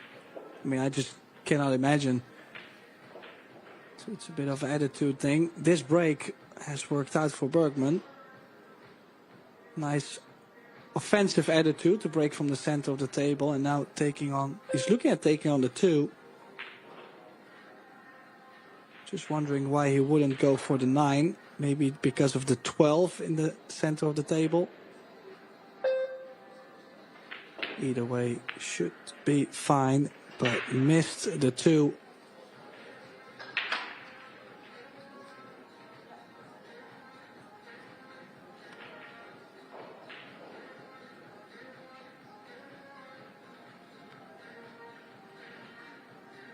Yeah, did miss it by much, but he has missed it.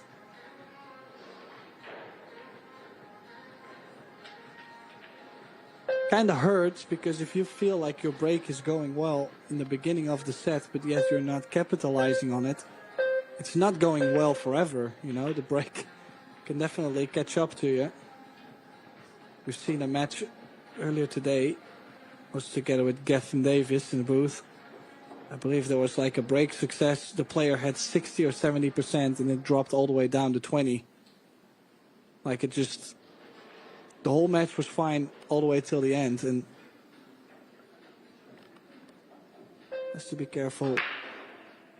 Justin Bergman, this could be happening to him at this point.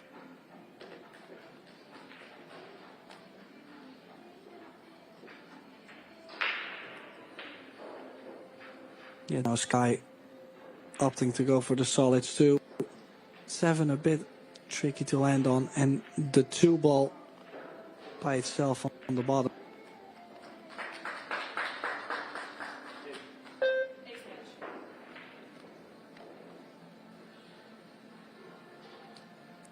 Yeah, I kind of like playing the 4.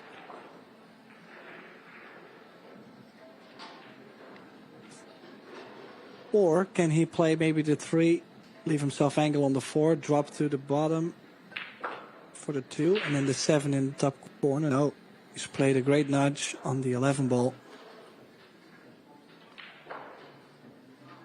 Still not completely happy with the angle he's left himself.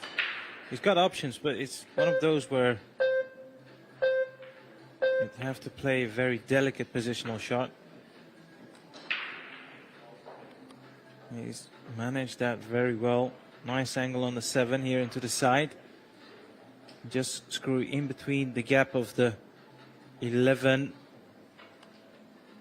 and I believe it's the, well, the stripe below the 8 ball. Yeah, it's the 15 ball.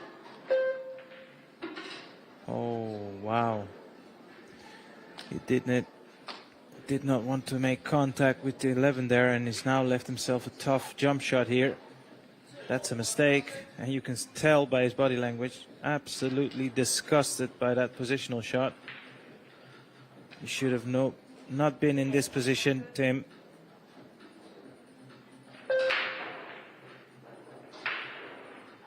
Needs the recovery. Yeah,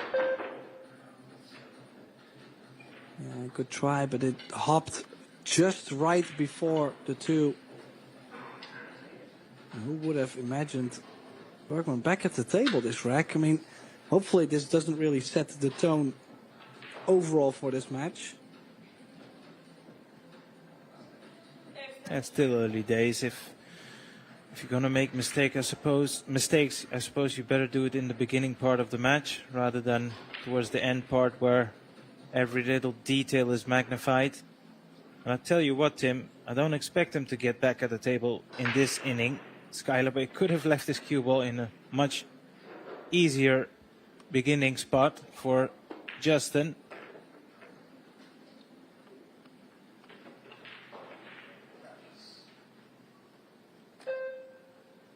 Even that nudge there on the 11 is not worked out to perfection.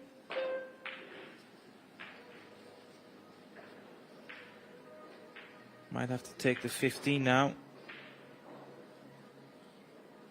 Yeah, so the 15 below the 8 ball. Maybe play the cue ball cross sides. Yeah, he played that with an element of safety. That's nicely played in terms of hedging your bets, if you like.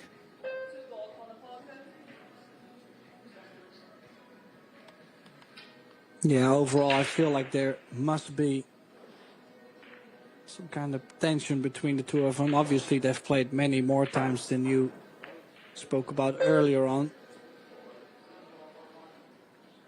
Might have never drawn each other, or not as many times in the big tournaments.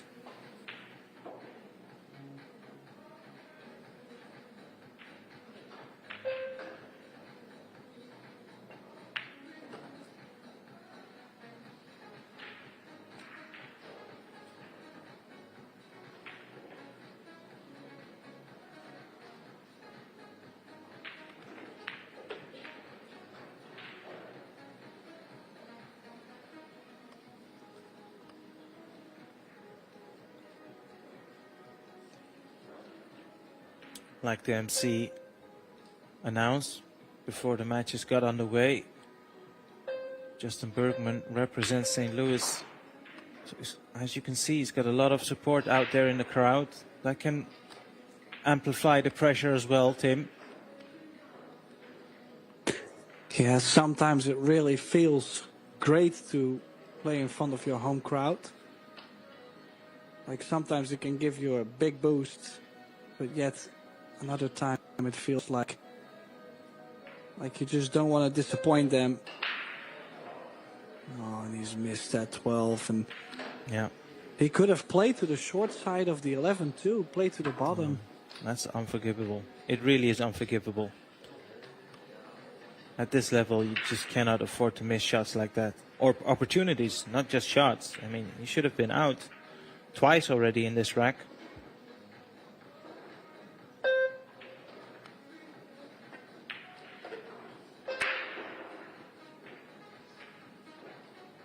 But Skylar is going to take the rack.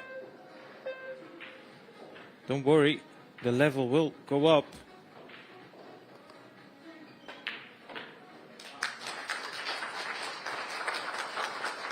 Yeah, obviously at some point they're going to get more comfortable. Both players are going to to catch more feel for the table and for the moment on the break.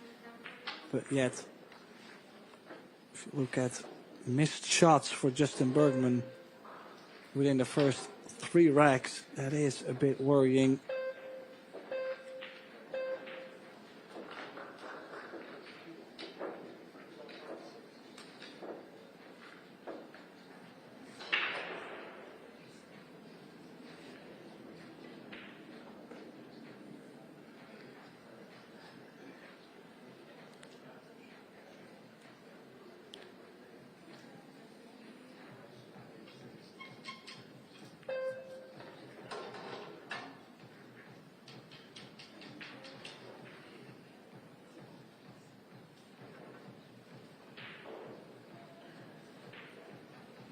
So now Skylar breaking from the center.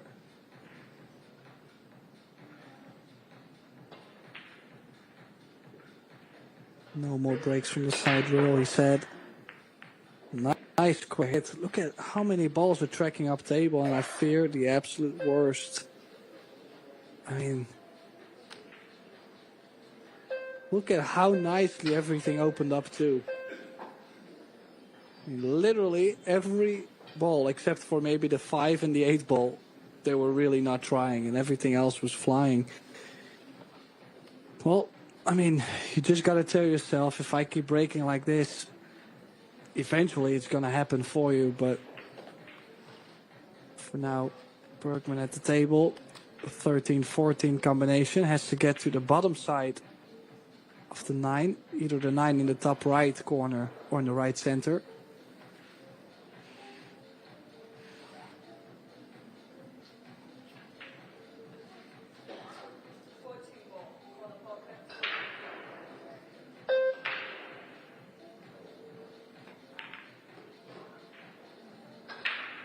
Ooh.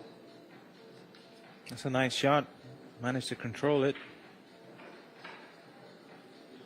Well, kind of looked like the 2 ball might interfere now a little bit. Yeah, I don't... You might not even be on it anymore. Wow. Yeah, actually caught that full.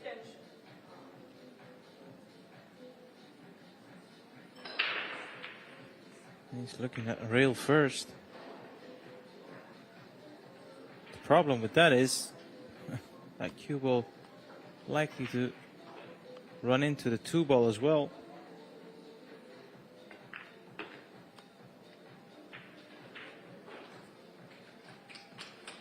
Oh, managed to make the ball and not make a foul. So now 10-9, 12-11, or 12 and 12 first, 12-11, 10-9 possibly. Well, I believe Sky is wondering if that was a foul or not, because he was sitting right in the line of the shot.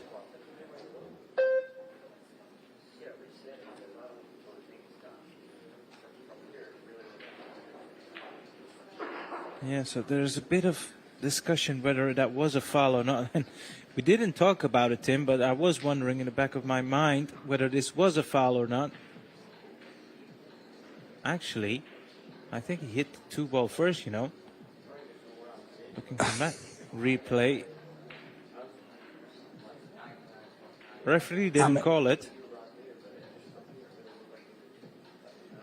Ah, okay, so maybe they're complaining about the shot clock. Maybe that's a little off now.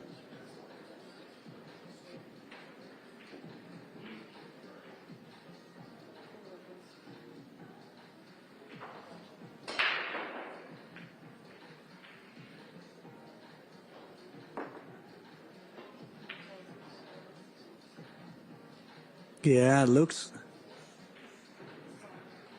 looks indeed like he touched the 2 ball real close, but it's It's definitely hit the 2 ball first. Definitely hit it. I do understand, but if at the normal pace, I can understand also that you do not completely see it. Now, of course, with the replay, we can actually get to watch it.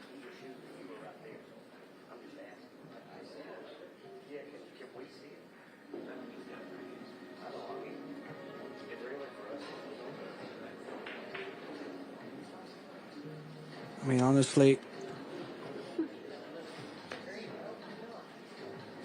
they're going to take a little look at it now, just to look back. And I know actually both of the players are going to say whether they're right or wrong, too. Like, they're not going to argue after this, but they just want to make sure the call is right. And yeah, I mean, we got to see the replay, so obviously we can see there is just that little bit of contact before. There you go. 100%. That's a foul. And, you know, both players resolved alongside our referee this in the right way.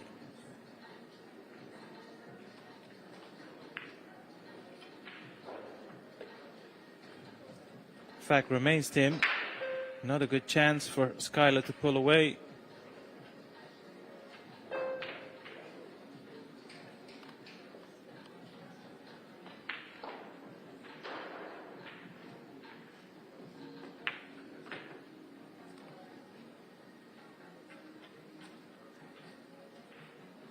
Yeah, so let's go back to regular pool, please. I mean, I'm in general not a big fan of these kind of scenarios, but just happy to see two players that are not going to fight over this, you know, because that's the worst.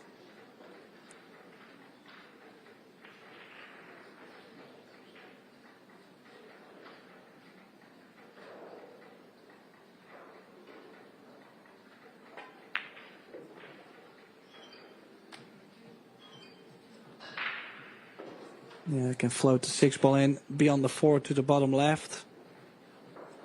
Either straight or a little bit of angle to the right does work.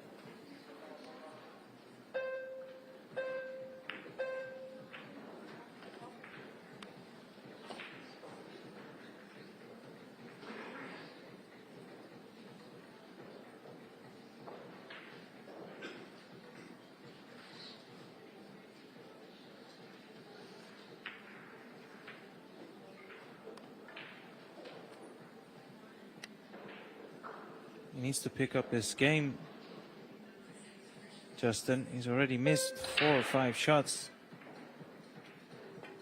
within 4 racks, and that's going to cost you at any level, but particularly if you're playing the World Championships. Could have left himself a bit easier on this 8-ball though, Tim. Yeah, this looks to be very steep. I'm even wondering. He probably feels like he only has the cut into the side, but watch the cue ball.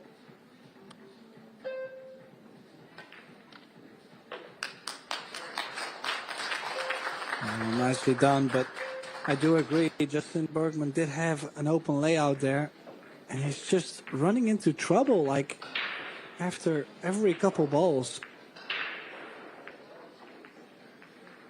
Very struggling opening to this match for both players. Kyler Woodward now up 3-1 in this race to 10. We still got plenty to play for, but it is single elimination for a place into the last 16.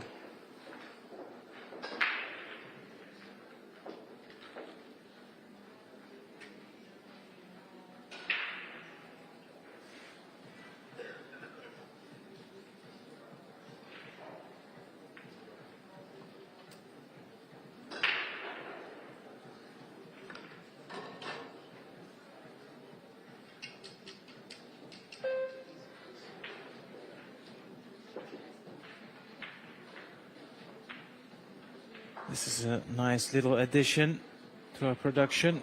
We have a split screen where you can see the break technique as well as the overhead view camera. Oh, and he's made a ball. Did put a left square hit on the 1-ball though, this time. More cut onto the first ball. That's one of the reasons why most of the balls stay over to one side. But hey, I don't think he's gonna complain at all. He's still at the table.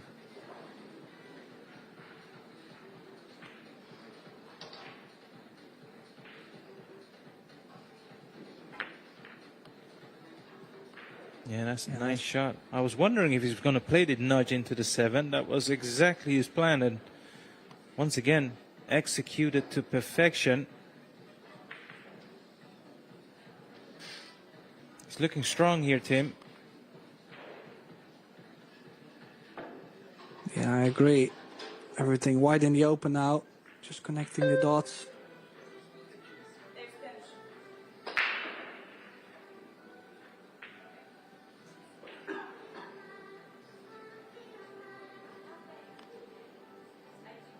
Yeah, could use the 6 to get to the 2 ball.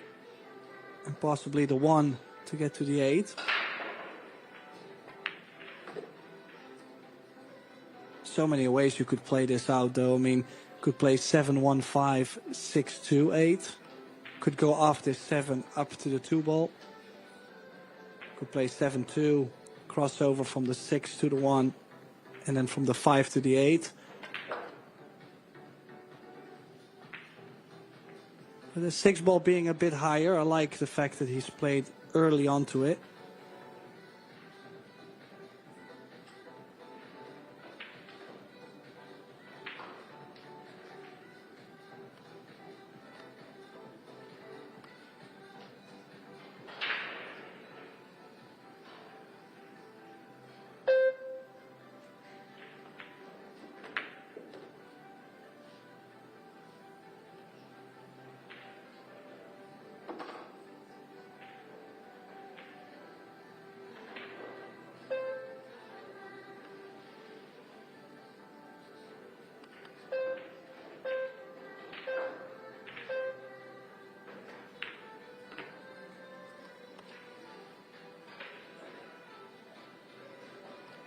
Yeah, just like that. Just has to make sure he leaves himself probably on the high side. That's what he's looking for. And to go 2 rails up for the 8 in the top left.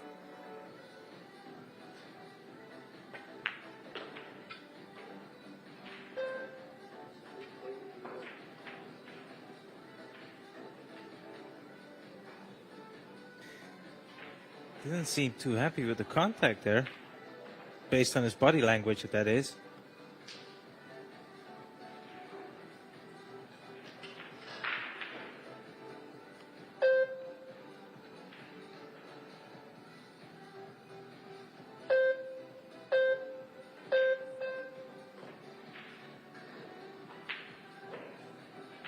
That's nicely played. So Skylar now taking a 4-1 lead. As he just produced the first break and run of the match.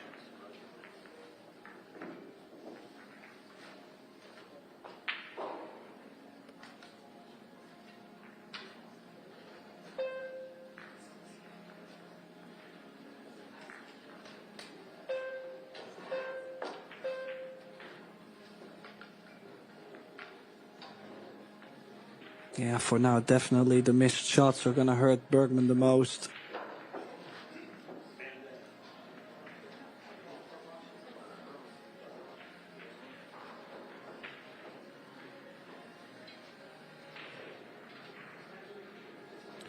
Couple of notable score lines. As you know, there are a lot of matches simultaneously ongoing in the venue. Wu Kunlin 5-0 up against Radoslav Babica. Jason Shaw 5-2 up against Hubert Lobotko, also representing Poland. And one guy you and I, Tim, know very well, Marco Teucher. He's 2-3 behind against Robbie Capito.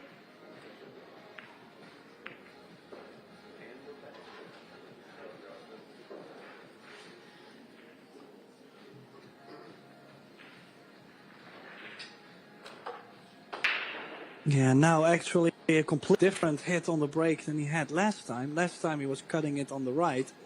Now he's cutting it on the left. That first ball break, cutting it over the left or full in the face, not too much success so far this week.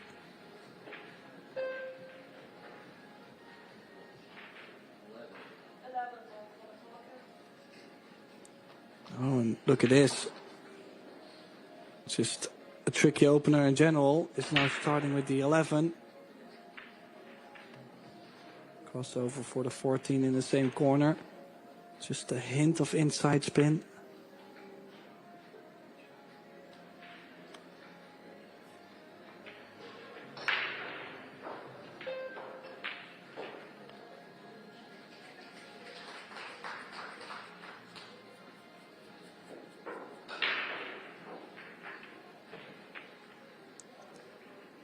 And now he looks to be quite straight. Can he still draw himself by the side? The answer is yes. In that case, he could play 15, 13, 10.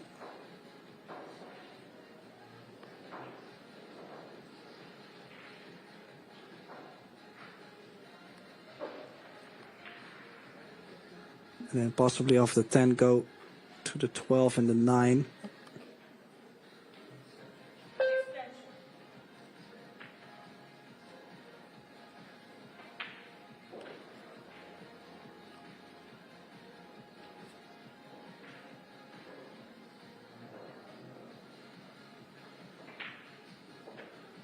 He's going to take the 12 first.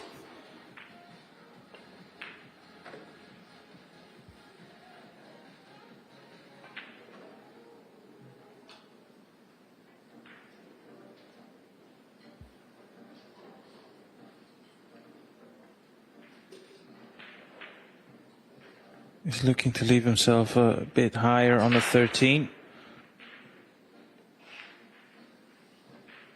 Actually, absolutely dead straight, so probably play a stop shot on the 13 to put the 10, and he could even play a stop shot on the 10 if he wants to reach the 9. Yeah, but then I'd rather go to the short side of the 9 then. Now he's put himself straight, so he will probably play the stop shot, but I didn't mind going to the short side of the 9, depending if you had that small angle on the 10, of course. Important rack, I mean, 4-2 in the winner break. Not too much to worry about.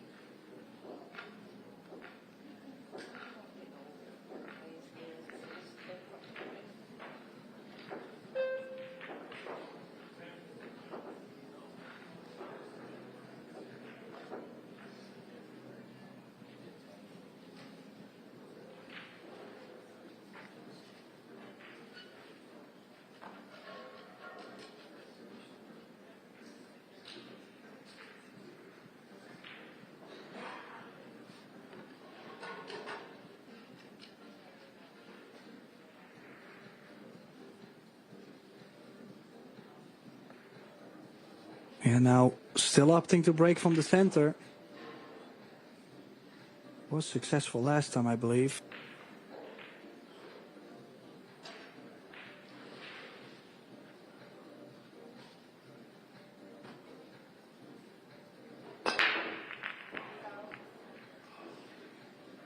Oh, and a cue ball off the table.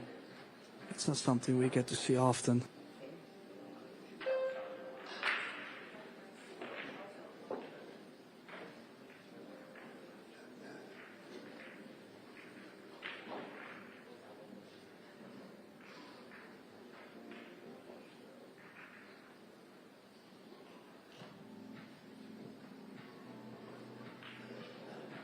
Which way would you go about this then, Tim?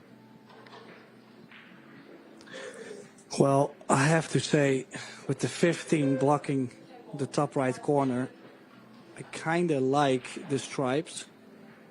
Because how else are you going to make sure the 4 does go to the top right or the 5 goes to the top left?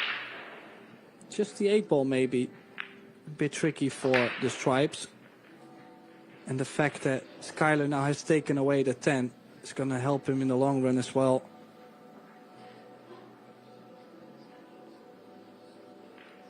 So now, still Messi, limited in his options. Yeah, I think he was trying to play position on the 13. That's why he had a little grimace on his face. So he'll have to go for an alternative route. And that's a smart shot. The sooner he can get rid of the 13, it opens up the pathway for the 14 and the 9 eventually. Provided that he also pots the 15 at some point, of course.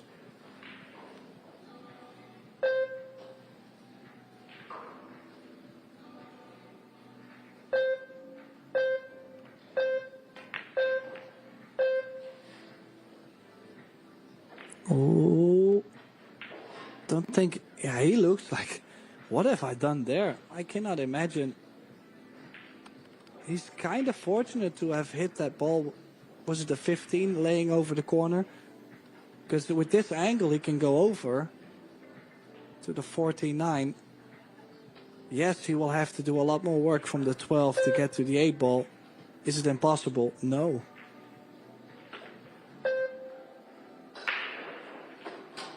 Just doesn't want to be laying on top of the 3, and no, it stops just in time.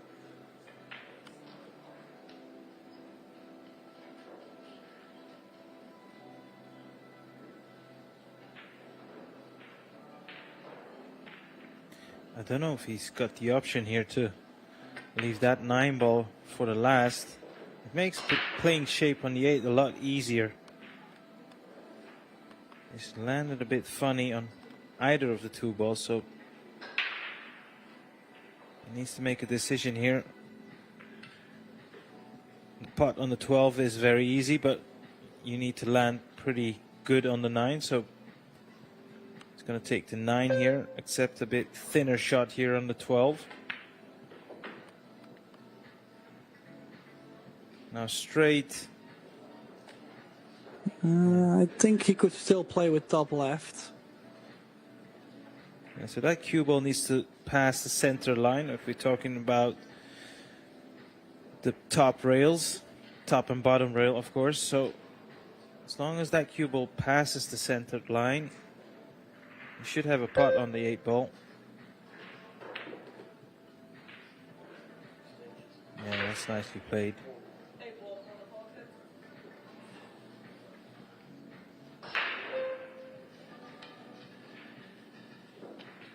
I actually didn't think it did go to the bottom right, but indeed, if he plays a little bit of right spin, he's going to throw the 8 a bit more over to the right long rail.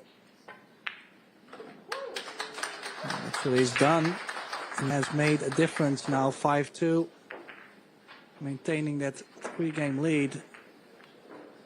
I mean, Bergman just doesn't get any grip on this match, does he?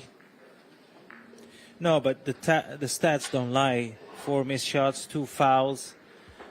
It's at this level you're likely to be behind. Well, don't forget the foul on the break he just had. Like, that's already, if you think about it, 7 mistakes and 7 racks. Could have lost maybe all of the rack. Brittany Bryant in the stands as well. Yeah, wondering if she's still in the mixed doubles event. I don't think so.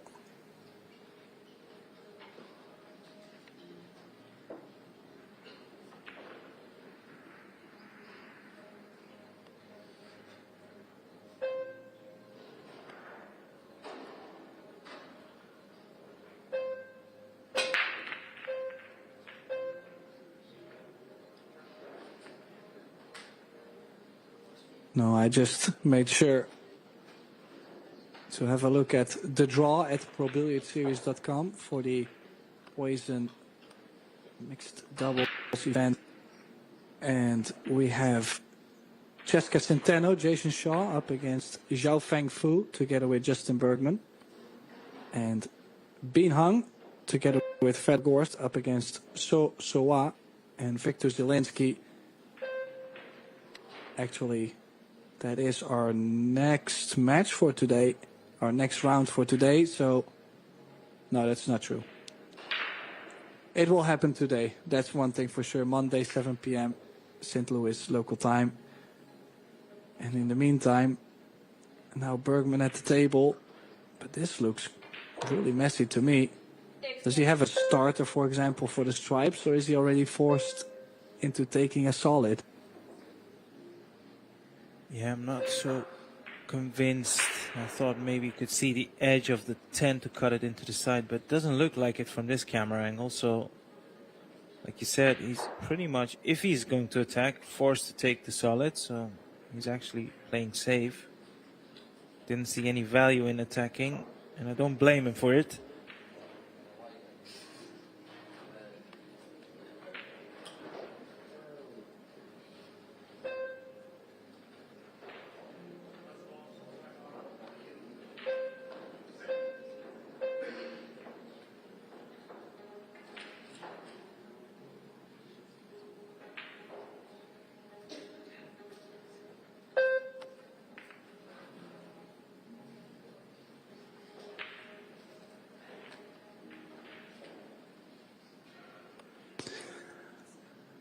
Yeah, and this is now the point where I feel like the best move to play is to start tying balls up, push a 7-3-11 as a cluster, for example. But, I mean, it's kind of destructive way of playing 8-ball. It's not very much of a beautiful way to play the game, but it's definitely part of it. Now, can Skyler maybe stick the cue ball under the 3-ball?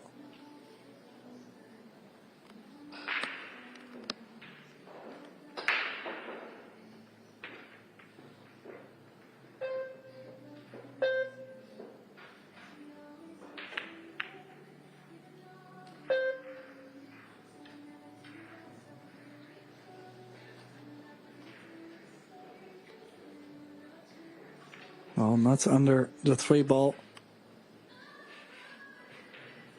But still quite the lock.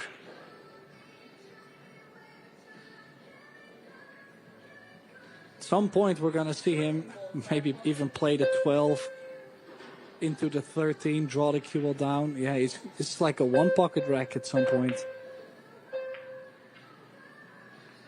Yeah, good cue ball. Let's make a mess up table. Still no shot for Sky to go aggressive if he would want to.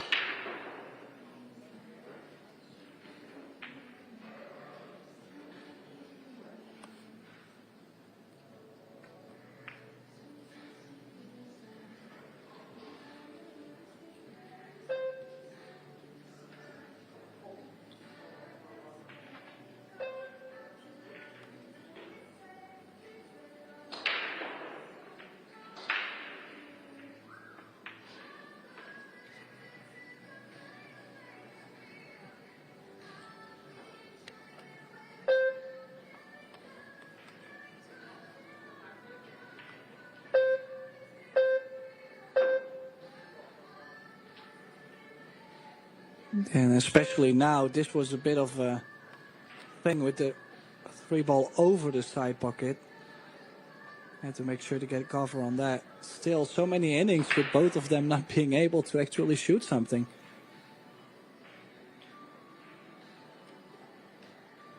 Now, in between, let's have a little glance across the room. Of course, we've got most of the last 32.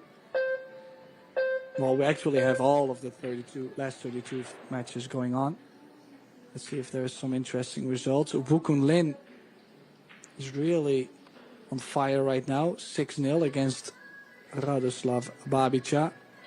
Jason Shaw 8-2 up against Hubert Lopotko. Both quick players. 10 racks in 55 minutes. Not bad.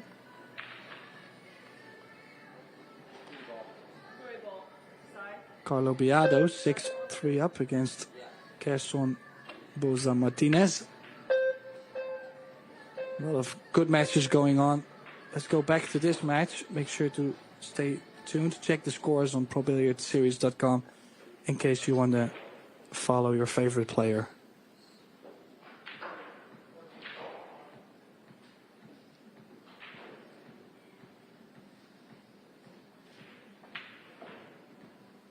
Still open table.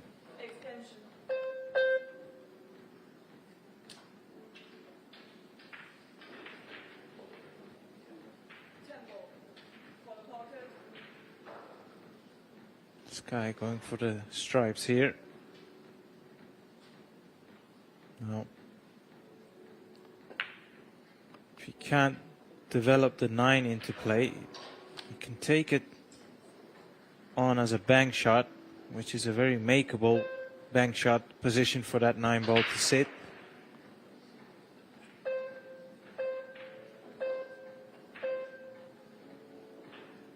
Yeah, that is a good option.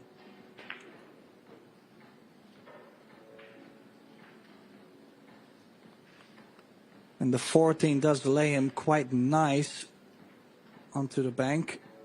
So definitely would like to end the rack. 14-9 to get on the 8.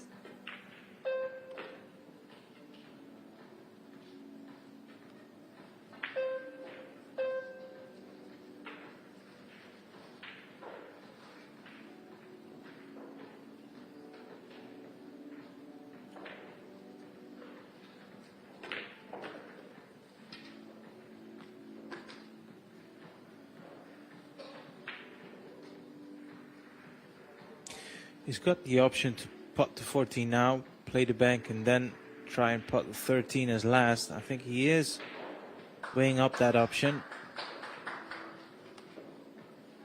Yeah, it doesn't matter as much, I would say.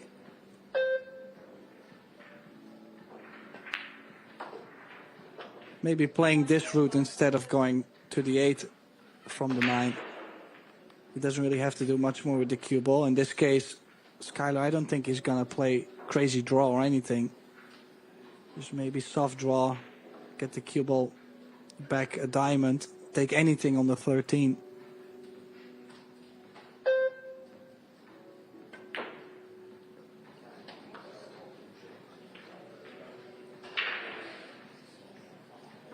Failed to make the bank, and in comes Justin Bergman with a chance.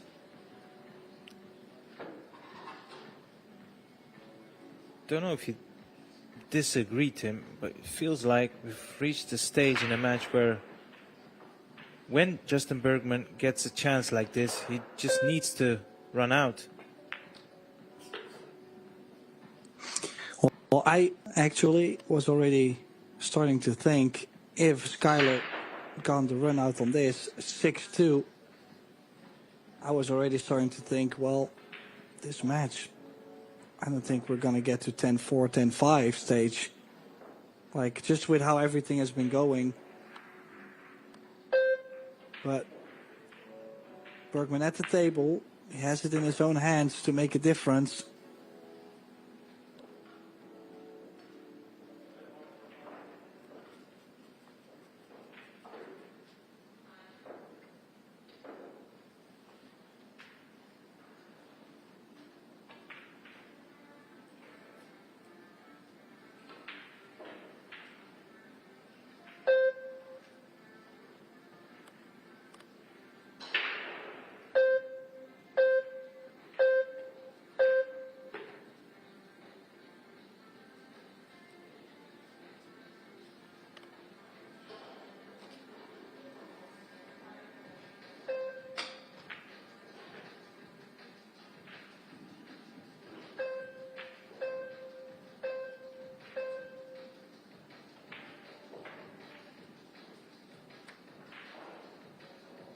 Oh, now a bit too much angle. That's why he got. Oh, he looked a little bit frustrated there. More traveling to do on this 6. 6 is close to the rail.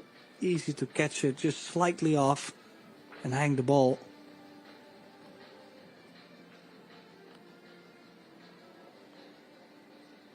Justin Bergman went pretty deep in the bank showdown. Not considering the bank on a 2-ball. Doesn't have to, of course. Did catch it a little bit thicker. That's why the cue ball is slightly slow. But he is on something on the 2 at least. Yeah, all things considered, I think that's a very good shot. I don't expect him to miss this, but if he was, it's likely to tie up the 8-ball anyway.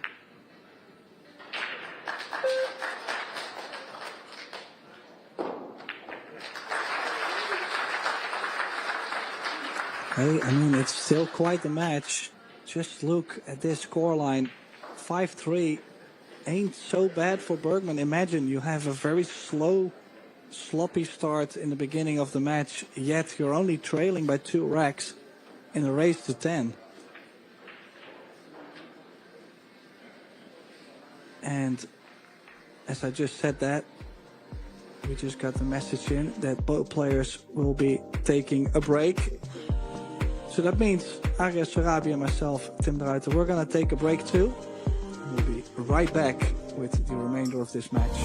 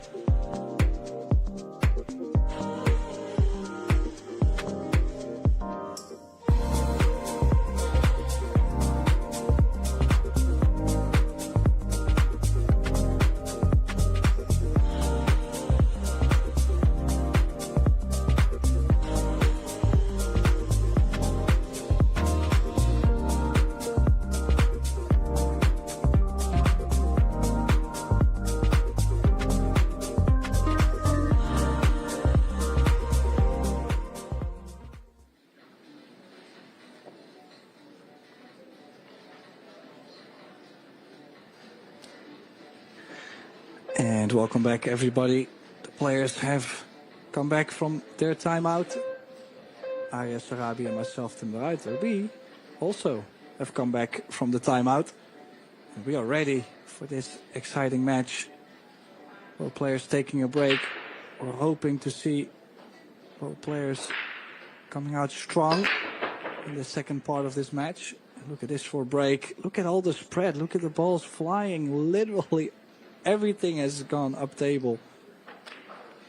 But nothing going in. Right? No. 7 ball. Have a look at the 7 ball. I was tracking that 7 ball before the replay and it just dropped. And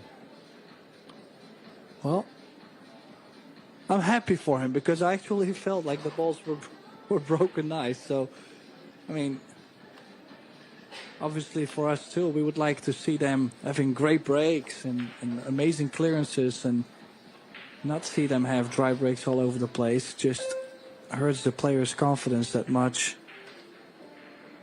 He's going for the stripes. 14-9. No. 14-12-9. I like this better. Good option. Was not a big fan of getting from the 9 ball to the 13, so this works. And the last time I said this, and I'm going to try again just to see if it's really because of me, yes or no.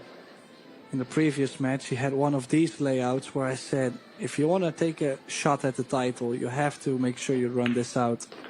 Like, you cannot afford yourself to not run out with how nicely this is spread. But then he seemed to miss quite a decent 7 ball. So now I'm hoping. let me jump in there, Tim. That's not an unfair statement. That is very, very true. If you cannot clear a table from this layout, then you're not going to tell me you become world champion. That's impossible in my eyes. Yeah, so I was just going to try again to see if it really had to do anything with me, but obviously that's not the case. He's on the 15. I kind of like to play for the 11 into the center after. Kind of interesting. This means the side pockets must play smaller or tighter than most of us will think from the stream. So he could play indeed 10-11 or 10-15-11. Because he just doesn't want to play the 11 into the center with a lot of pace. Oh, doesn't want to be straight.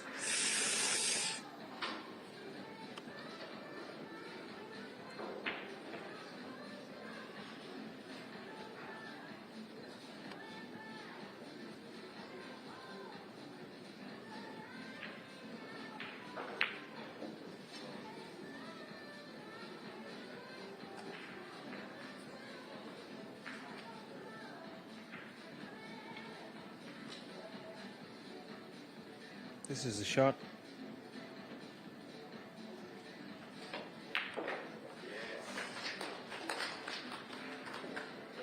And so a break and run it is.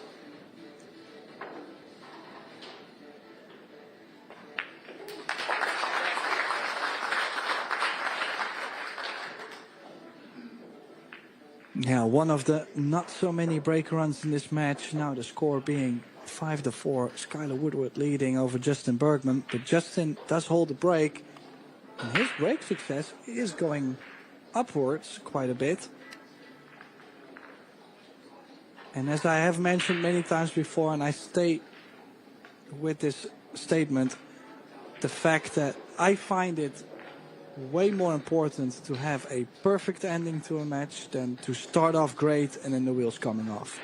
So I don't mind both players starting to struggle in the beginning of the match. The race is long enough for them to play themselves into possibly a real strong ending from both players. And that's what I'm looking forward from this position, kind of. Yeah, couldn't agree more. If there's ever a moment in the match where you can afford a couple of hiccups, it is in the beginning. When it's hill-hill, it'll have to be perfect or otherwise you're out. Justin Bergman just produced a break and run, looking to repeat that.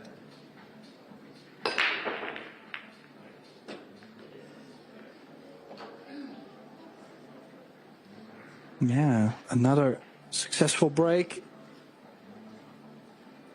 I have to say, cue ball control also nice. Of course, he got the kiss. He makes a ball on the break. Cue ball still on the table. Mission successful, and now the run out. What does he have?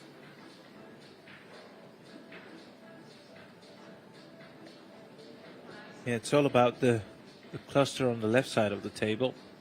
That will determine whether he'll go for the stripes or the solids. I do believe, Tim, the stripes are just a bit easier, if I can use that word.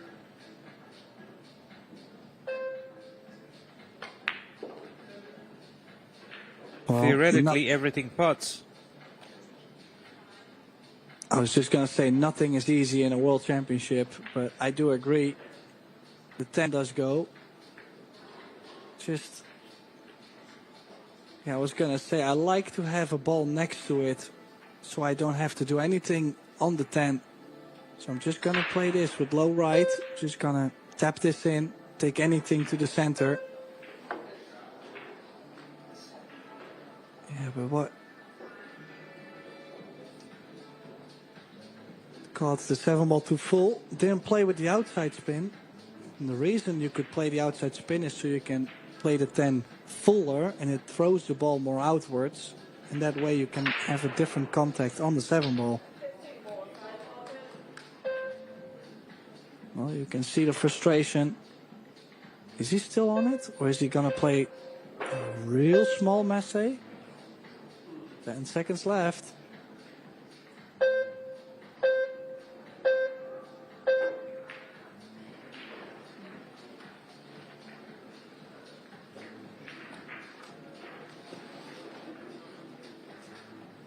Yeah, now Skylar coming to the table. That cluster near the left long rail you alluded to is now opened up. Obviously fuming in his chair, and rightly so, Tim. That was a good opportunity. Well, don't forget, he was down 4-1. Oh, wow. I didn't foresee the safety there. That was not even close. Well, and also not to the safety. Wow, that was something else. So there's everything on the stroke too. It looked very choppy, very short. Wanted the cue ball to go into the long rail and out, and yeah, I'm not really sure what has happened there. Bergman should be very, very happy to get another chance at the table. Well, relieved him. I mean, when you've seen him in a chair, fuming, shaking his head, and within a shot, he's back at the table. So it's very easy for him to put it, past him if he can just put these 3 remaining balls.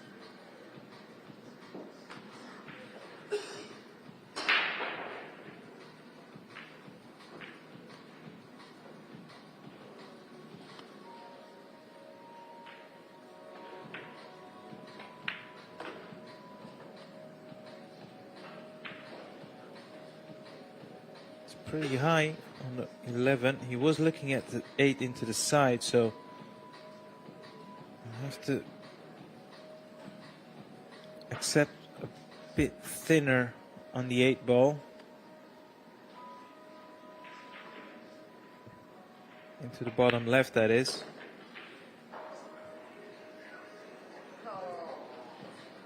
Yeah, probably the best thing he could have played. As you could see, already got so close to the bottom left corner. Now, I've seen him miss one of those before earlier on in the tournament. Would like to see him just play this with top spin, but the last time he also put like a low left on it. Yeah, the left spin actually helps the 8 ball. Nicely played. Now, he did have that positional error, but didn't get punished for it, so it's all good. 5-all. Definitely breaking better of the two, as you can see in that graphic. 75% break success, Skylar only on 17%, so he'll be looking to get an opportunity to improve that stat.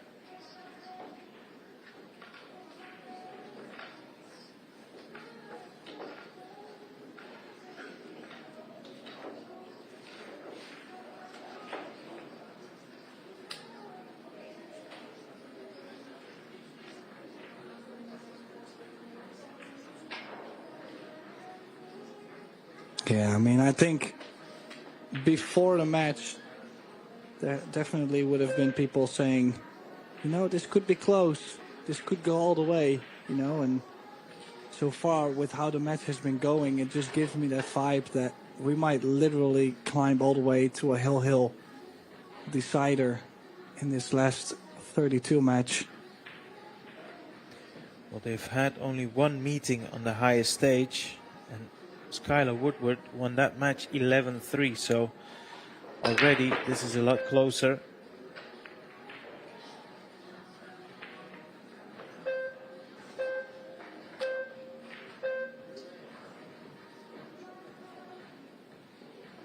Yeah, nice square hit once again, and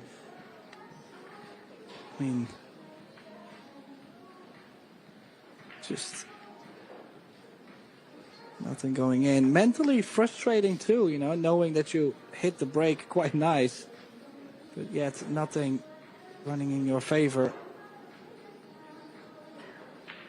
Yeah, it's draining. I mean, you can, play good pool and not miss, run racks, but every time you break, nothing goes in, so you have to sit and wait and hope, and it's very draining. Feels like one step forward, two step backs. It's can take a toll on you mentally, but it shouldn't. Not at this level.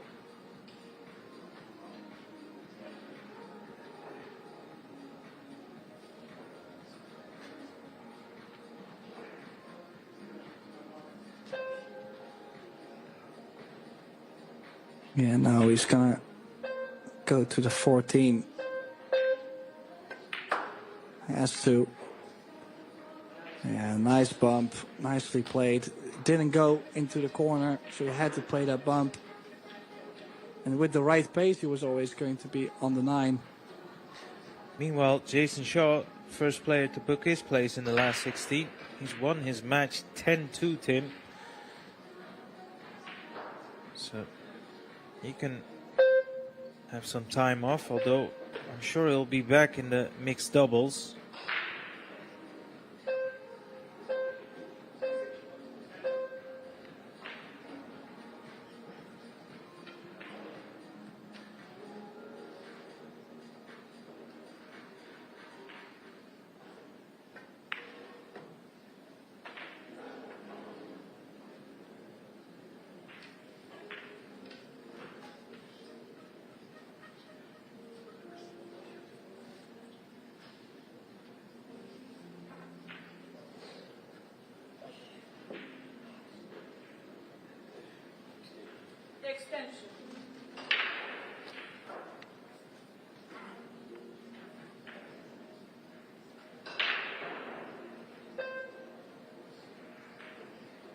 Yeah, could play the 12 and indeed try to play yourself a line in between the 2 and the 7. If you land straight on the 11, perfect. If you do not, you get onto the ball into the top right corner, the 15, and then the 11 in the center. So I kind of like that line.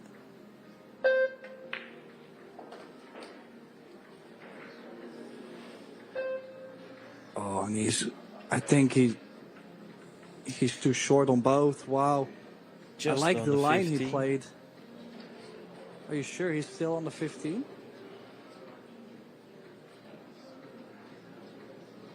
He's not perfect on the 15 by any means, but he can pot it. Yeah, good shout. Didn't think 15 would go. Now back on track. Now, me personally here, Tim, I would like to send a cue ball in between the 2 and the 7, just to not having to deal with all the balls in my way, trying to queue up on the 8. He kept it simple, taking the extension, I believe, or no bridge. Just hover over these balls.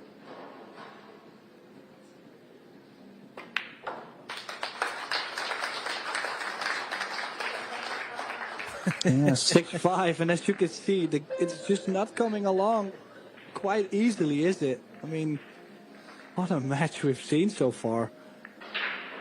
Just every single rack seems to be somewhat of a drama either way. Yeah, it's hard work, and you know that stat proves it as well. 17% on break success.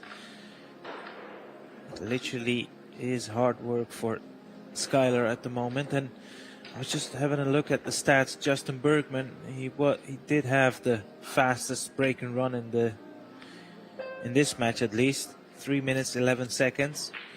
Skylar Woodward, he had a break and run also 3 minutes and 19 seconds, so not a lot between them. So as you can clearly see, when the players do get a chance or a good opening, they can easily run the rack below 4 minutes, but you know, layouts haven't been favorable or like a roadmap so far.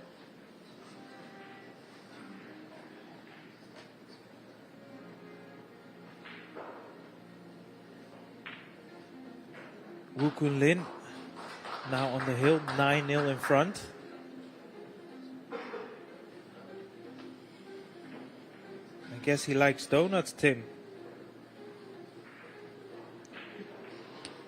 Well, there ain't nothing wrong with the donut.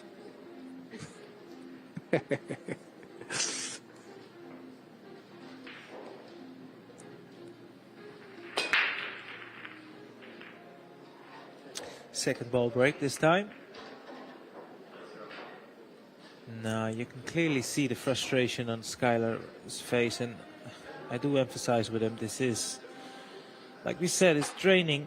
Every time you win a rack, you're sitting in your chair being hopeful, thinking to yourself, right, I'm gonna do this, I'm gonna do that, and then you break and nothing happens. Yeah. Clearly not happy with the break, still shaking his head as we see some of the spectators there. Nice attendance, Tim. It has been throughout the week, so that is very encouraging to see.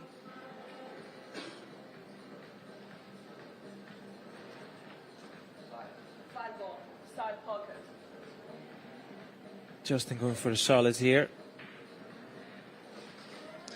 Yeah, I did like the solids, especially with the 4 being able to maybe go to the bottom left and the 6 that's laying next to it. The 11 ball on the left, quite a trap. But then on the other side, the 1 ball needs a bit of work too. Doesn't go to the bottom left.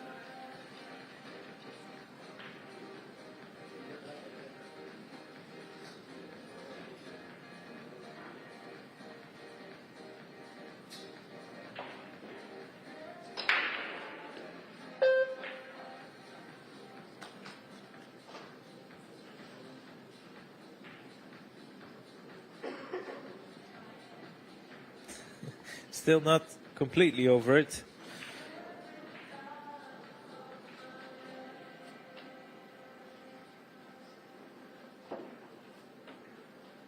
It remains to be seen whether Justin can putt the 4 directly if he does not have the access to putt it directly, which it kind of looks like he can from this camera angle.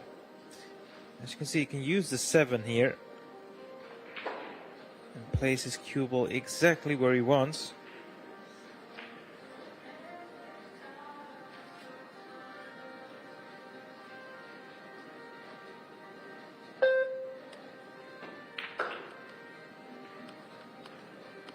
Yeah, we do have a lot more action to come for tonight. We do have one more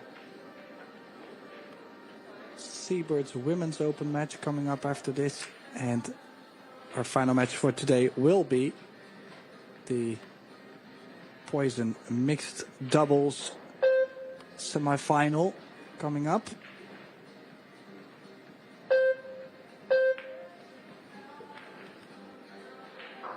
Now this tells me he has left himself a nice angle on the 1 to draw back in between the 4 and the 3.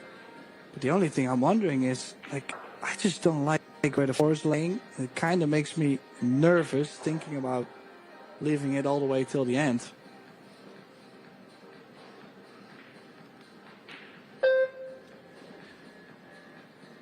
Not so sure if that is the right shot. He can draw into it if he wants.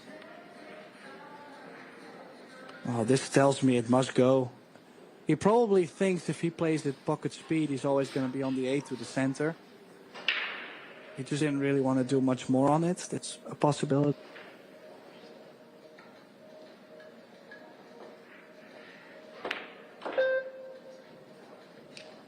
Yeah, that's the right way to play that shot, I feel.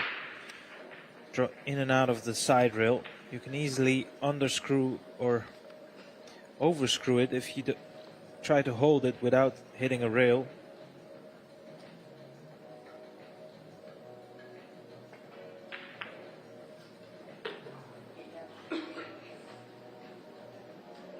Foul. Yes, I was just much like in what we had, what was it, 3rd rack maybe? 4th rack? I was wondering if that was a foul. Let's keep a close eye on the cue ball. Yeah, it hits 11. Yeah, I mean, Such an unfortunate moment as well. It was yeah, just on the other side, I just cannot believe why he's left that 4 all the way till the end. Like it was scary from the beginning. he was just gaining some momentum, and well, if you was in his seat, you'd consider yourself lucky if you get back to the table from this layout.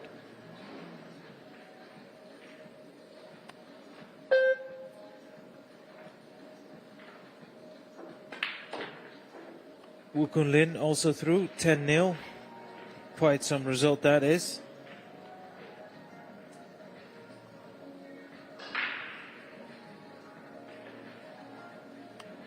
Yeah, looking to honor Chang Yun-lin, probably looking to win this title just like Chang did in 2012, I believe it was. No, it was 2012.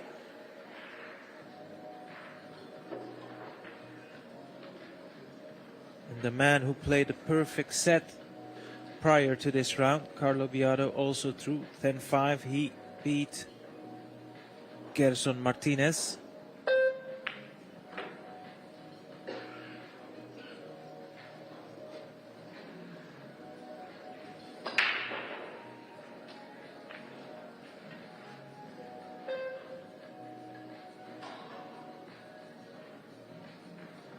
Just double checking there. I do believe that 13 goes. Yeah, that makes positional play a lot easier.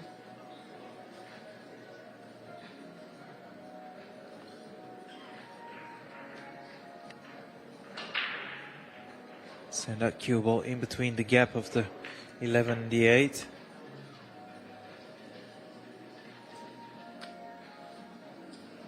Yeah, costly error. That foul was by Justin. Like you said, he didn't prefer to leave that 4 ball towards the end, and it's cost him.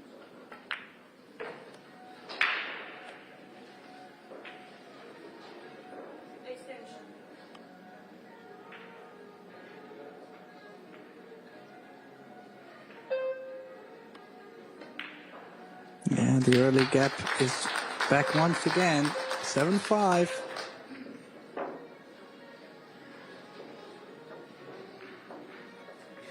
Be interesting to see if Skylar will move his cue ball towards the other side of the table. So far it's been breaking from the left side, from the main camera angle. Might be worthwhile exploring the other side, see if something good can happen from that side.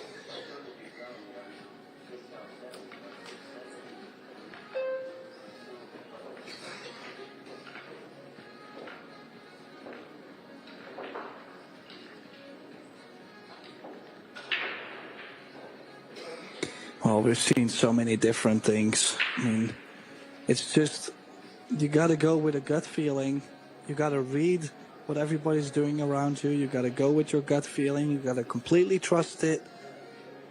And then actually I do still believe in like how much of a quality stroke do you put on the break. Is it very snappy or is it actually a nice accelerated break? I mean, there's so many things you could say. I did have so many players have great success with the second ball break. Like 60, 70%, half ball.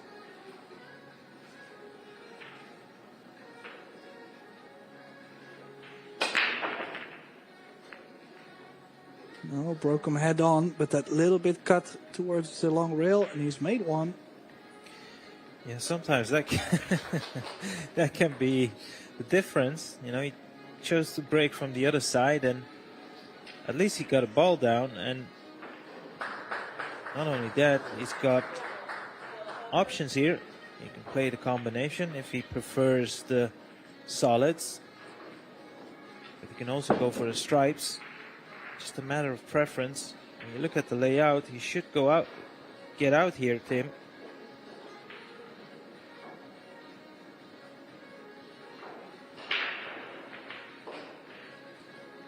Well, woulda, shoulda, coulda. We've already seen so many ways where things could have gone wrong, so I'm a bit anxious.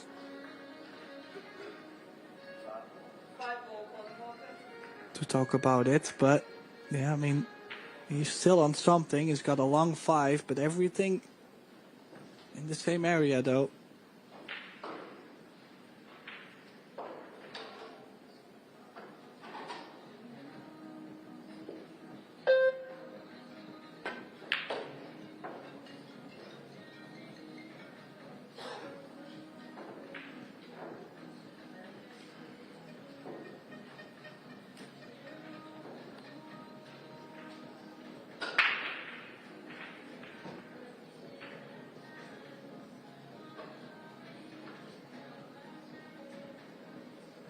Now let's have a look. The 6 connects with the 7.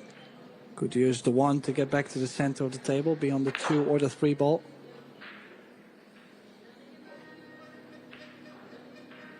Yeah, I'd be inclined to take one of these 2 balls out of the way, preferably the 2, just to open up the positional area for the 3.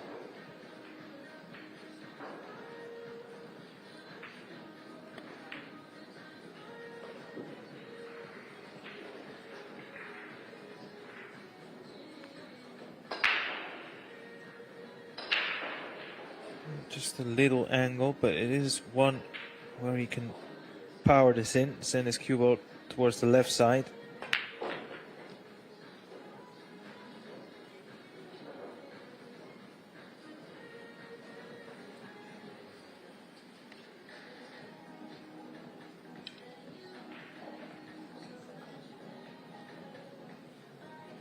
It's quite easy to hold for the 7 here.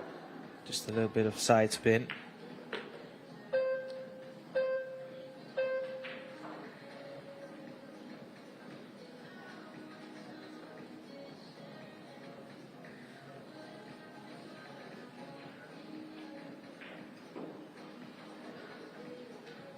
Yeah, now with that break going his way, 8-5 in the making, and another comeback needed from Bergman. Wow, could have played that one better. Absolutely horrified with his positional play there.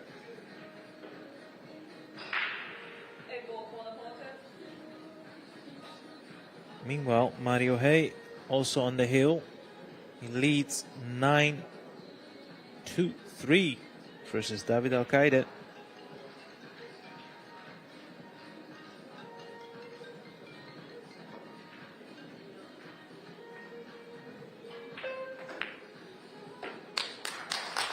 The table called as Skylar Woodward picked up the Kwon. 8-5 up, only 2 racks away to book his place in the last 16. And at least that break success is not anymore on 14%. That was Yeah, very surprising stat.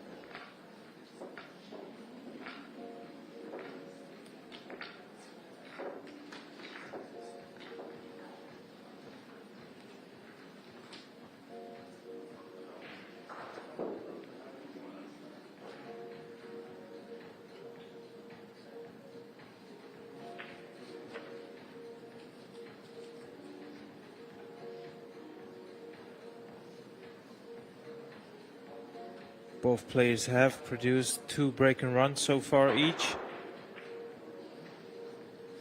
As you can see by the stat there, balls pocketed on the break, not a lot.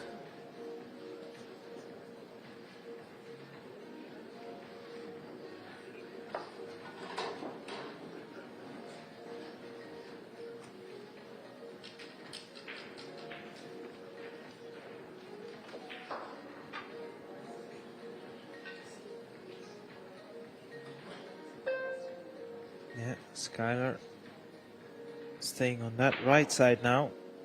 And who can blame him?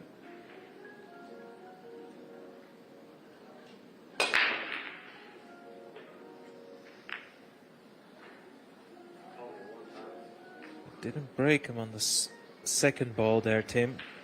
That's why, well, I wouldn't say that's why, but nothing has dropped. 3 ball came very close to the left side pocket.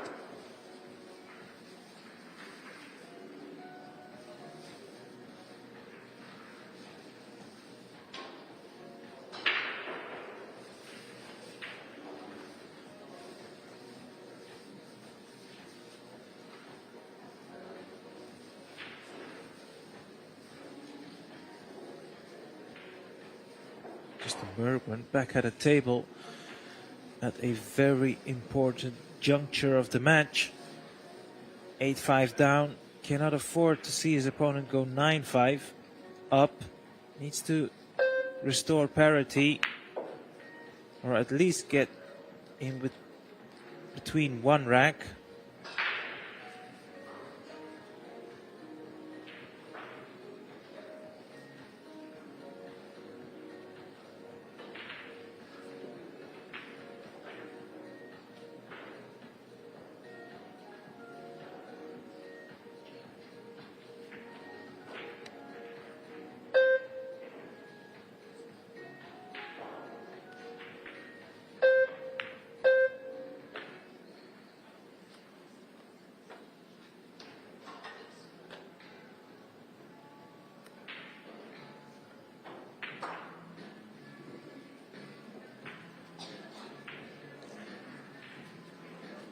Oh, back to the 2 in the center.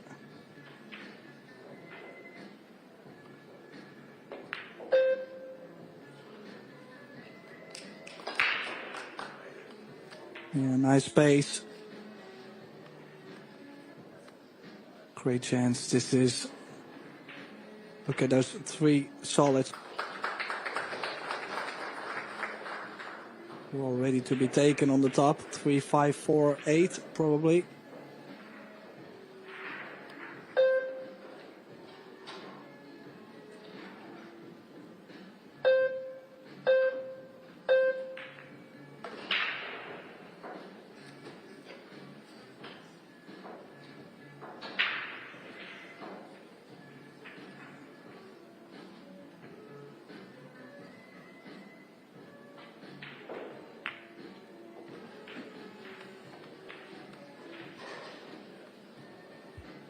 The defending champ, Albin Ushan, back on table 2 over, I said back, I mean over on table 2. He's currently 8-6 up against Naoki Oi from Japan.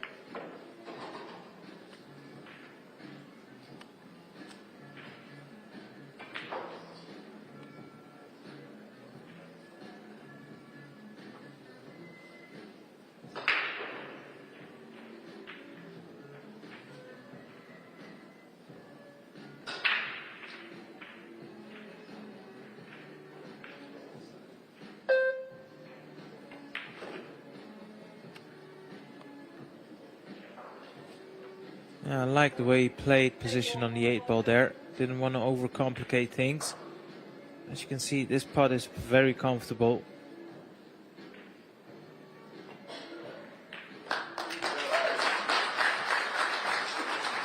Yeah, pulling one back, 8-6 now. But he needs to make something happen on his break.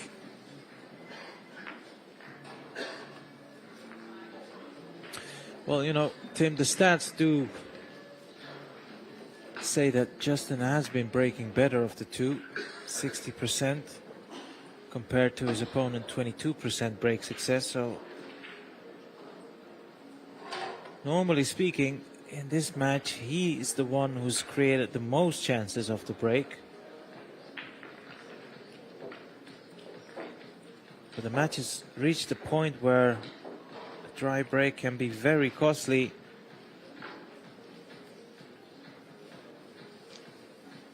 Yeah, the stats don't mean that much at this point. I mean, they're great, but as a player, it has to happen now, even if you're at 100% break success. A dry break or two at this point can still get you in huge trouble.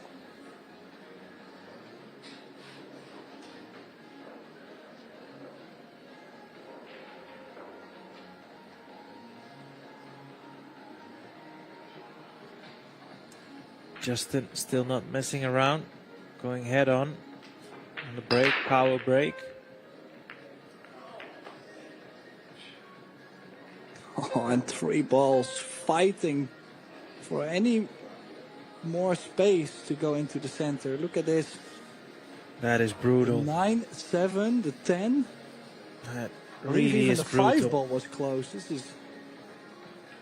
What more would you want? The ball in. Yeah.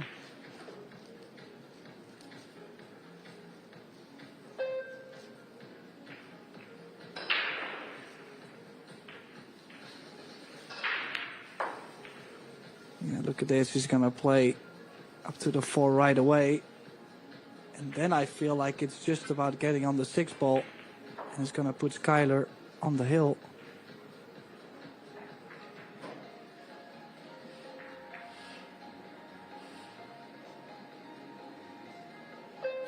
Can even play shape on the 6 on the short side if he wants. Doesn't have to take any risk.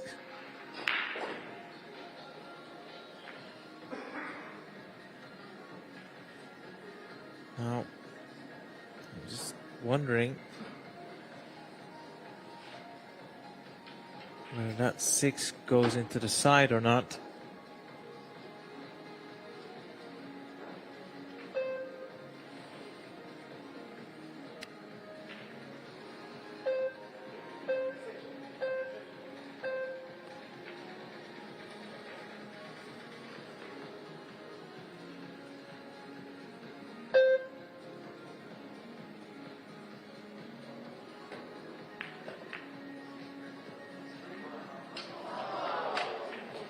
Oh.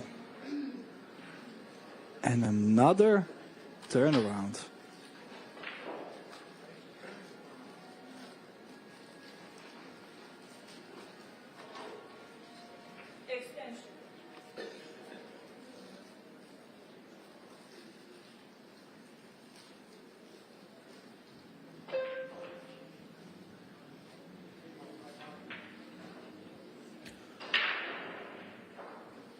Or like DJ Khaled would say, another one. Well, I thought it was Drake, but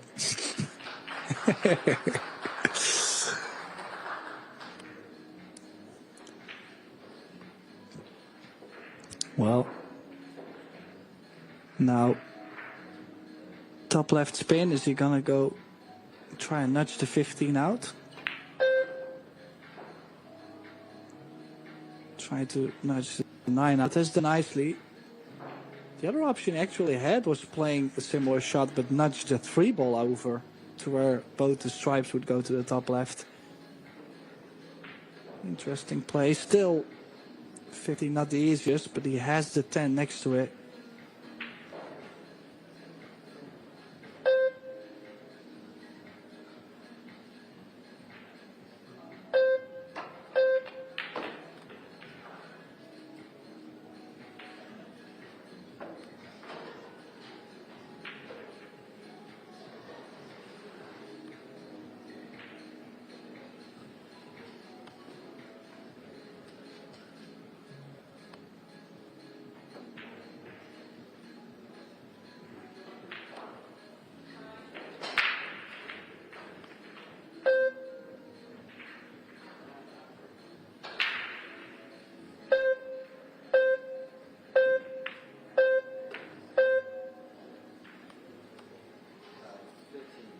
looking to put the 15 after 10 into the side. Now that's not that much of a difficult shot here. It's just a matter of he can place the 10 ball in an open area, not occupied, and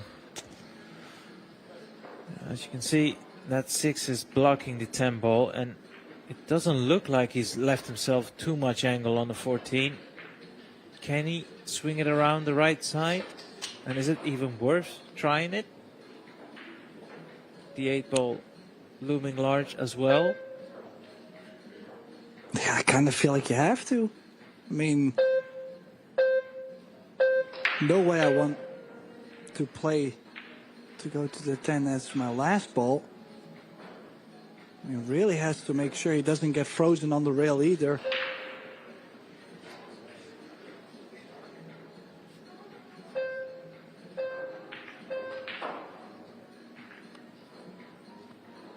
What do you reckon, Tim? Play shape on the 10 or try to run into it? Well, I liked playing the shape, but I felt like he had a minimal nudge on the 8 ball there. It was a scary shot he had to play. He's played it really well, though. Given the circumstances, I would feel like that is the best positional shot he's played all throughout the match. There's a lot of pressure on this.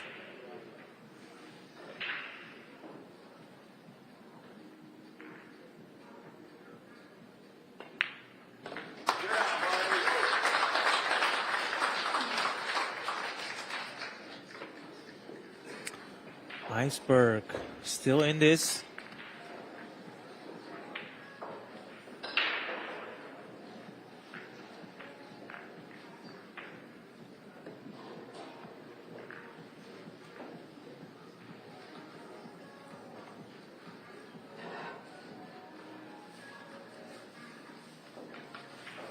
Yeah, and actually I've seen him do this in a couple different matches. He was trailing against, well, he was winning against Joshua Filler.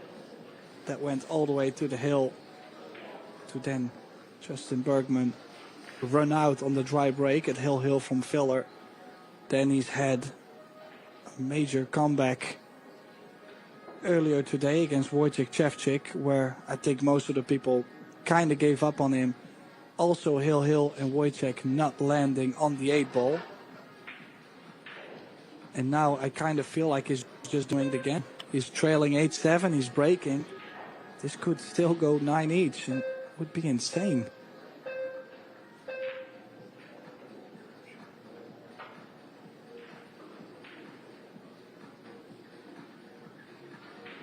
Yeah, I love how his family is right in the back behind him. Definitely father and sister. Never met the mother, so I can't tell. And yet, did he find something? I don't think he has. Just, if you would imagine, just grab 10 or 12 balls with your hands and just all push them up table, like just towards the short rail. You would say always 1 or maybe even 2 would get real close to the corner.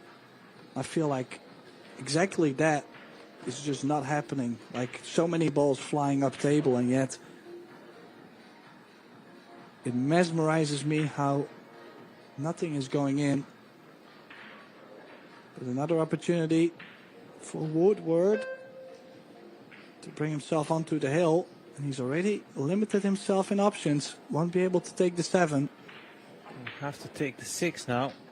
That was not per se part of the plan on that positional shot.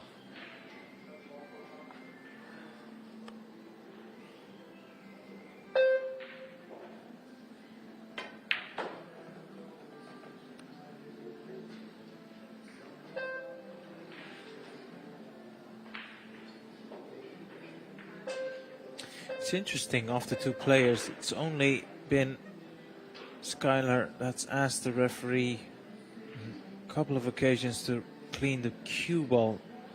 Don't know what is exactly bothering him. Maybe a piece of chalk mark on the cue ball. Wow, cued across it. You could see the cue. You might see it in a replay. Completely across it. Have a look at this. It's dead straight. Pushes the cue towards the right. And when you push it to the right, you're going to miss it to the left. Yeah. That was a technical glitch more than anything. Yeah, very painful. Woodward will be kicking himself twice now to get on the hill, and he's let the door wide open for Bergman to just storm right through it.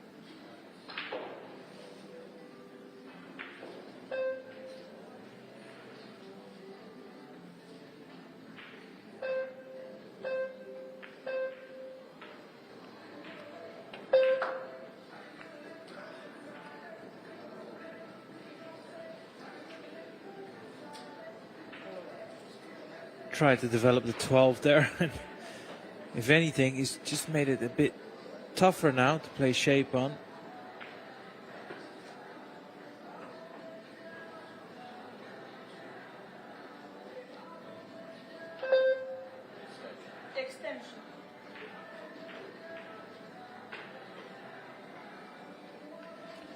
Much like the previous rack, there's a lot of tension here. Massive difference. 8-all or 9-7 down in a race to 10. And that 12 ball is probably Skylar's last hope in this rack.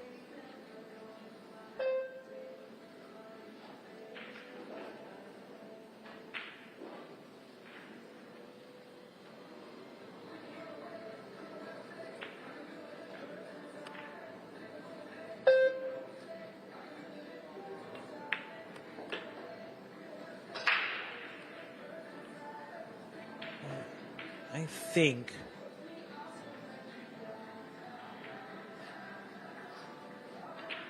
he's looking to come off side rail, maybe even bump into the 8 ball to leave himself a shot on the 12. So the angle he leaves himself here on the 10 ball is pretty crucial.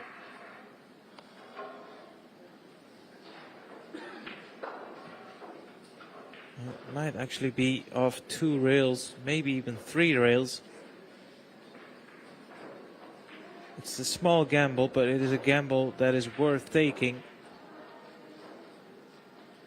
Quite frankly, has he got any other options? I wouldn't believe he has.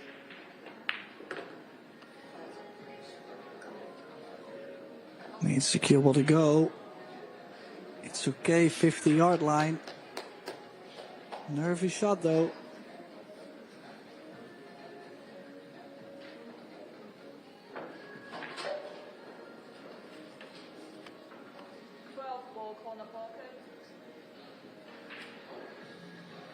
If there was ever a pressure shot, it had to explain to anyone.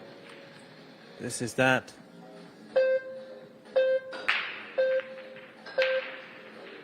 In it goes, I think. Oh, wow. Oh. I spoke too soon. As soon as that 12 left, it felt like it was going to go straight into the pocket, but just wide. Was a scary shot, right? Just having to hold the cue ball there. Couldn't really put much more pace into it. Sensitive on the stroke and, well, Yeah. mentally draining this kind of match. And you know, the most unfortunate part of it is not the fact that he's only missed the 12. If it would have stayed over the pocket, at least he would create some sort of a problem for Skylar. Now that 5 obviously pots, so he should get out here.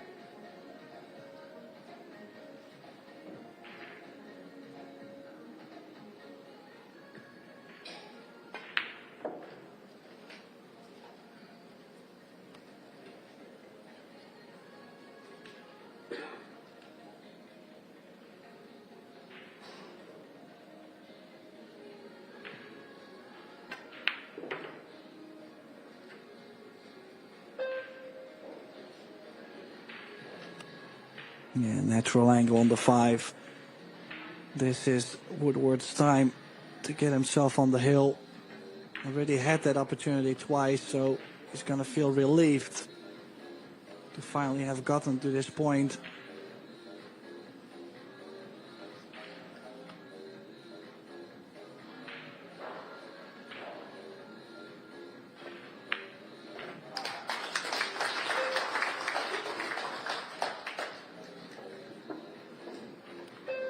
Yeah, so 9-7, Skylar Woodward, the bluegrass badass, is on the hill over the iceberg.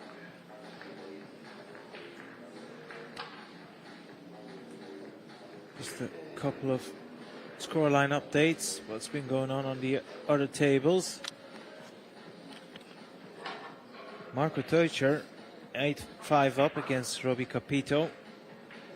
Mario Hayes still on the hill. He was 9-3 up, I believe, against David Al-Qaeda. It's now 9-5. Albin Ushan over on our other featured stream table. He's 9-7 up against Naoki Oi. Fedogor 7-4 up. Misko Fortunsky 8-5 and Francesco Sanchez Ruiz 7-4 up against Tyler Steyer. So these last 32 matches, all of them shaping up nicely. Will he get a ball off his break here, Tim? That's the main question. As you can see in the stat above your screen, it's only 22% over the entire match. That's not high. Oh, but he finds one. Nice cut break. And this layout is looking very good too. I mean, he might have to start with a combination on the 15. That's what I seen at first glance. Unless he takes a little bit of a longer shot, but could play a 5-15 combination if he really wants to be stripes. That's what it's called. I don't mind this at all. Doesn't need the bottom left corner anyways, so in that case just make sure to make the ball and you've got a very favorable side.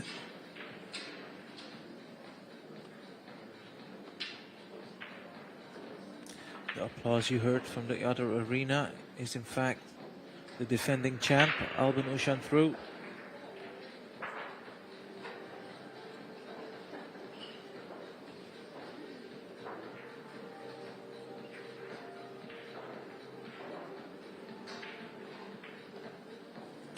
I believe he can cut the 13 into the side here.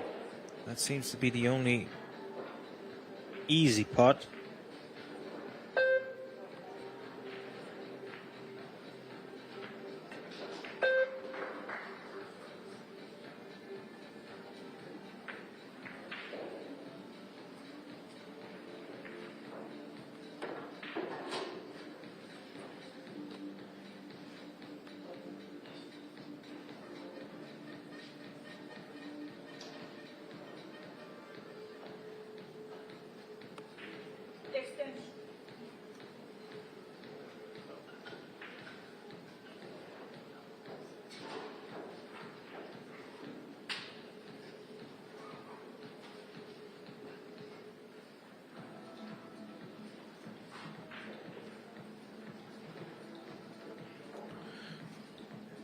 He's landed a bit funny here on the 9-ball, Tim. He's looking to come off the side rail into the 4. Maybe even directly into the 4.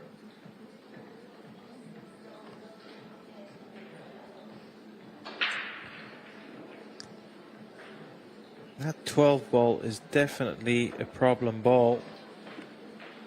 And I wonder if he will risk trying to play position on it now. If not, his best bet is to land nice on the 14 and take the 12 into the side.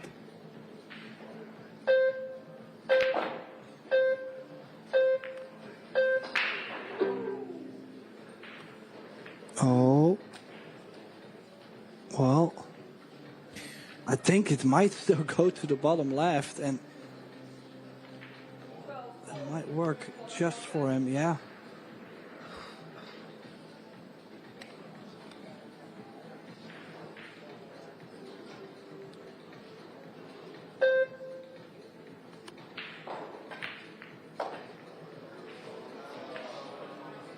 No. No. Well, maybe real first. He might still have it.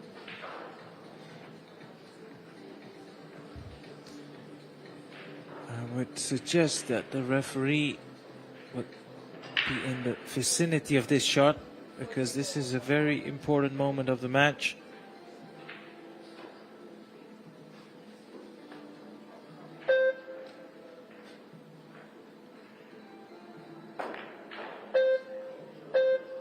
No. But as you can see, Tim,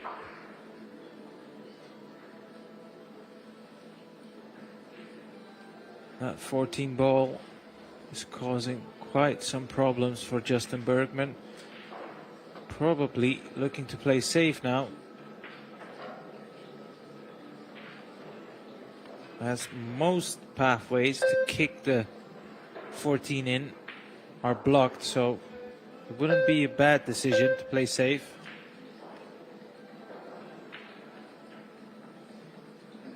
Yeah, but maybe he has left the jump.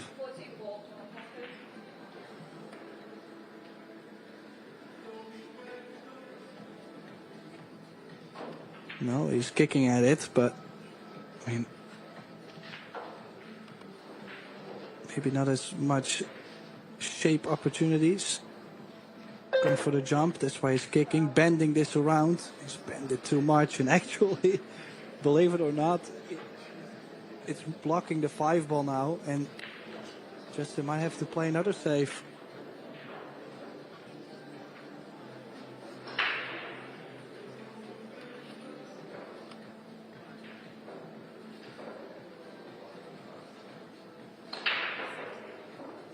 He's looking to drop this 14. That's a good shot. That's a very good shot. Yeah, I mean, but yes, in theory he'll have a shot here, but it's needless to say this is at best a 10% shot, if not even less than 10%. But it is a chance though, and it will be for the win. 8 into the side.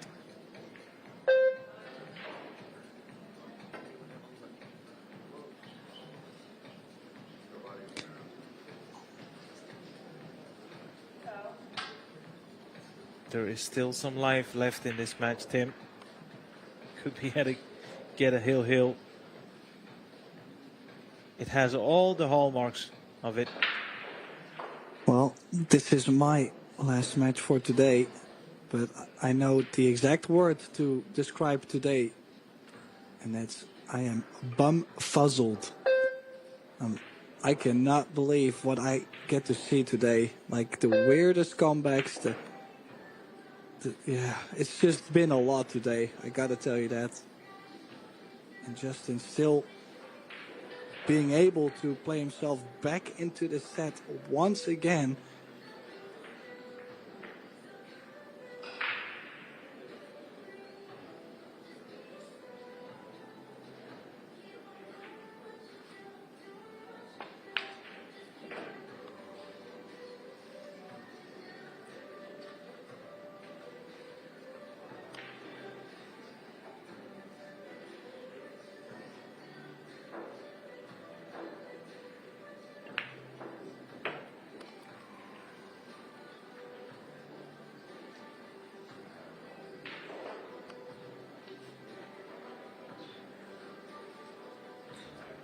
If there's one thing I would order for Justin Bergman is to stay still on the shots. He has a tendency every once in a while to be very quick on his backswing. Just finish the shot.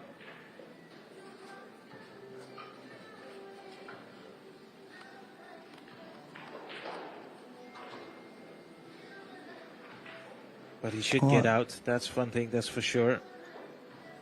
Well, we still have to get to the traveling, though.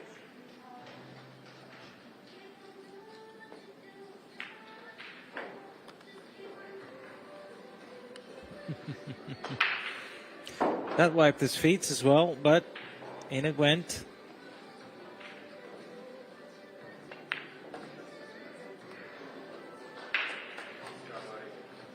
Yeah, this is looking like a good pace. He's got an angle.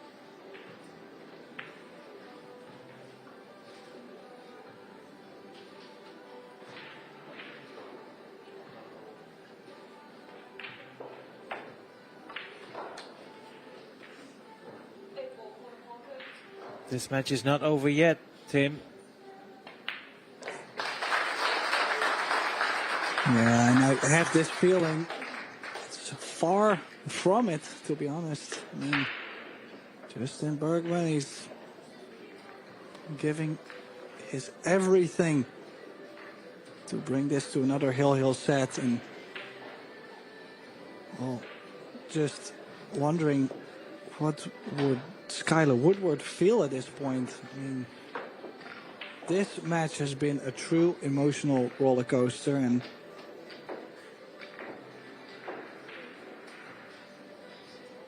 I mean, if you look at Justin's matches in this World Able Championship, he's beaten Duong Quoc Nguyen from Vietnam 8-7 in the opening round, then Joshua Filler 8-7 in the winners round 1.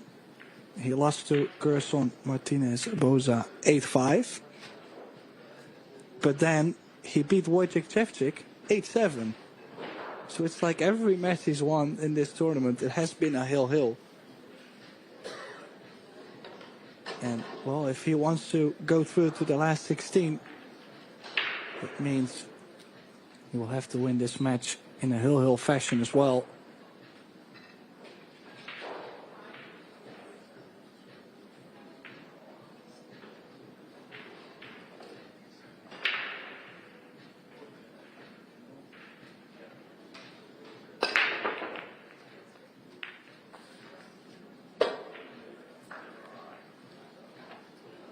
Yeah, and the frustration. We both understand why, and I don't blame him. It's a hard old road to climb back when the break has just deserted you.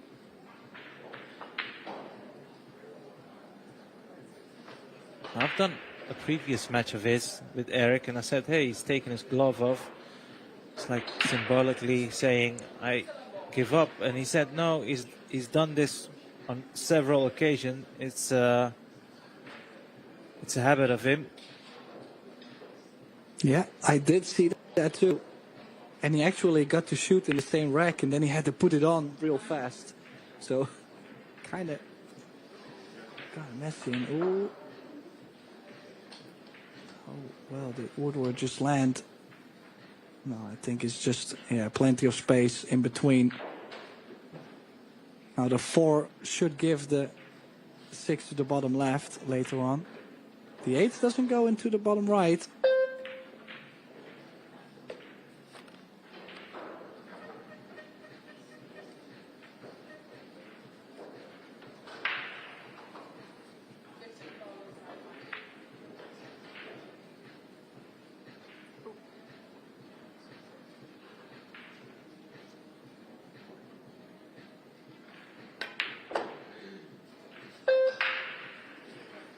That's a clever positional shot, Tim. That is really a clever positional shot.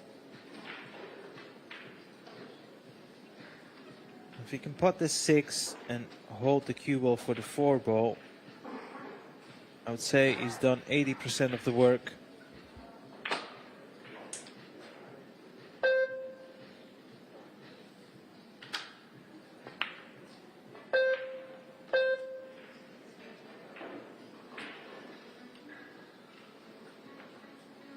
Such a brutal sport this is. Justin Bergman came to the table with lots of hope. Tried to tie the scores and failed to pot a ball on his break, and it could be his last shot in this year's Yalin World 8-Ball Pool Championships. Looks like it was a bit slow crossing over, but eventually it ran just far enough. If it came up a ball shorter, that cut on the 3 was quite annoying. Now, just needs to stay away from the 10. Doesn't want to crawl behind the 10. Look at how nicely he has judged the pace on that. The ideal angle on the 2. And it's now 2 balls away from a place in the last 16. And that means the hometown favorite, Justin Bergman, well, he will be back in the semifinal of the mixed doubles event we have, but not in this World 8-Ball Championship. Tough loss, but it has been a great battle to watch.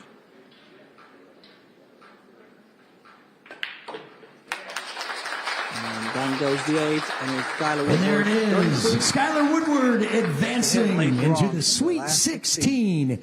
And Justin Bergman will be back here in just... Sorabi being by my side once again. My name is Tim de Ruiter. I am signing off for today, but we still have 2 more matches to come at Pro Billiard TV. So hopefully we will catch you very shortly. Stay tuned.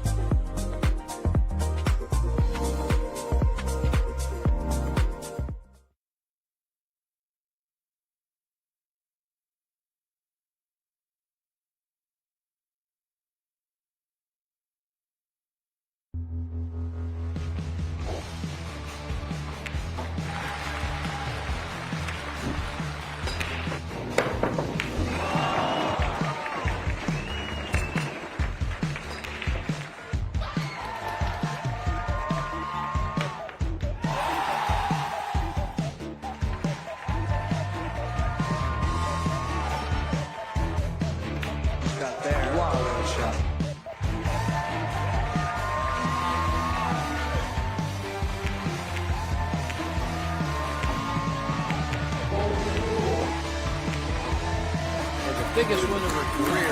The Women's Open champion.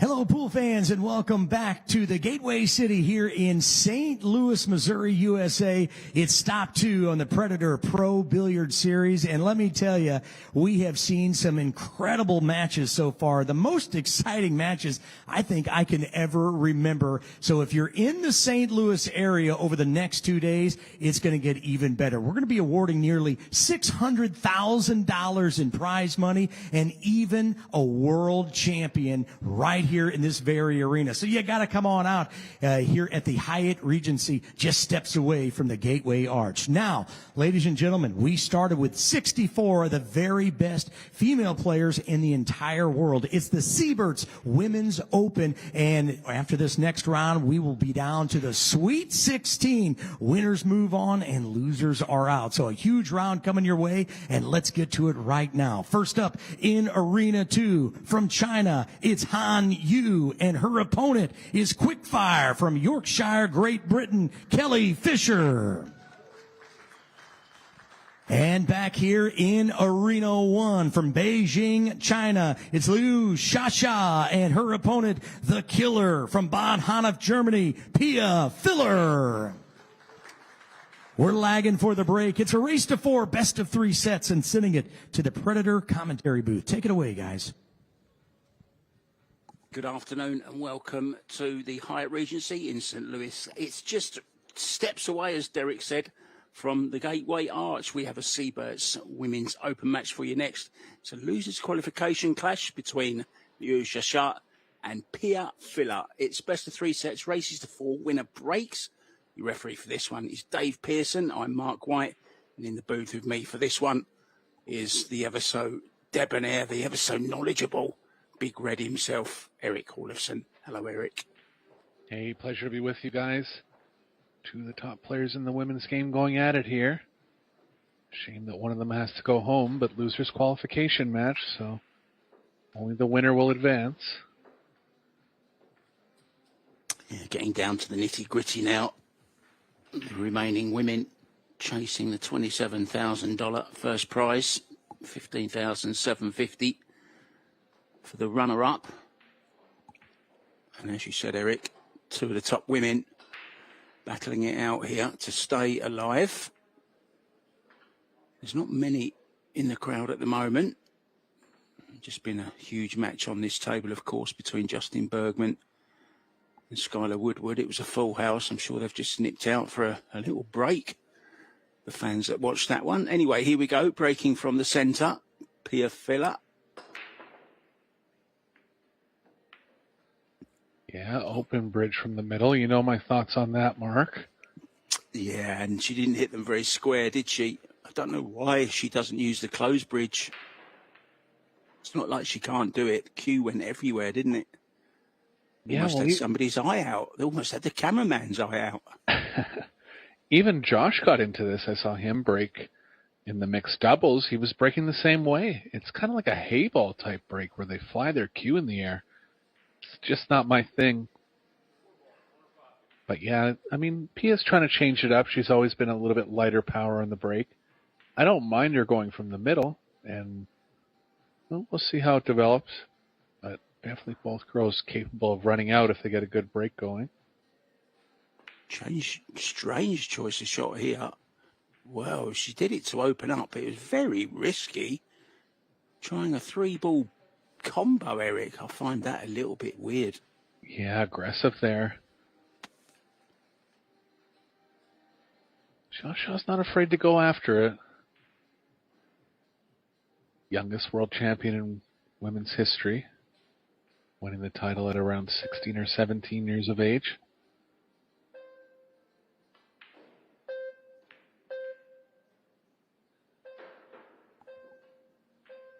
Well, I'm going to be super critical now as well.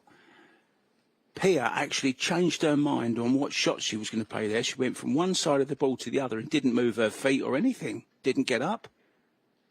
So in reality, she was playing across the ball, and look at the result of it.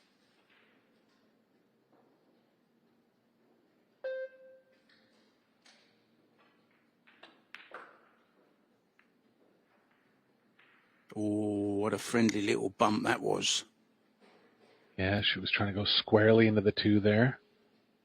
Did hurt her a little bit. Cue ball's playing heavily away from the 3 now.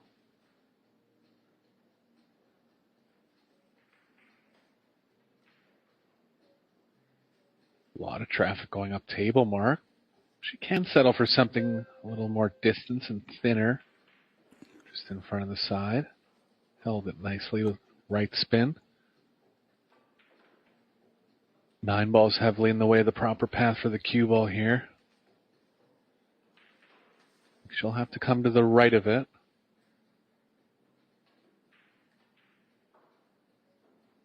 Looks like she might be thinking safe.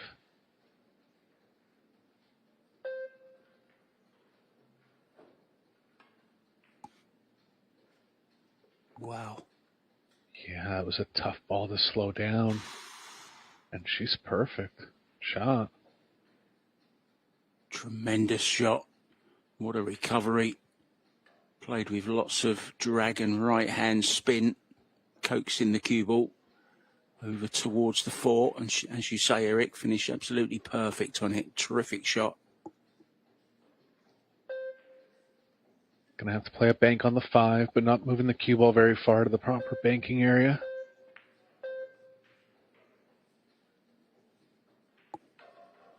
It's lying just the slightest bit long. Or be able to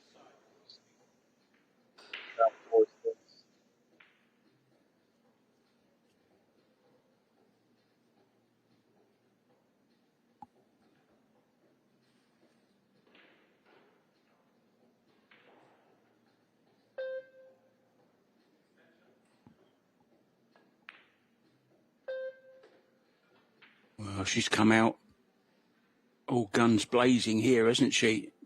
Seems like she's got a game plan. Attack, attack, attack.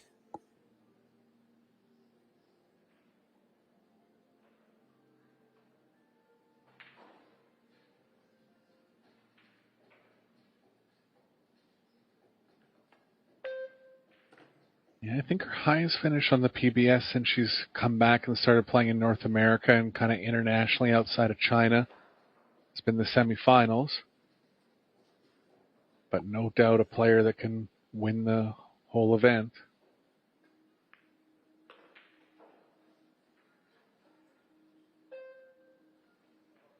Went down in the first round to Brittany Bryant in a shootout. Yeah, it was a great win, wasn't it, for Brittany Bryant? She's already in the last 16, Brittany, as is Cheska Centeno, Sarah, Rubelin Amit, Christina Tkach, Zhao Feng Fu, Chao Che Yu, and Zhang Muan, already waiting in the last 16. So Brittany beat Jasmine too. Wow.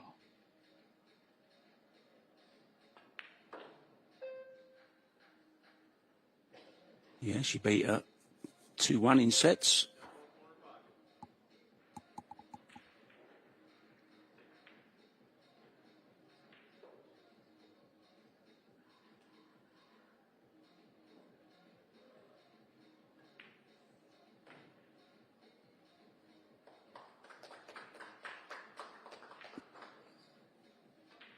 Yeah, and it wasn't just a dry break from Pia.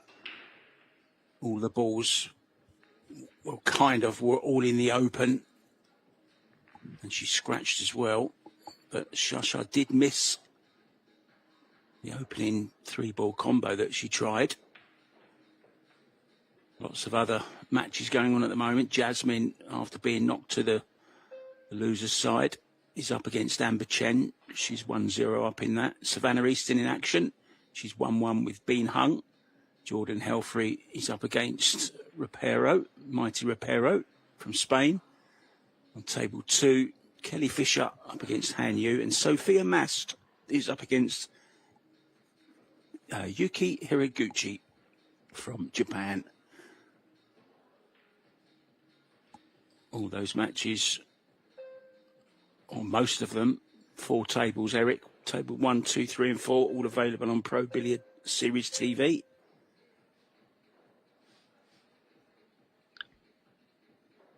Huh.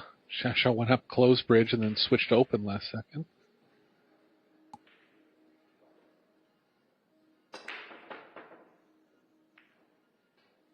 Good power. Look at the power in that. Yeah, Q came up less too.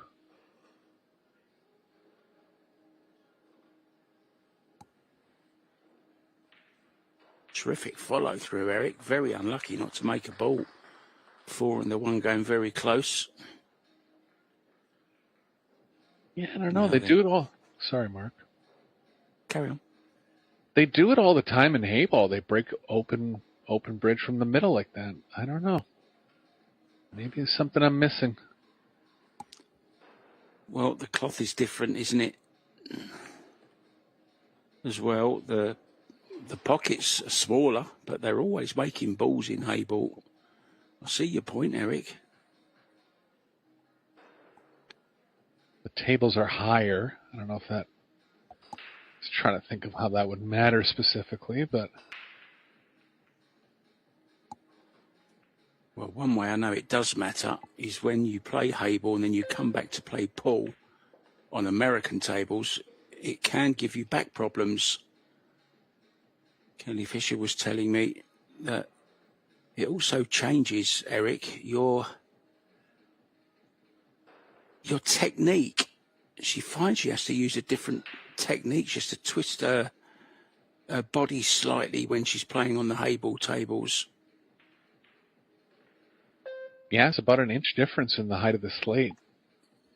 Does make a difference. Didn't want to contact the 10. I think she's going to be behind the 9 here. Jumps only for filler, kind of deep into the middle of the table. She thinks she can reach it.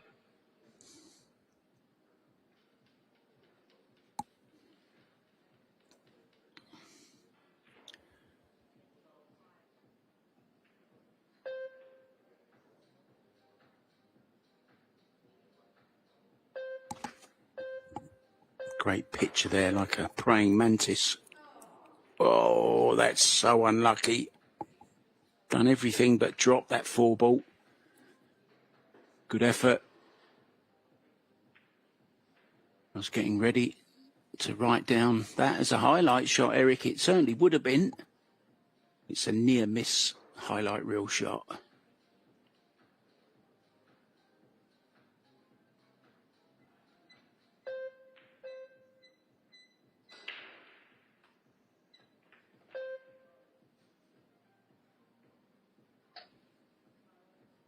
For the speed, it's just okay.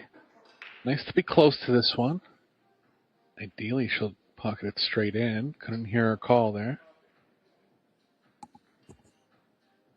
Goes 5. Yeah, 5 ball corner pocket. Confirmed by referee Dave Pearson from the US. Oh, nicked it on the way in. Dangerous, but got it down.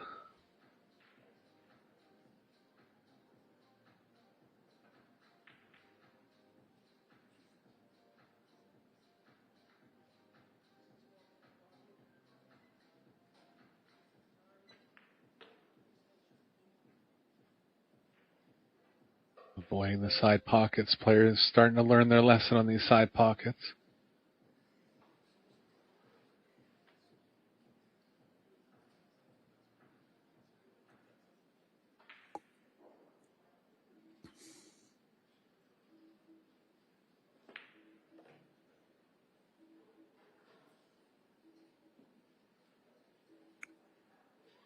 Little bit funny on this 8 ball, Eric. Yeah, a little too much angle. Yeah, we'll be taking it to the top right. Or is she taking it to the side, is she? Yeah, it feels like she can slow it down. She slowed the 3 ball down nicely in rack number 1.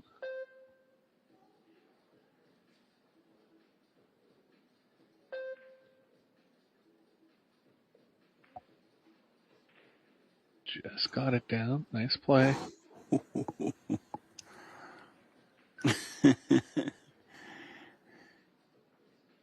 She doesn't show much emotion, just a glimpse of it in her face there as she wobbles the 8-ball in.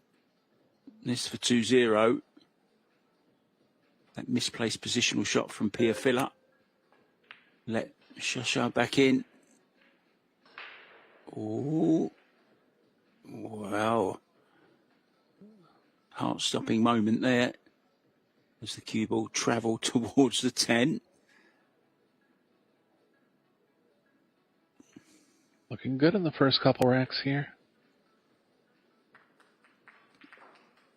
Yeah, I think she's real class. Always was. She hasn't lost it.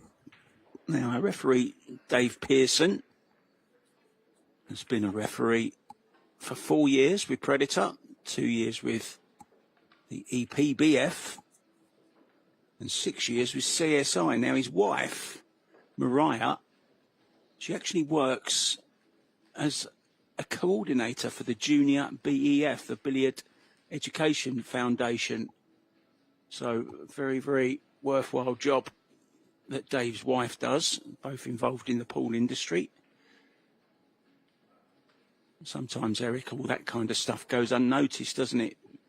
You know, behind the scenes, people working hard for the future of the game. So good for Mariah, well done. Keep up the good work. Shasha hoping to do the same here, 2-0 up. Close bridge this time.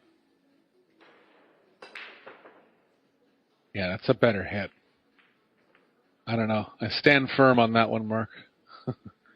Yeah, you've really got the bit between your teeth about that, haven't you? And I've got to say, I'm with you.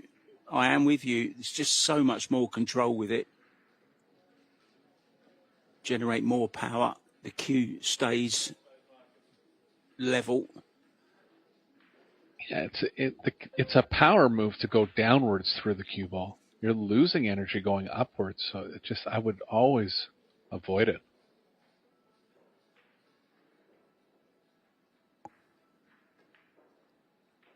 Yeah, and this sits really nice as well, look.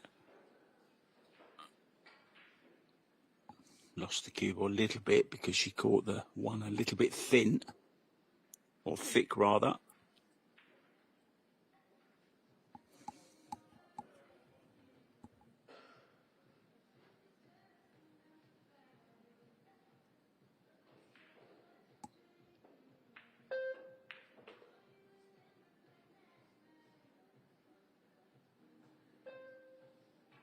You know, Mark, someone told me in passing, I don't believe it, but I'll just say it on stream right now, that Shasha won the World Championships within a year of starting to play.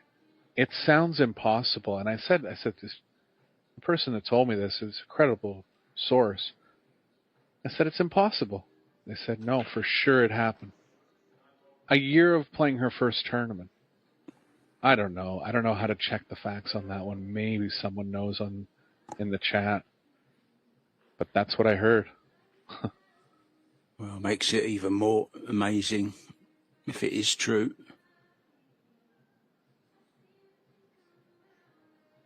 Really sounds impossible, but might have been something 2 years, 3 years at most.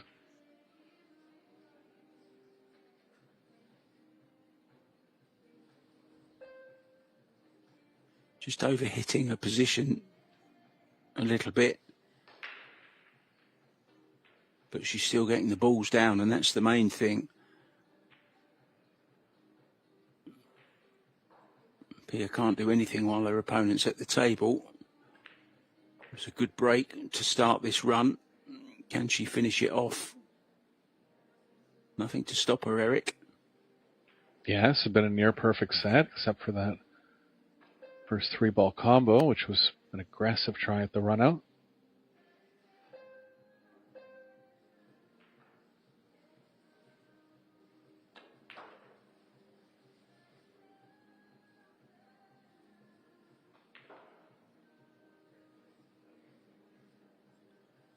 Plays a very simple game, but then the best do.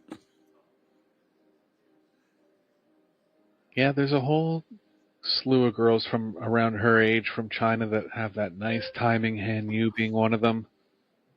Xiao Fang Fu. Kind of all grew up together under similar tutelage, I'm assuming.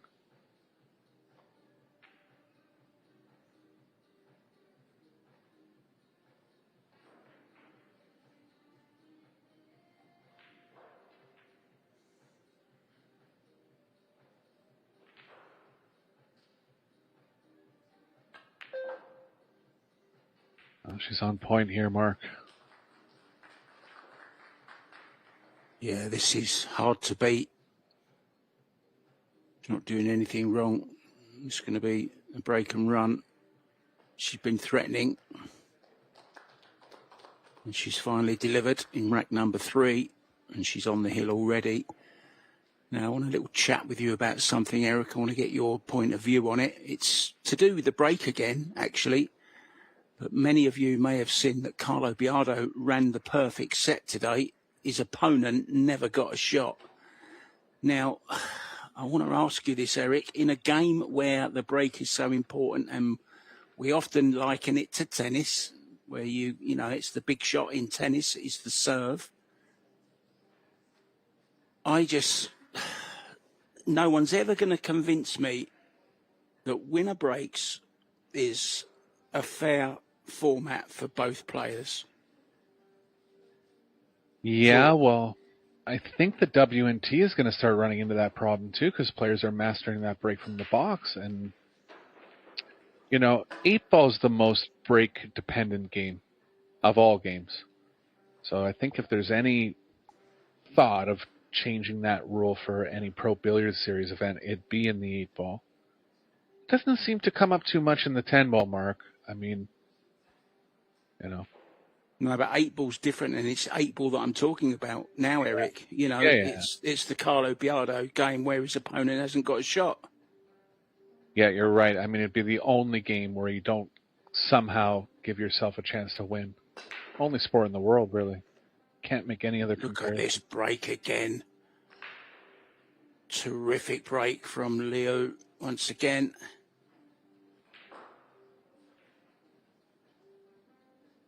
Look at that, Eric. You can't hit them better than that, can you? No, it's perfect. And she was rewarded. Ball in the second row. Balls that are supposed to go down. Where was he breaking from, Mark? Was it on stream or?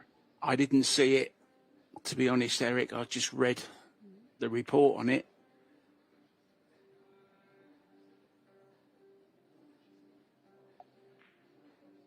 Yeah. I mean, you know, the purest, quickest answer would be like saying, does the server in tennis always serve multiple games in a row? And of course not. It's an advantage. Oh, no rail here. You know, even in volleyball, the serve's a decent advantage. They switch back.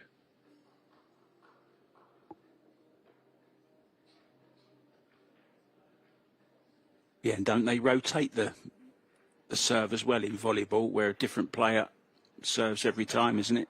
I think so, yeah.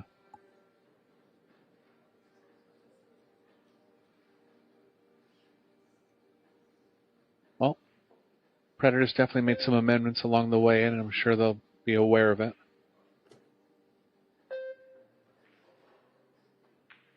Yeah, I mean, it is a world championship, right? It's a slight difference. It's not, although it's under the umbrella of Pro Billiards Series, it's actually WPA ranking event. I'd just like to see what they do, you know, to do the same as they do in Europe, where you have 2 breaks or maybe even 3 breaks maximum, you know, but anyway, I'm going to shut up about it. I'm sounding like a grumpy old man. Sorry about that, guys. Just having a moment. I just felt sorry for the other player, shall we say, you know, comes and doesn't get a shot. 100%. I've been there.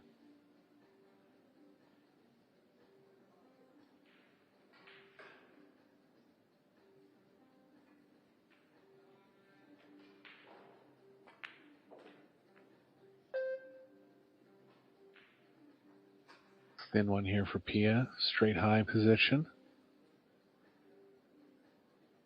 Couldn't really do too much about that. Finished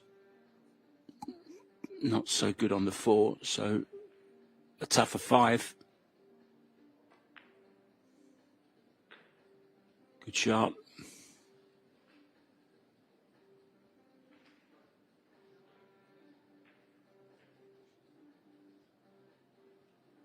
Two rails across again.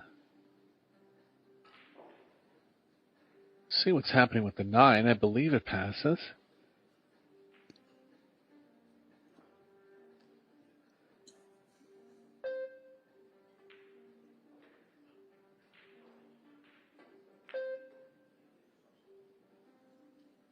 Oh, slow down. Yeah, there's one stuck on the rail here, and she does have to elevate a little bit. Set on the line here, Mark. Elevated and distance into the corner.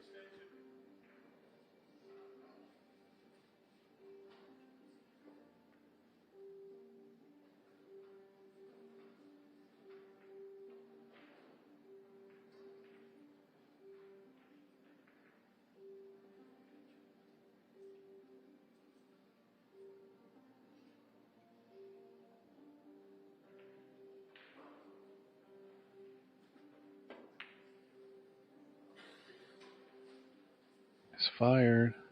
See how the combo lines up. Not great, but Liu can go behind the 9 with the cue ball.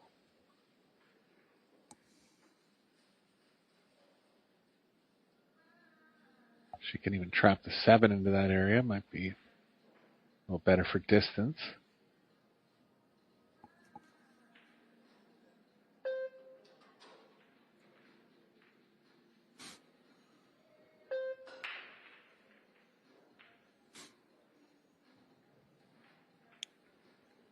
Keeping the pressure on.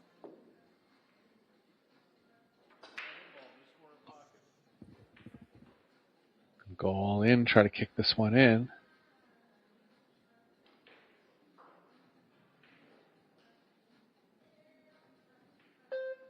I think she's going straight at it. Not using the second rail. Needs a bit of luck, Eric. She's got it. Yeah, if the 7 doesn't fit past, there's a small chance it does. Told by Liu's reaction here. She's called it. I'm assuming the 7. Oh, yeah. Maybe it does then. Bit easier if you're right behind it, but it's a slight cut.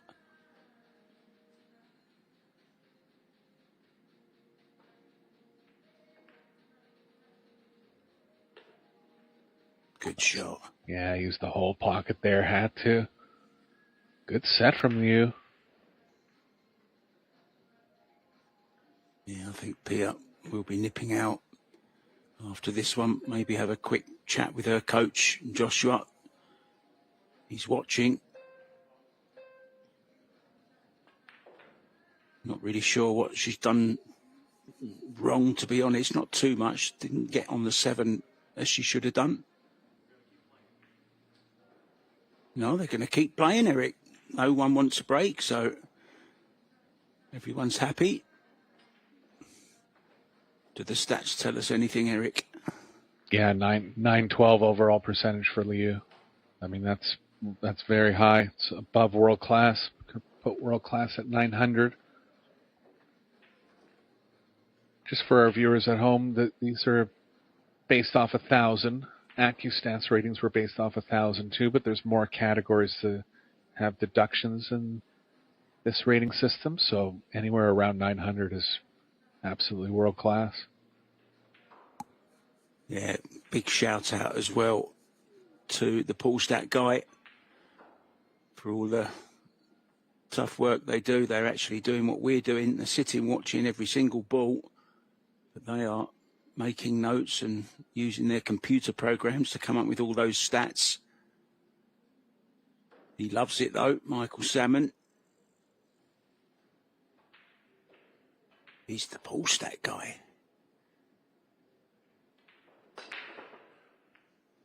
Oh, another terrific break, rewarded with a ball in the side. Yeah, consistent racks from the referee here. Definitely aided by hitting the break almost pretty much perfect every time she's gone to the closed bridge. Had to throw that in, Mark.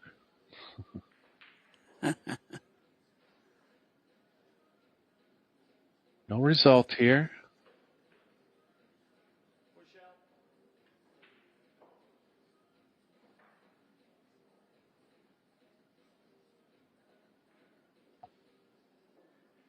Just leaving the right edge is going to be tough. I think Pia will give it back. Looks like she's going to tie up the 4-5.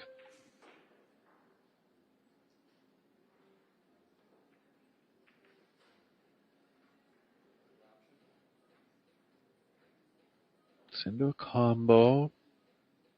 We'll see how that develops going forward. Definitely like giving this back, and Pia does quickly. Nowhere to hide here, Mark. I'm just wondering if she's going to go at it. Yeah.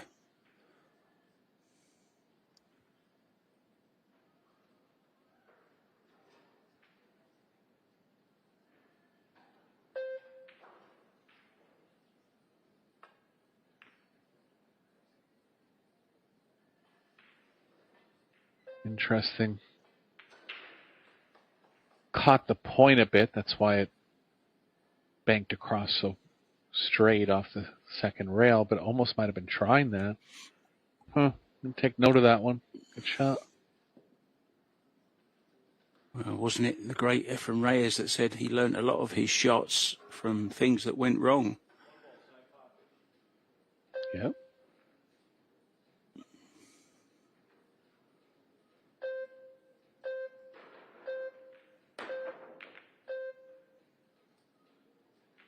Six ball. Won't be giving it back though.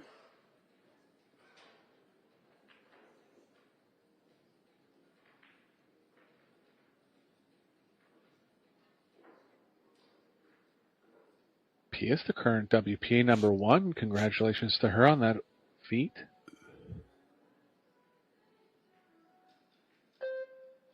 Yeah, stole it off of Jasmine Ocean. You may have seen yesterday Jasmine Ocean was rewarded Athlete of the Year for 2025, and Alex Kazakis got the male equivalent award.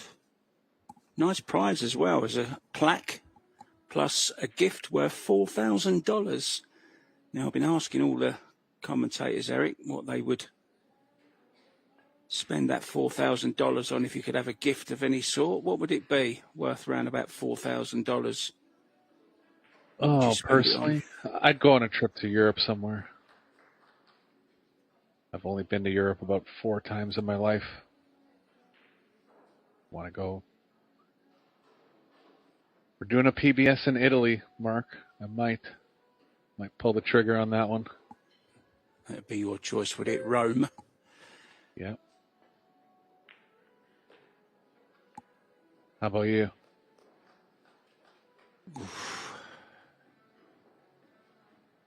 I have everything I want. I'd give it to charity, Eric. There you go. I'd let a local children's charity choose what they want.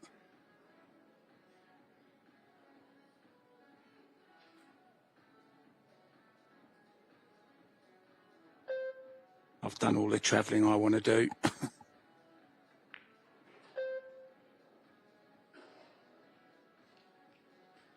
Good progression here from Pia.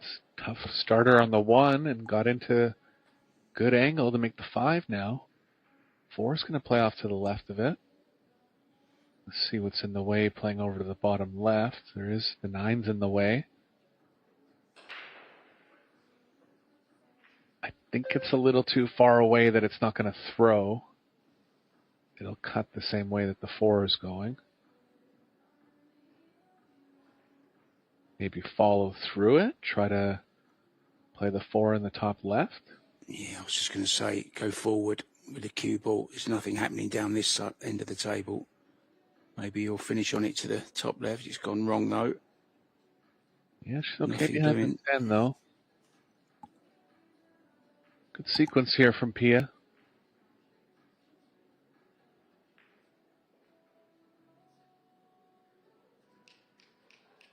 Covered it nicely, almost too nicely, where if she gets ball in hand, it might not be available anywhere.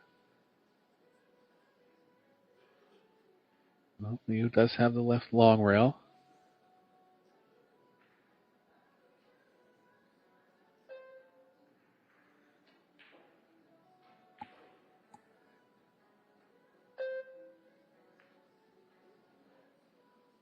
Oh, shot.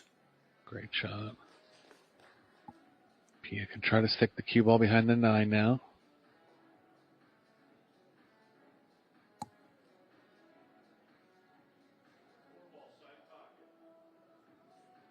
I thought that was Sky Woodward for a second. Sat there. He just had a good win, didn't he, over Justin Bergman on here.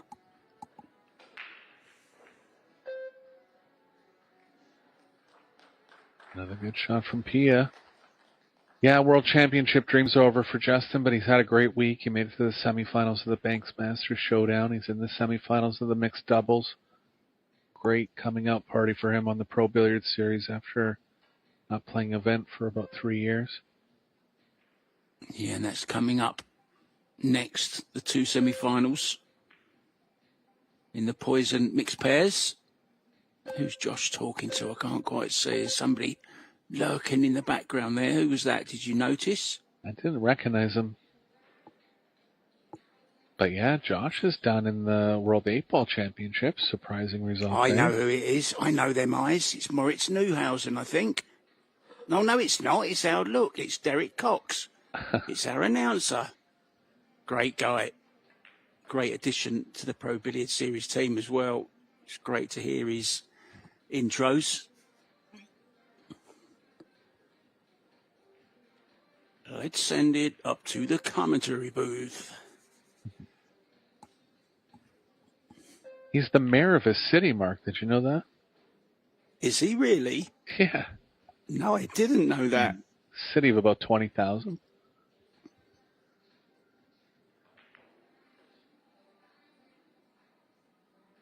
He's got one of them voices that's really, really nice. Could listen to him reading the phone book, Eric.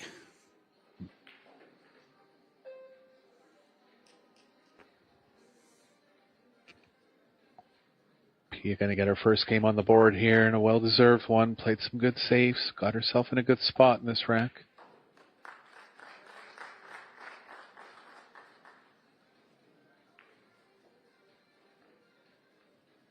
Yeah, as they say in Germany, auf geht's. Let's go.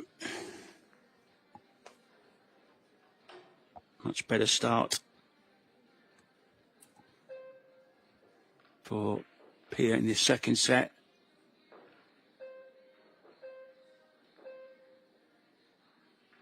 Now let's give you some score updates, guys, from around the room. Brianna Miller. Good to see her going deep. She's up against Chihiro Kawahara from Japan. They're 2 each at the moment. Kristina Zlateva from Bulgaria is 2-1 down to Shui Jing Chang. Amber Chen has lost the first set to Jasmine Ocean. Quick set there from Jasmine. Savannah Easton is on the hill, 3-2 against Bean Hung in the first set. Jordan Helfrey going well as well to get this far, but she's 1 set down to Mighty Reparo. Kelly Fisher 3-1 up against Hanyu, and Sophia Mash 2-1 up against Yuki Hiriguchi. Let's go. Pia to break, second rack.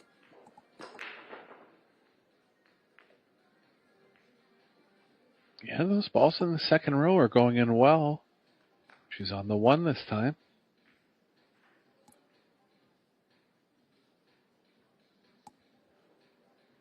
Yeah, again, not a square hit,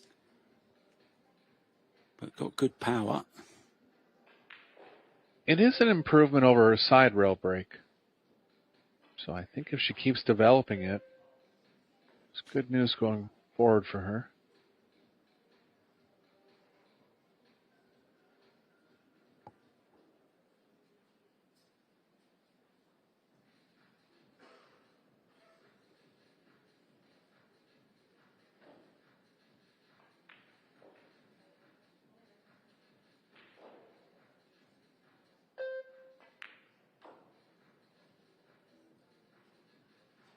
Pia's such a cool girl. They're having their new house built in Germany, and the first room that was finished, of course, was the pool room.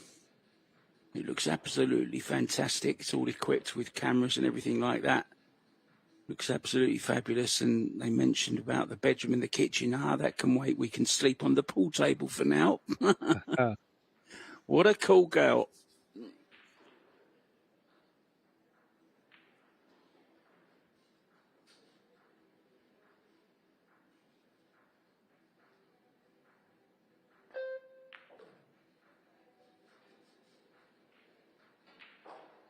Nicely played. Exactly where she wanted to be on the 6, which was the key to this rack.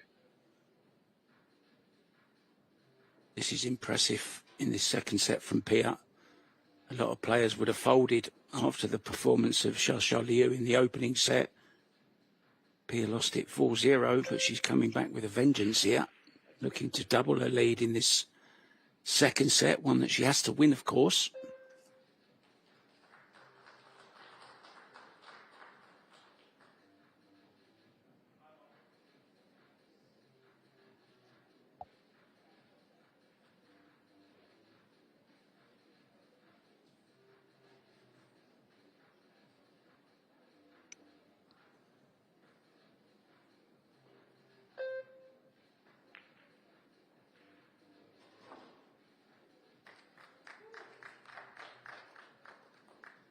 Good angle to come below the 8 now. Choice of moving for the 9 in the side of the corner.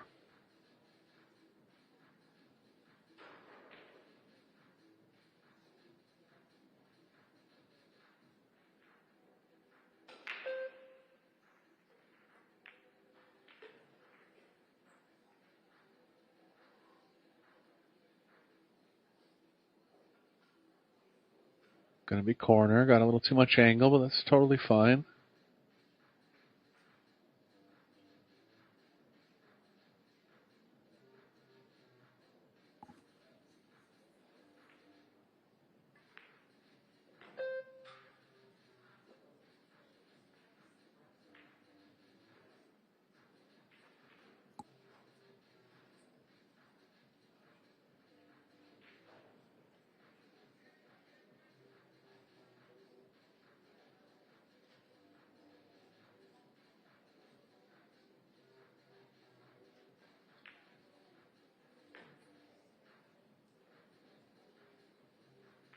Impressive, Eric.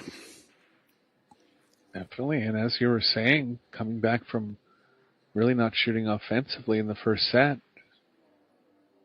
took advantage of her first chance in the second set, and now this was a break-and run mark. Is that right? Yeah. Yeah, nice.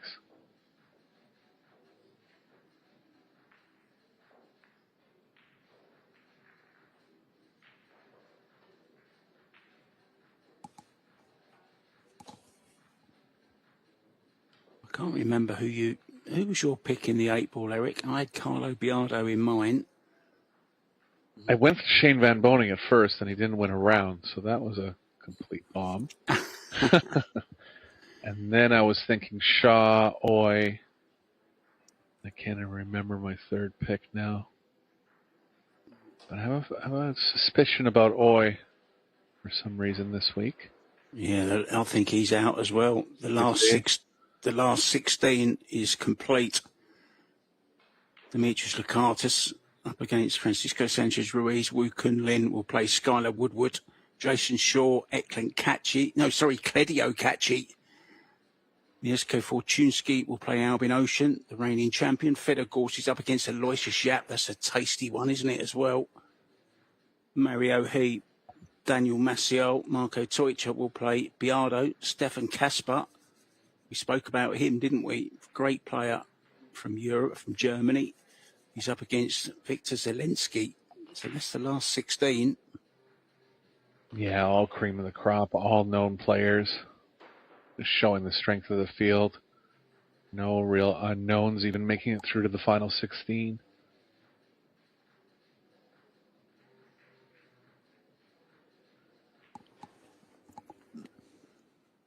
And we saw that stat from Fargo. It was the strongest field assembled in 2026 to date.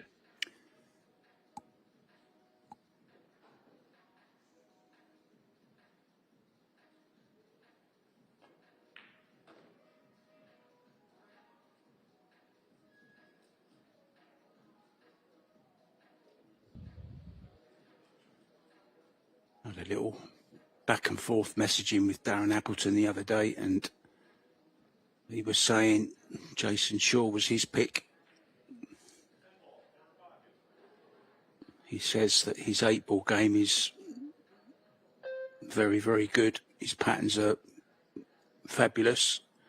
Of course, he used to play English pool. So we see the 110 carom. 10 will come up again. Nothing doing though on the 2-ball, just a safety in behind the 4, maybe, Eric? Yeah, just create some distance here. Yeah, playing on those small surfaces, your patterns have to be real good. And like I'd put Skylar Woodward in that category too. She's played a decent amount of bar table pool. And I think that's why, you know, people regard Shane as a real top 8-ball player. It just comes from really having to pick out proper patterns when there's so many balls on that small surface. Yeah, Skylar was mentioning that when he was talking in an interview the other day, saying that he thinks 9-foot 8-ball is easier, of course, because the table's bigger and you've got more room to move, whereas the bar table, well, there's just no room on it, is there, when you're playing 8-ball? But I agree, it's a great game. 8-ball on a 7-footer, probably one of the most fun games to play. But it does teach you the patterns, as you rightly say so, for when you come to the bigger tables. So in theory, even though you may have some longer shots sometimes, it's easier to play patterns on a 9-footer because you've got more room.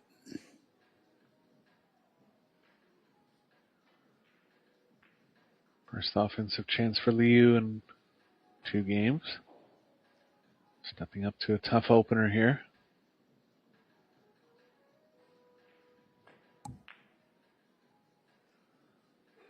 Just wide. Chance for Pia to get a good lead in the second set now.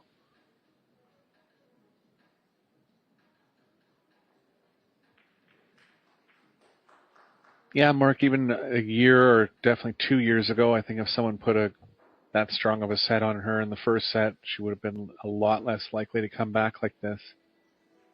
She improves every time I see her.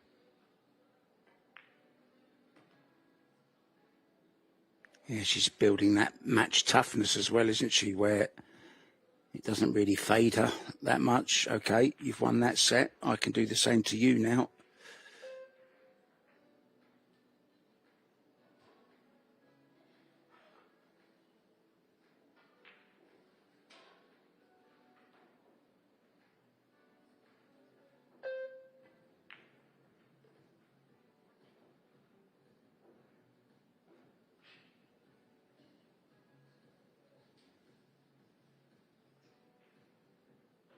A little bit of trouble here. She can still come on top of the 5.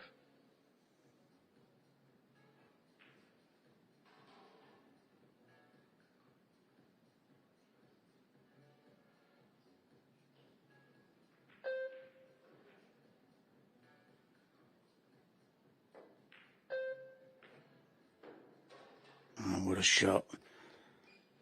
Awkward queuing. So close to that 6-ball. Couldn't afford to cue anything other than dead straight there, which she did nicely on this 5-ball.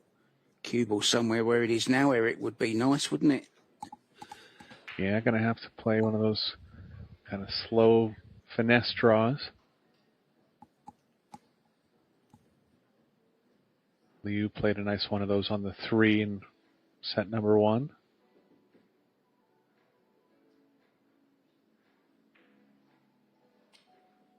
Oh, she's just gonna spin it more than draw it. This will slow it down. She can hit it slower. Just has to judge the deflection here.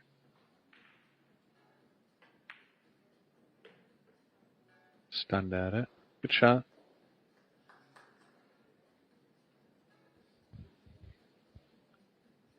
Seven and 8 look okay in the side.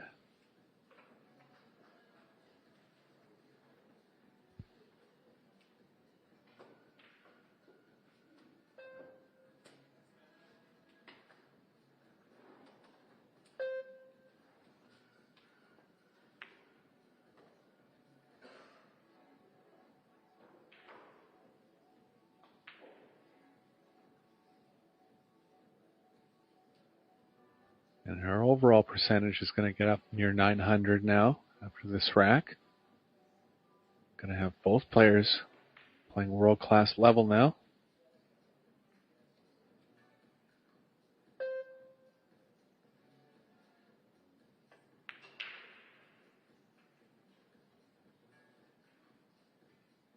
Judged that well. Perfect on this 8-ball. Just a bit of low right.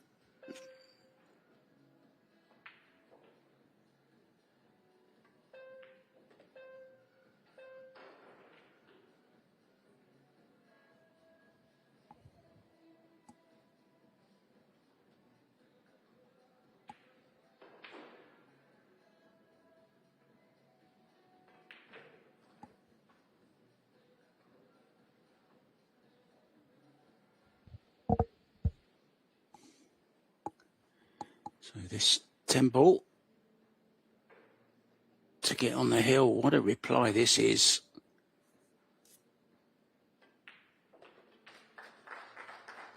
Complete shutout as well, but this time for the German.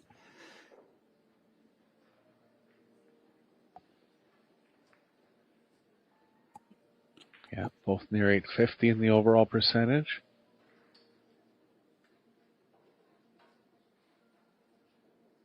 Just up. Go ahead. Yeah, just going to update a few scores, Eric, from around the room. Kelly Fisher's taken the first set against Han Yu. That's available for you over on table 2. Yuki Hiraguchi is on the hill 3-2 against Sophia Mast in their first set. Mighty Reparo has won the opening set, but he's 2-0 down to Jordan Helfrey. Savannah Easton and Bean Hung are 3-3 in their first set. Jasmine Ocean a set up and 1 rack up. Brianna Miller has lost the first set against Chihiro Kawahara. And Shui Jing Jiang is all square 2-2 with Christina Zlateva. Pia breaking for the set then.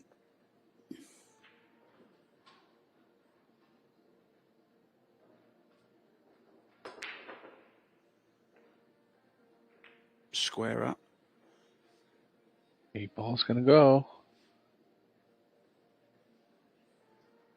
No shot, but staying at the table here.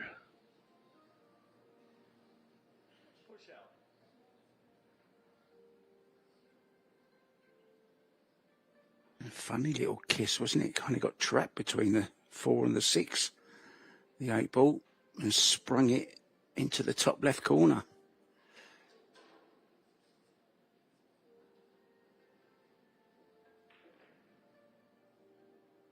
"60 seconds after the break to have a little think about things." Yeah, I don't mind pushing down near the 2.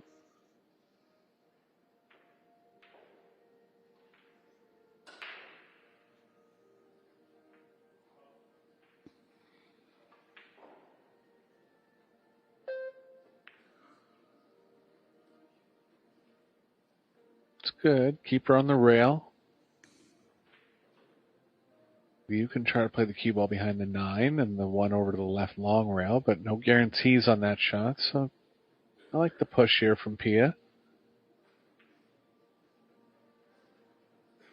Can go side to side here, try and get in behind the 9.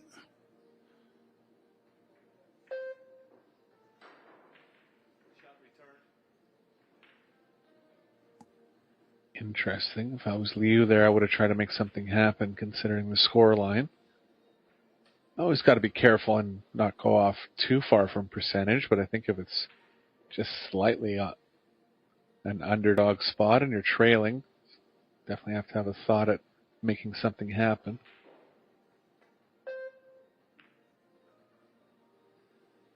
Yeah, this was another option here too. I don't mind this.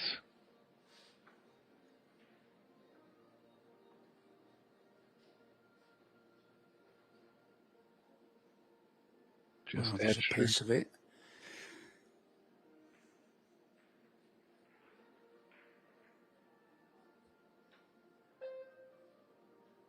I'm looking to see if she's got the potting angle. No, she's playing thin off the right-hand side as we look.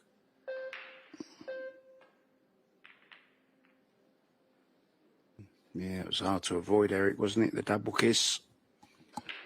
Yeah, I just had to give it a shot. Only had the right side of it.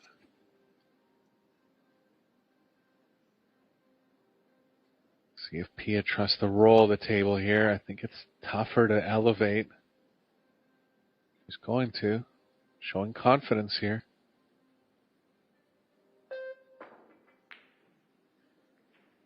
Oh. Super tough shot.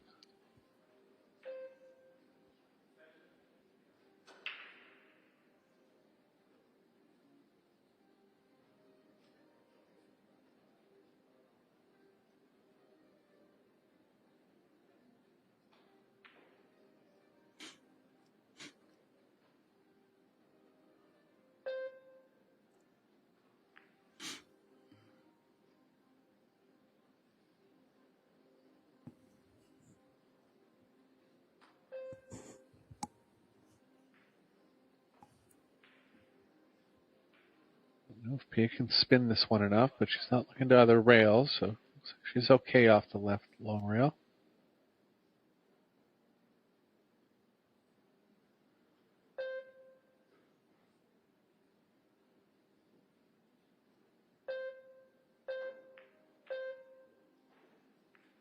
Shot, hit the proper part of the ball, but not going to get coverage. A chance for Liu here.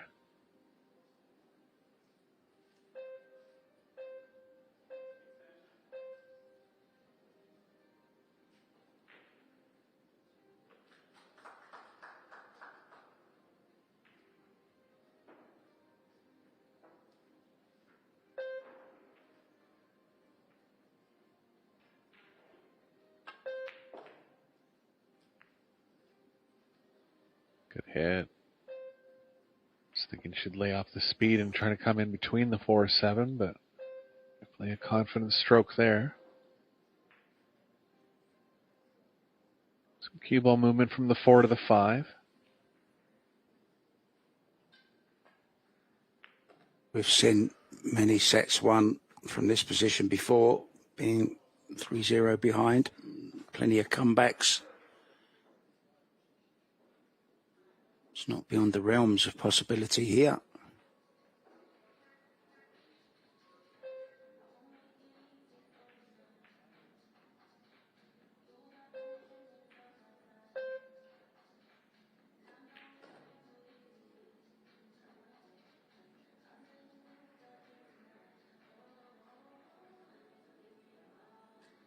Giving herself every chance here, Eric. Yes, a nice angle. Can still hit this at medium speed and play the cue ball up the right long rail.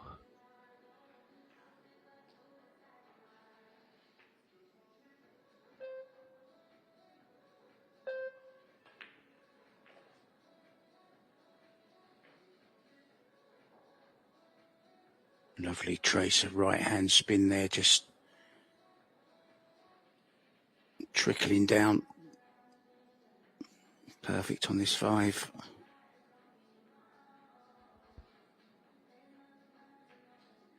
Tens in the way of the best path, but I think she can try to take it just to the left of it, just slightly. Oh, got confident to spin around it.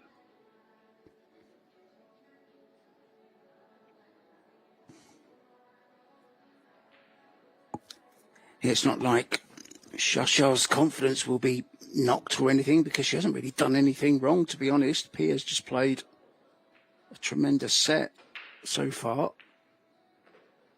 It could put a bit of pressure on here, especially Another break and run, Eric, in the next rack would be nice. Yeah, she's breaking well, so she's a threat there.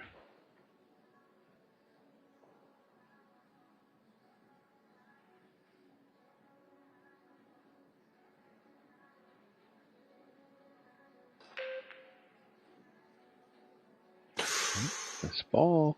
Wow. Unexpected one.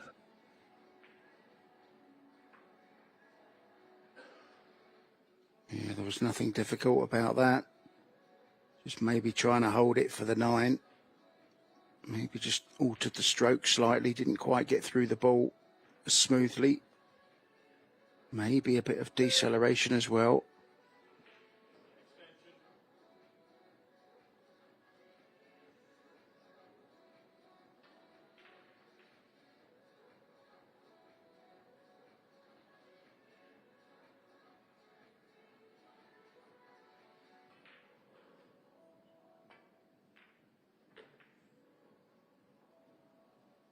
Gonna hold up.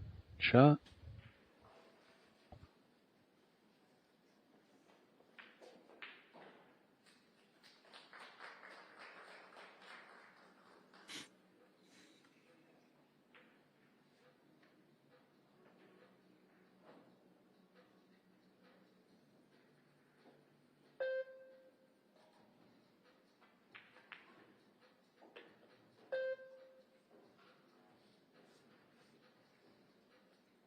Very impressive set from the German.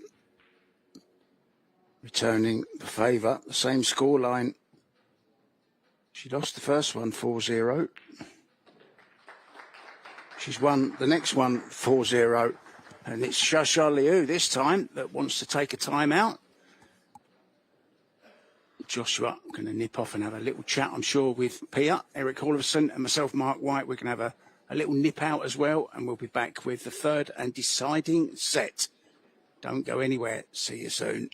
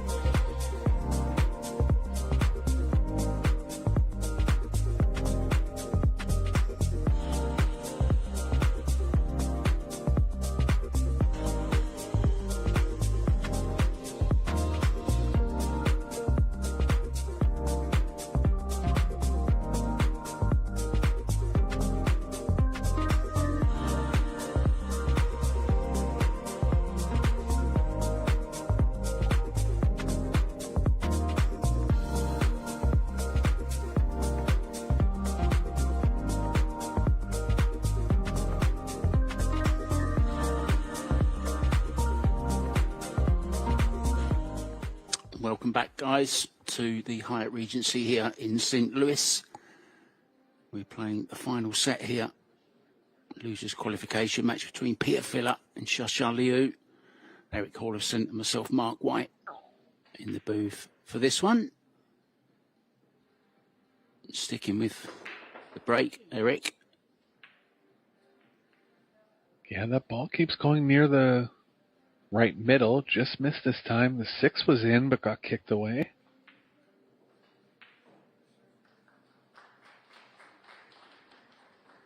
Well, if you're Josh Filler, what would you be saying to Peter at half at this juncture, Eric?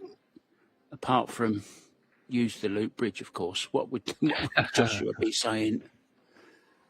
Oh, he's onto the open bridge stuff too, so he would never say that. But I think just being aware that Liu's being a little bit more aggressive, whatever that means for her play, not sure. I mean, it's just kind of dependent on what happens throughout the racks, but I think it's pretty obvious that Liu's playing well, and Filler's going to have to come out with a good set again. Can go either way at this point, Mark.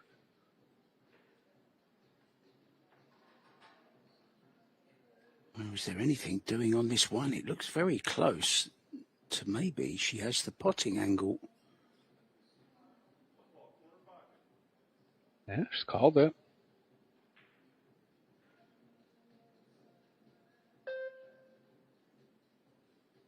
Maybe putting a slight swerve on it, Eric, just playing it with some right-hand spin. Overdid it. Well, unfortunately for Filler, Liu can get into the 3-8 now, too. And not too much risk of finishing bad on the 2 if she hits the top part of the 3. Yeah, I like that as well. Didn't look at it, though, I don't think so, unless it's just automatic.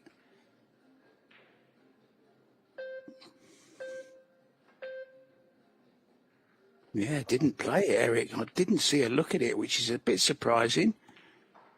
Yeah, I would have there. I mean, so happens that she can come back into it now, but I think the cue ball movement was a little easier on the first shot.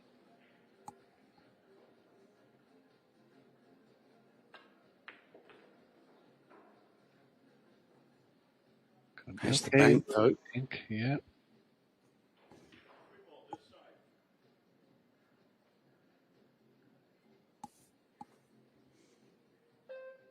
Cue ball's going the right way. It's going to run into the 8, but it won't hurt her.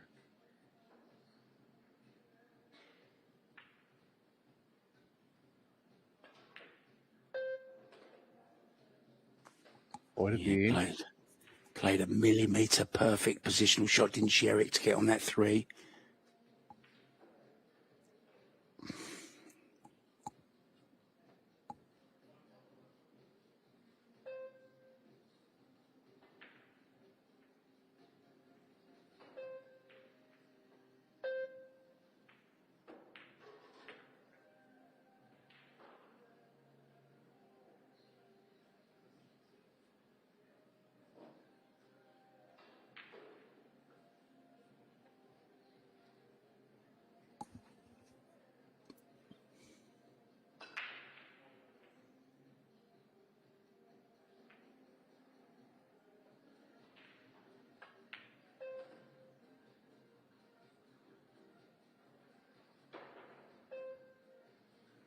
Looking good here and back on positive notes for Liu.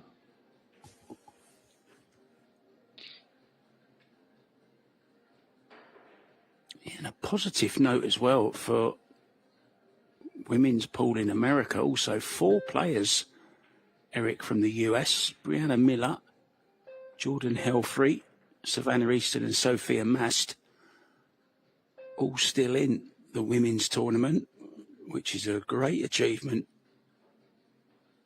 Yeah, the next generation is looking good for the U.S. And definitely having some more events on home soil is going to help them get experience. Savannah's greatly improved.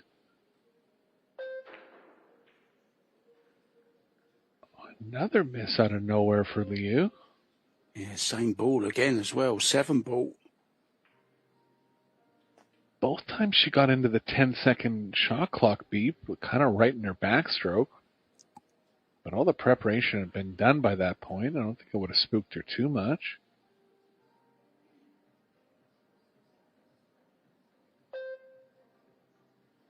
Just going back to Savannah Easton for a second.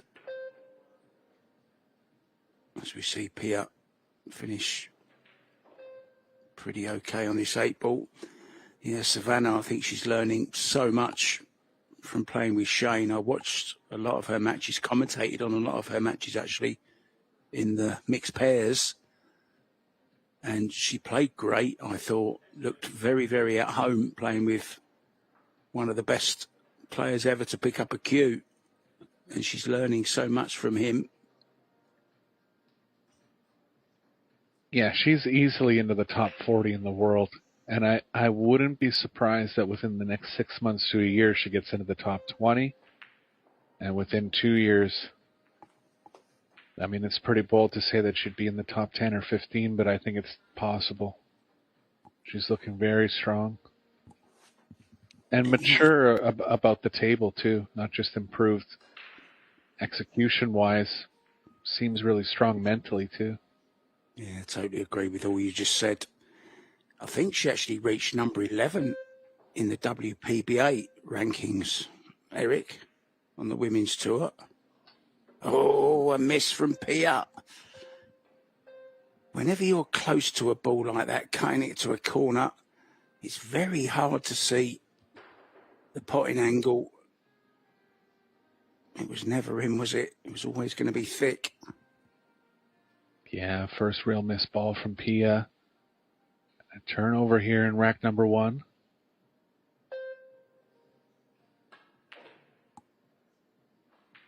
Oh, she caught her a little thin.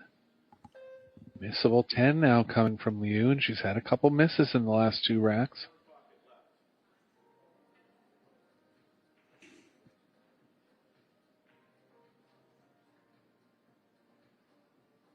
And the balls she has missed have been way easier than this.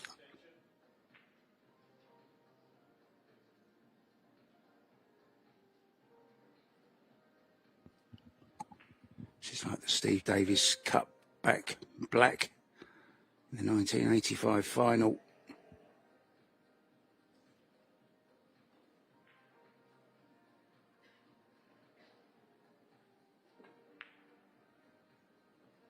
And that's what Davis did as well. Yeah, I was going to say, Mark, if she overcuts it, put this one on you.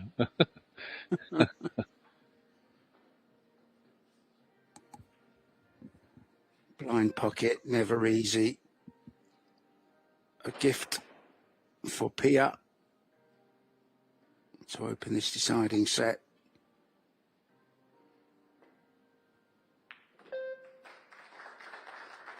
Shot stayed nice and still there. Yeah, she wasn't going to move on that, was she?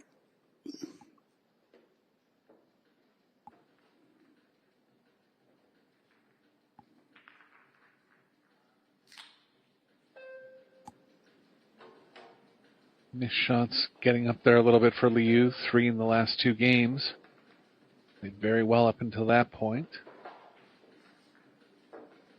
Feel her throwing one in the first game here too, but comes out ahead. And that's 5 games in a row for her now. Yeah, Savannah Easton is already up to number 15 in the WPA World Rankings. Sophia Master 18, Kennedy Mayman at 20. Your own Brittany Bryant 24, Eric.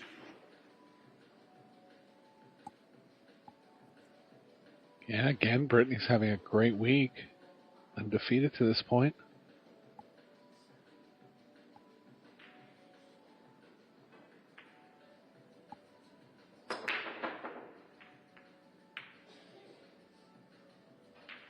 Yeah, every time she's been off square to the right to the rack. Something to note.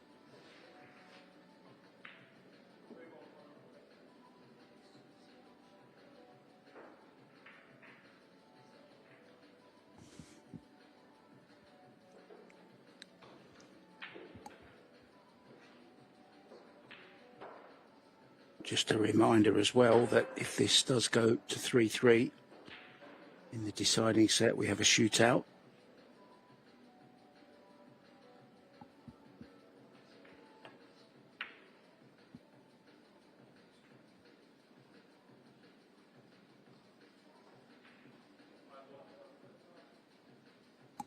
Always little shots like that can make a big difference. There is a chance here for Pia on this one ball, and these are the chances that if you can take, they win matches. So both sides of the coin there. Wrongly placed safety from Shasha.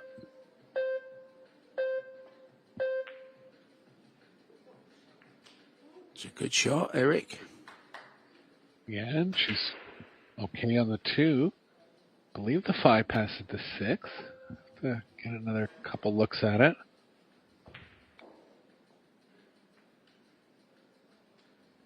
It's real tight, but it'll help a lot if it does.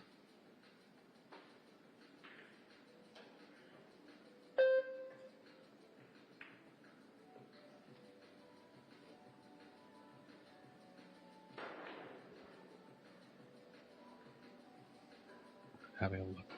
I think she's going to have a look at how much the 5 passes, or maybe she just decided that she's okay there.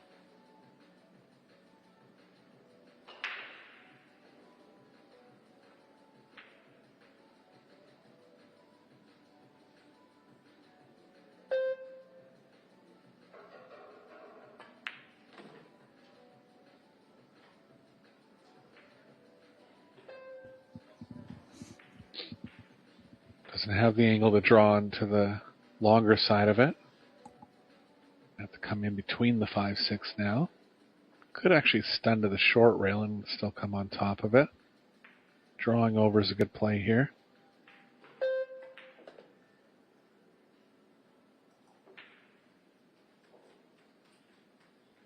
Shot. Couldn't really have played that much better, Eric.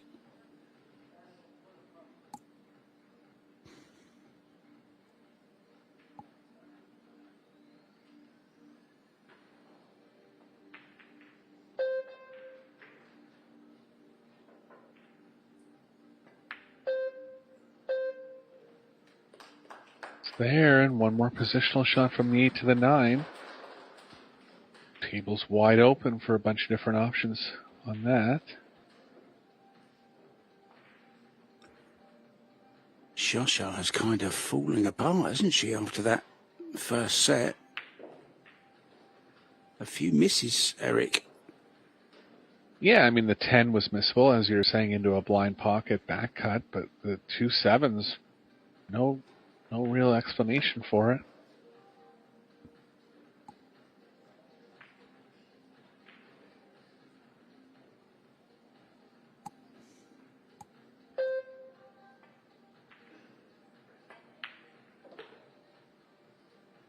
But even the positional shot from the 9 to the 10 was mishit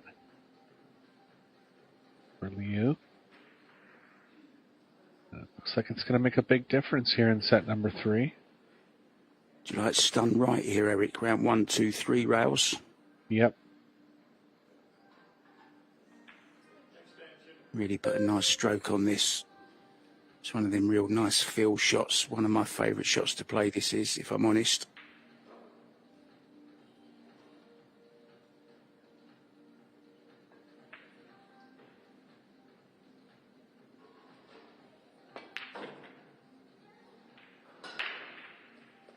So want to be straight. It's going to be very straight. Just going to hope that the cue ball's drawing to the long rail here. Yeah, it is. Slightly. Yeah, it might even be enough that she doesn't even have to draw out of it. We're going to have to hit this with more speed than she wanted.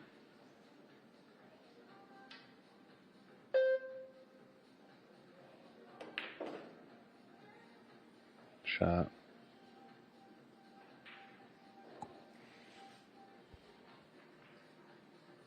All credit to Pia. Lost the first set 4-0. Could have gone to pieces, but she didn't. Came back strong, won the next set 4-0, and this is for a 2-0 lead in the decider. This is great stuff from the German.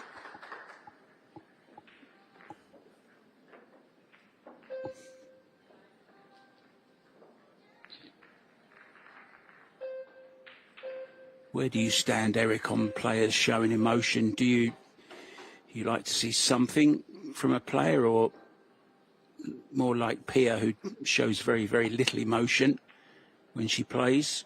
Shasha pretty much the same as well, to be honest.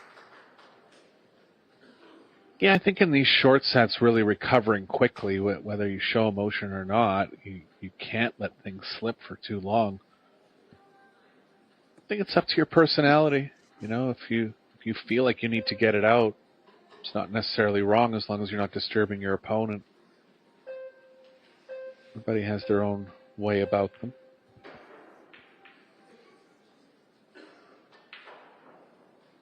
Yeah, if you've watched Pia's YouTube channel, along with husband Joshua, she really has got a fabulous personality. She's very funny, actually. They make some great videos together, so worth checking out their YouTube channel, guys. That's a better break. Square up. Nothing doing, though. And look at this 1-8, Eric. Yeah, both balls in the second row almost went there. Watch the 5 and the 8, both catching the point. Really could have been rewarded a little more on that one.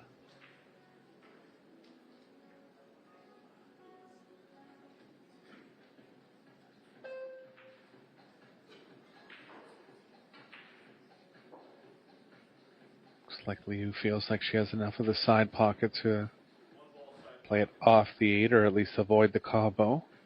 Stay in control a little more.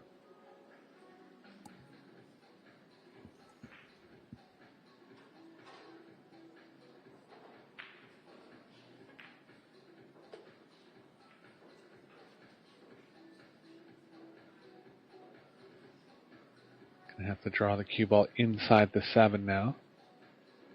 Coming across the angle slightly.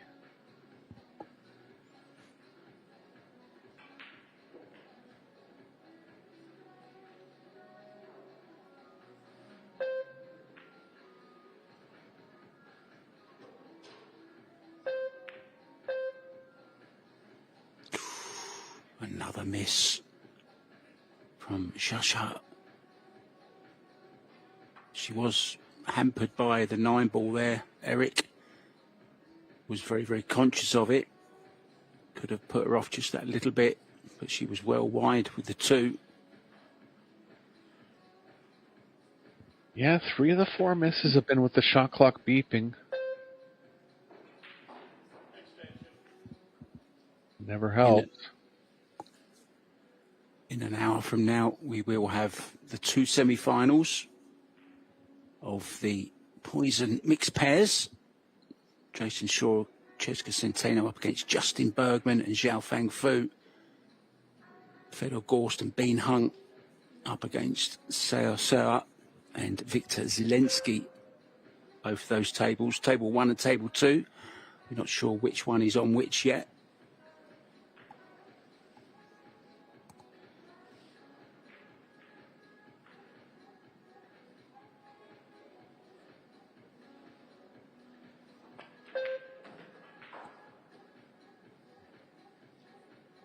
A little worried there for a second that she didn't have enough of it, but she did.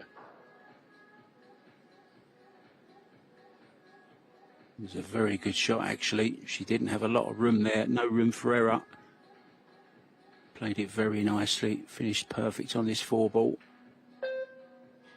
Work to do on the 5, though.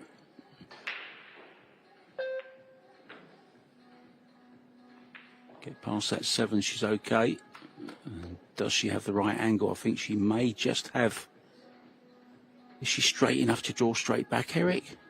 Can't tell yet. At worst case, she can draw into the 7.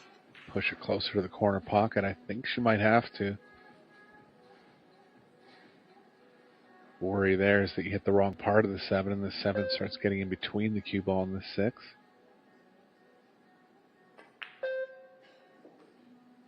Just avoided it altogether. Smart play, actually.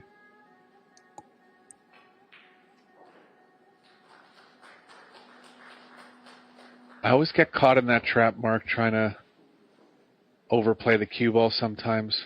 Really no need for it.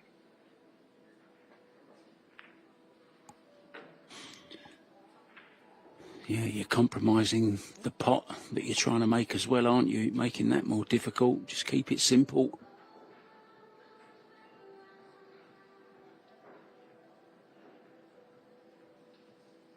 Especially on new cloth like this, you can really slide the ball in off the inside rail.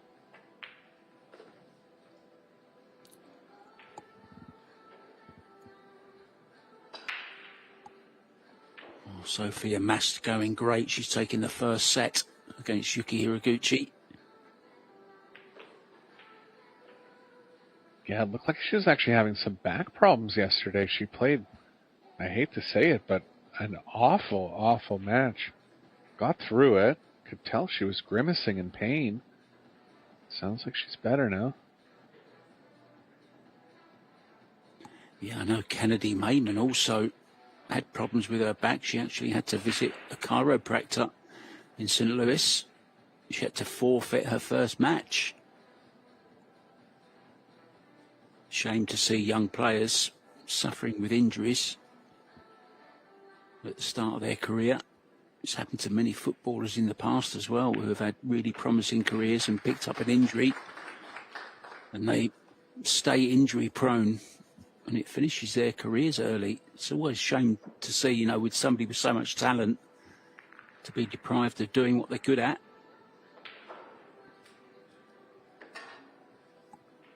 Here on the hill here.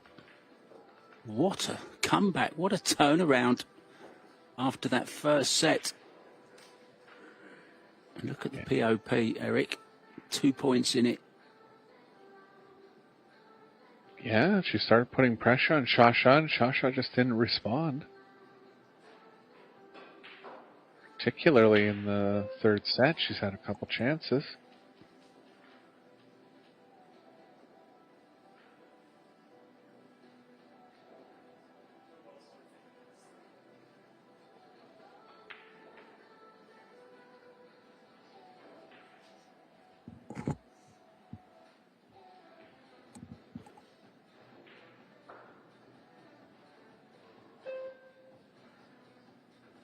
Watch the 6 and the 7.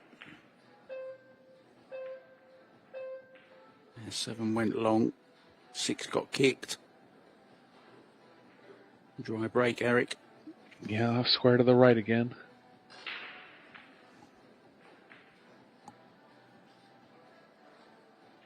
I think every break of Piers has gone that way, isn't it? The ones that she's missed hit, yeah, she did catch a couple square, but everyone that hasn't been has been off to that side. You know, it's 3 things that can happen there. You're hitting the left side of the cue ball, your stroke is coming through to the right, or you're aiming to the right. It's tough to diagnose. You have to kind of get it on camera.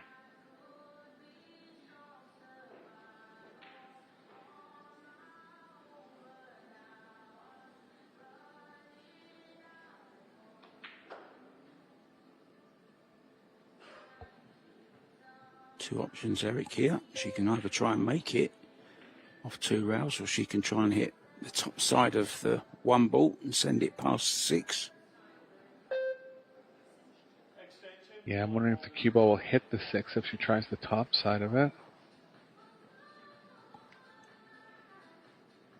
But I think better things will happen hitting the top side than the bottom side, of course. Chance of scratching if she hits the bottom side.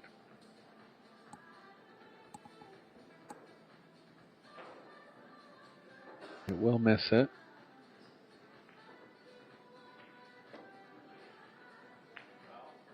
Oh, big misjudgment there. Didn't get anywhere near it. So ball in hand, and Mew has to do something here. Otherwise, she's going to be out. Yeah, well, Pia's guaranteed herself a shootout at this point.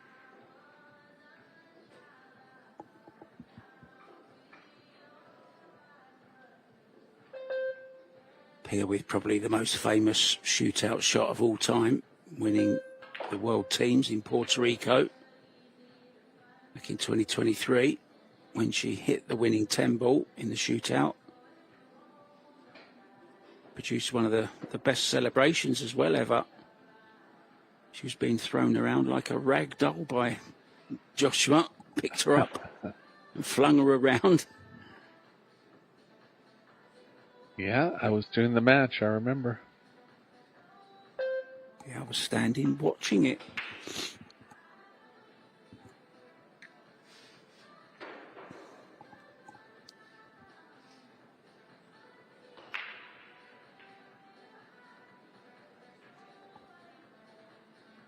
I think it was the last time we were actually at an event together, Eric. I think that was my last time travelling to an event. We've been remote since then. For those of you guys that didn't know, we're not actually there, Eric and I. Eric's in Toronto.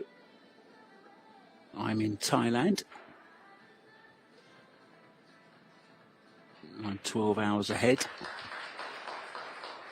Are you on the same timeline as St. Louis, Eric? We're in Eastern, they're in Central, so Okay. yeah, hour later here.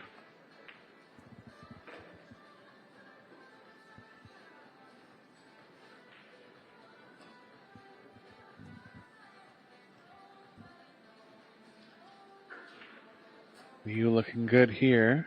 I mean, a close look at how much of this pocket she has for the 6.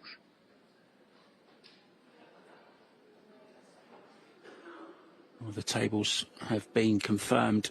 Jason Shaw and Cheska Centeno against Justin Bergman, and Zhao Fang Fu will be on table 1.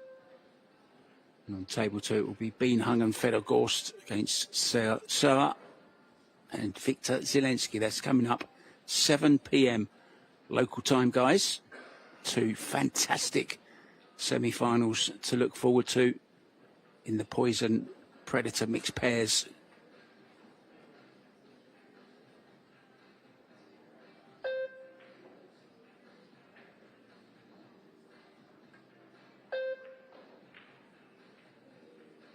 Okay, didn't have it. Played up nicely behind the 9. He's going to have 2 or 3 rails here. Looks like she's going to go all in, try to kick it in. Could be a match winner. He has to make an adjustment to the one she played last time. When is she easier to go at this 1 rail, isn't it, Eric? If she's going to try to pocket it, I mean, she might have just called it for a 2-way, but... Oh, she's made it in the other corner. Wrong pocket. A long 7 now. Shasha's history on the 7 ball in this match hasn't been great. And this is a bit of a tester.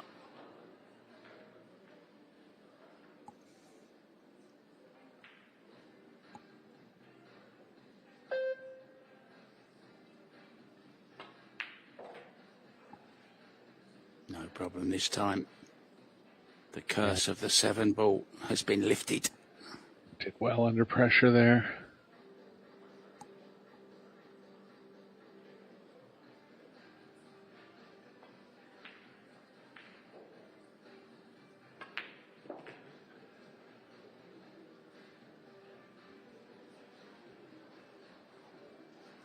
We haven't seen her break in 7 games, but her break is strong.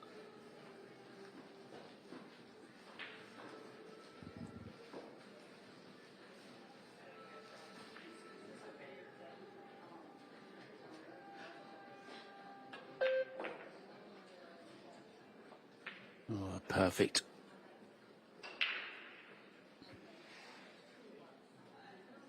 Showing a lot of grit and fight here. The young lady from China. 3-1 it is. 1 match point saved. Fighting here for just a shootout though, remember guys. If it goes to 3-3.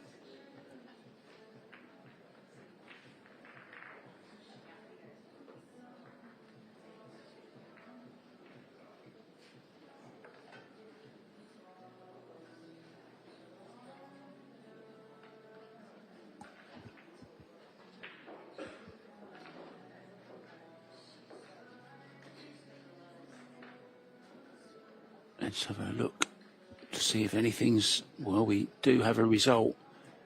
Kelly Fisher has beaten Han Yu in straight sets, 2-0. That's a good win for Kelly. Hasn't had the best of times lately in the Pro Billiard Series. Multiple winner of events, but not lately. So that's a good win over a very, very dangerous Han Yu.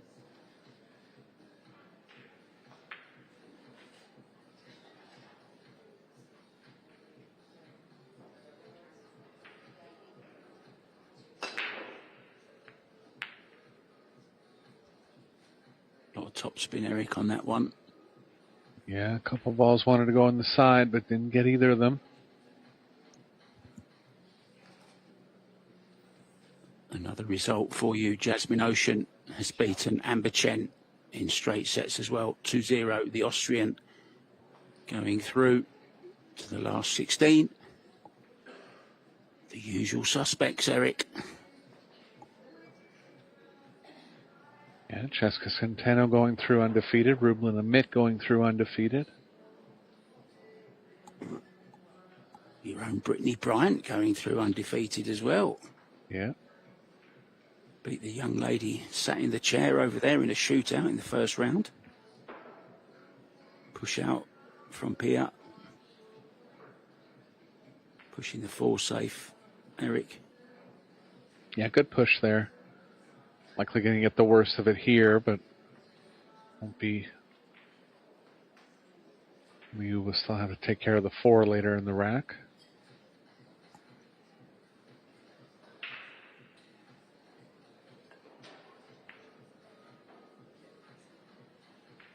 She's off Not here. sure about this one. Oh dear. She's okay. Got away with it.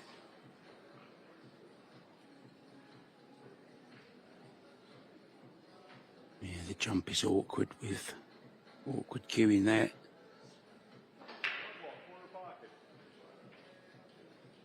She's called it though.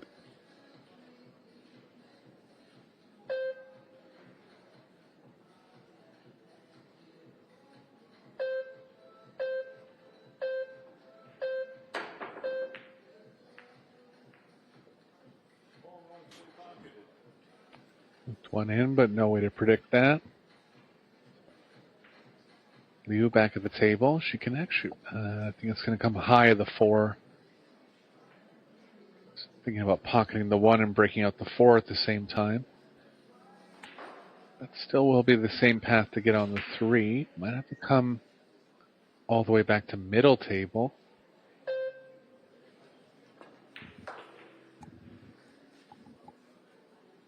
Needs this to run, Eric. It's not going to. It's well short. It's a foot short. Yeah, all the rails taking the energy out of the cue ball that time.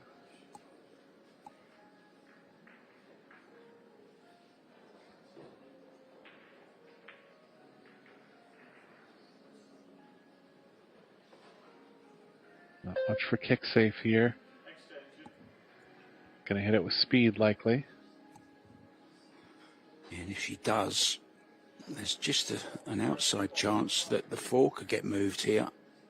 Depending on how she hits. Oh, not now, not if she's going this way.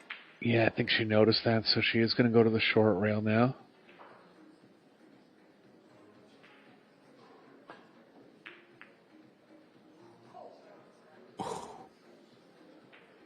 Covered it.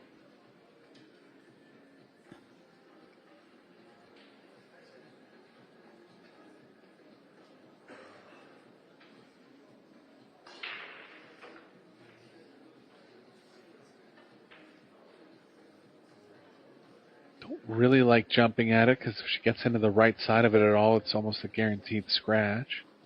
Same thing can happen kicking two rails starting at the short rail though.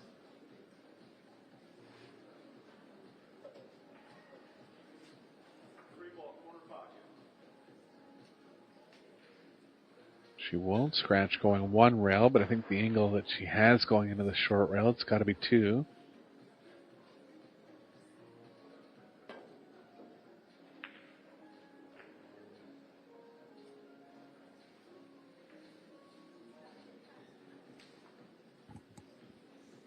think you can draw straight back out of this angle and get into the 4. High level of difficulty, but pretty comfortable in the pocketing. Might give it a go here.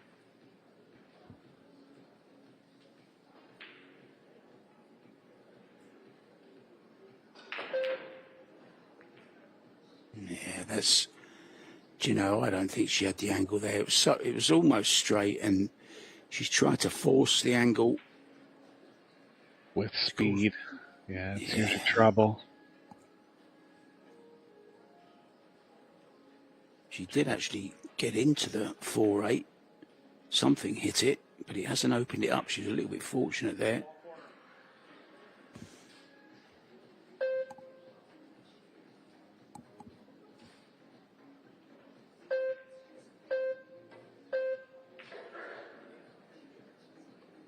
Oh, that's a good contact.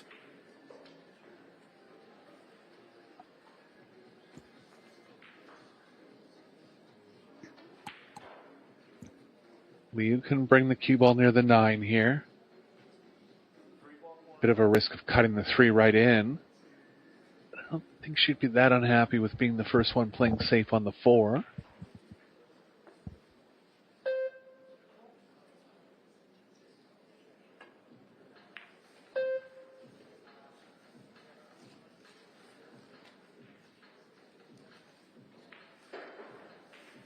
Four can cut into the 8 now. Tough to get the cue ball lined up with the 9. She'd want to do it with just left spin. She has to stun it a bit. Takes a lot more feel whenever you have to stun a safe.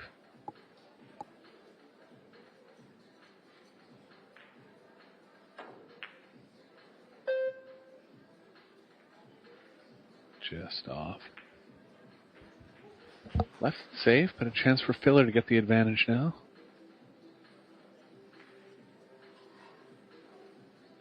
Use the bang on.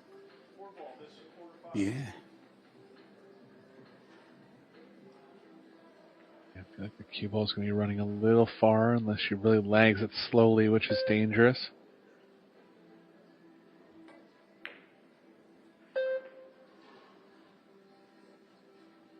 Oh, what a kiss on the 10 that she got. Shame she didn't make the 4 ball. Would have been absolutely perfect on the 5, Eric, with the angle to come to the 6. That's all history now, though. She didn't make the bank shot.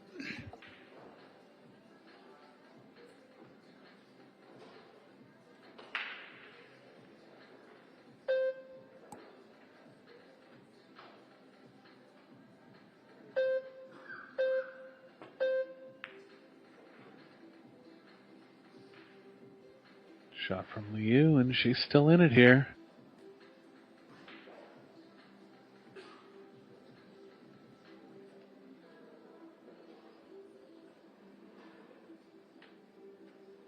Ball left corner.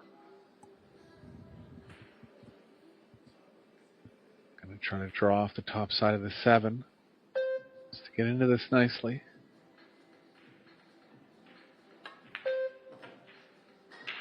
Perfect. Oh no, Mark, she's going to go off on the side, and that's a tough roll there.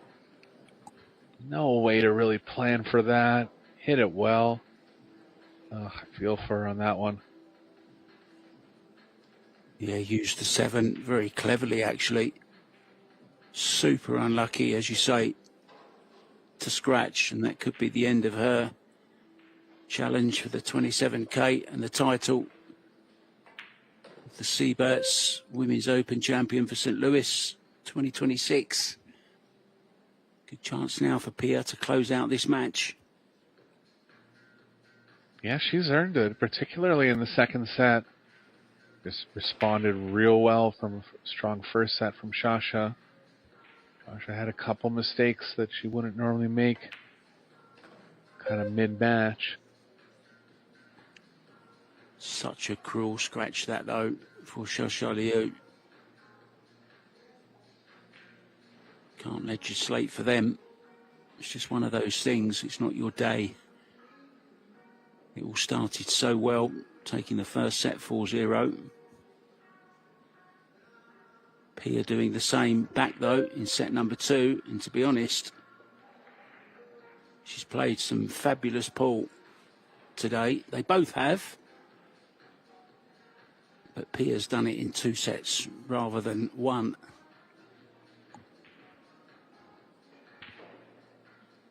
Just a draw here, Eric, to get a little bit closer to the 10 ball, and it should be all over.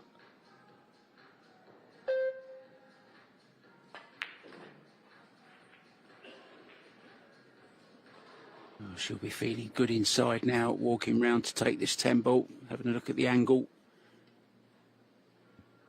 It's been a #1 performance from the #1 woman in the world.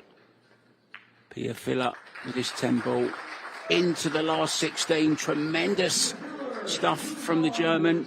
Xia Liu, it just wasn't her day at the end. That awful scratch off the 7. It was the 7 ball, which was her nemesis for the whole of that match, really. 2 missed 7s before that.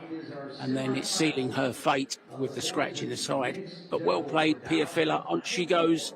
It's time for Xia Liu to say goodbye from this year. And it's our turn to say goodbye as well. Eric Olofsson and myself, Mark White. We will be back, though, with the semi-finals of the mixed doubles. That's coming up 7 p.m. local time. Thanks to Eric Olofsson, myself, Mark White. Ta-da.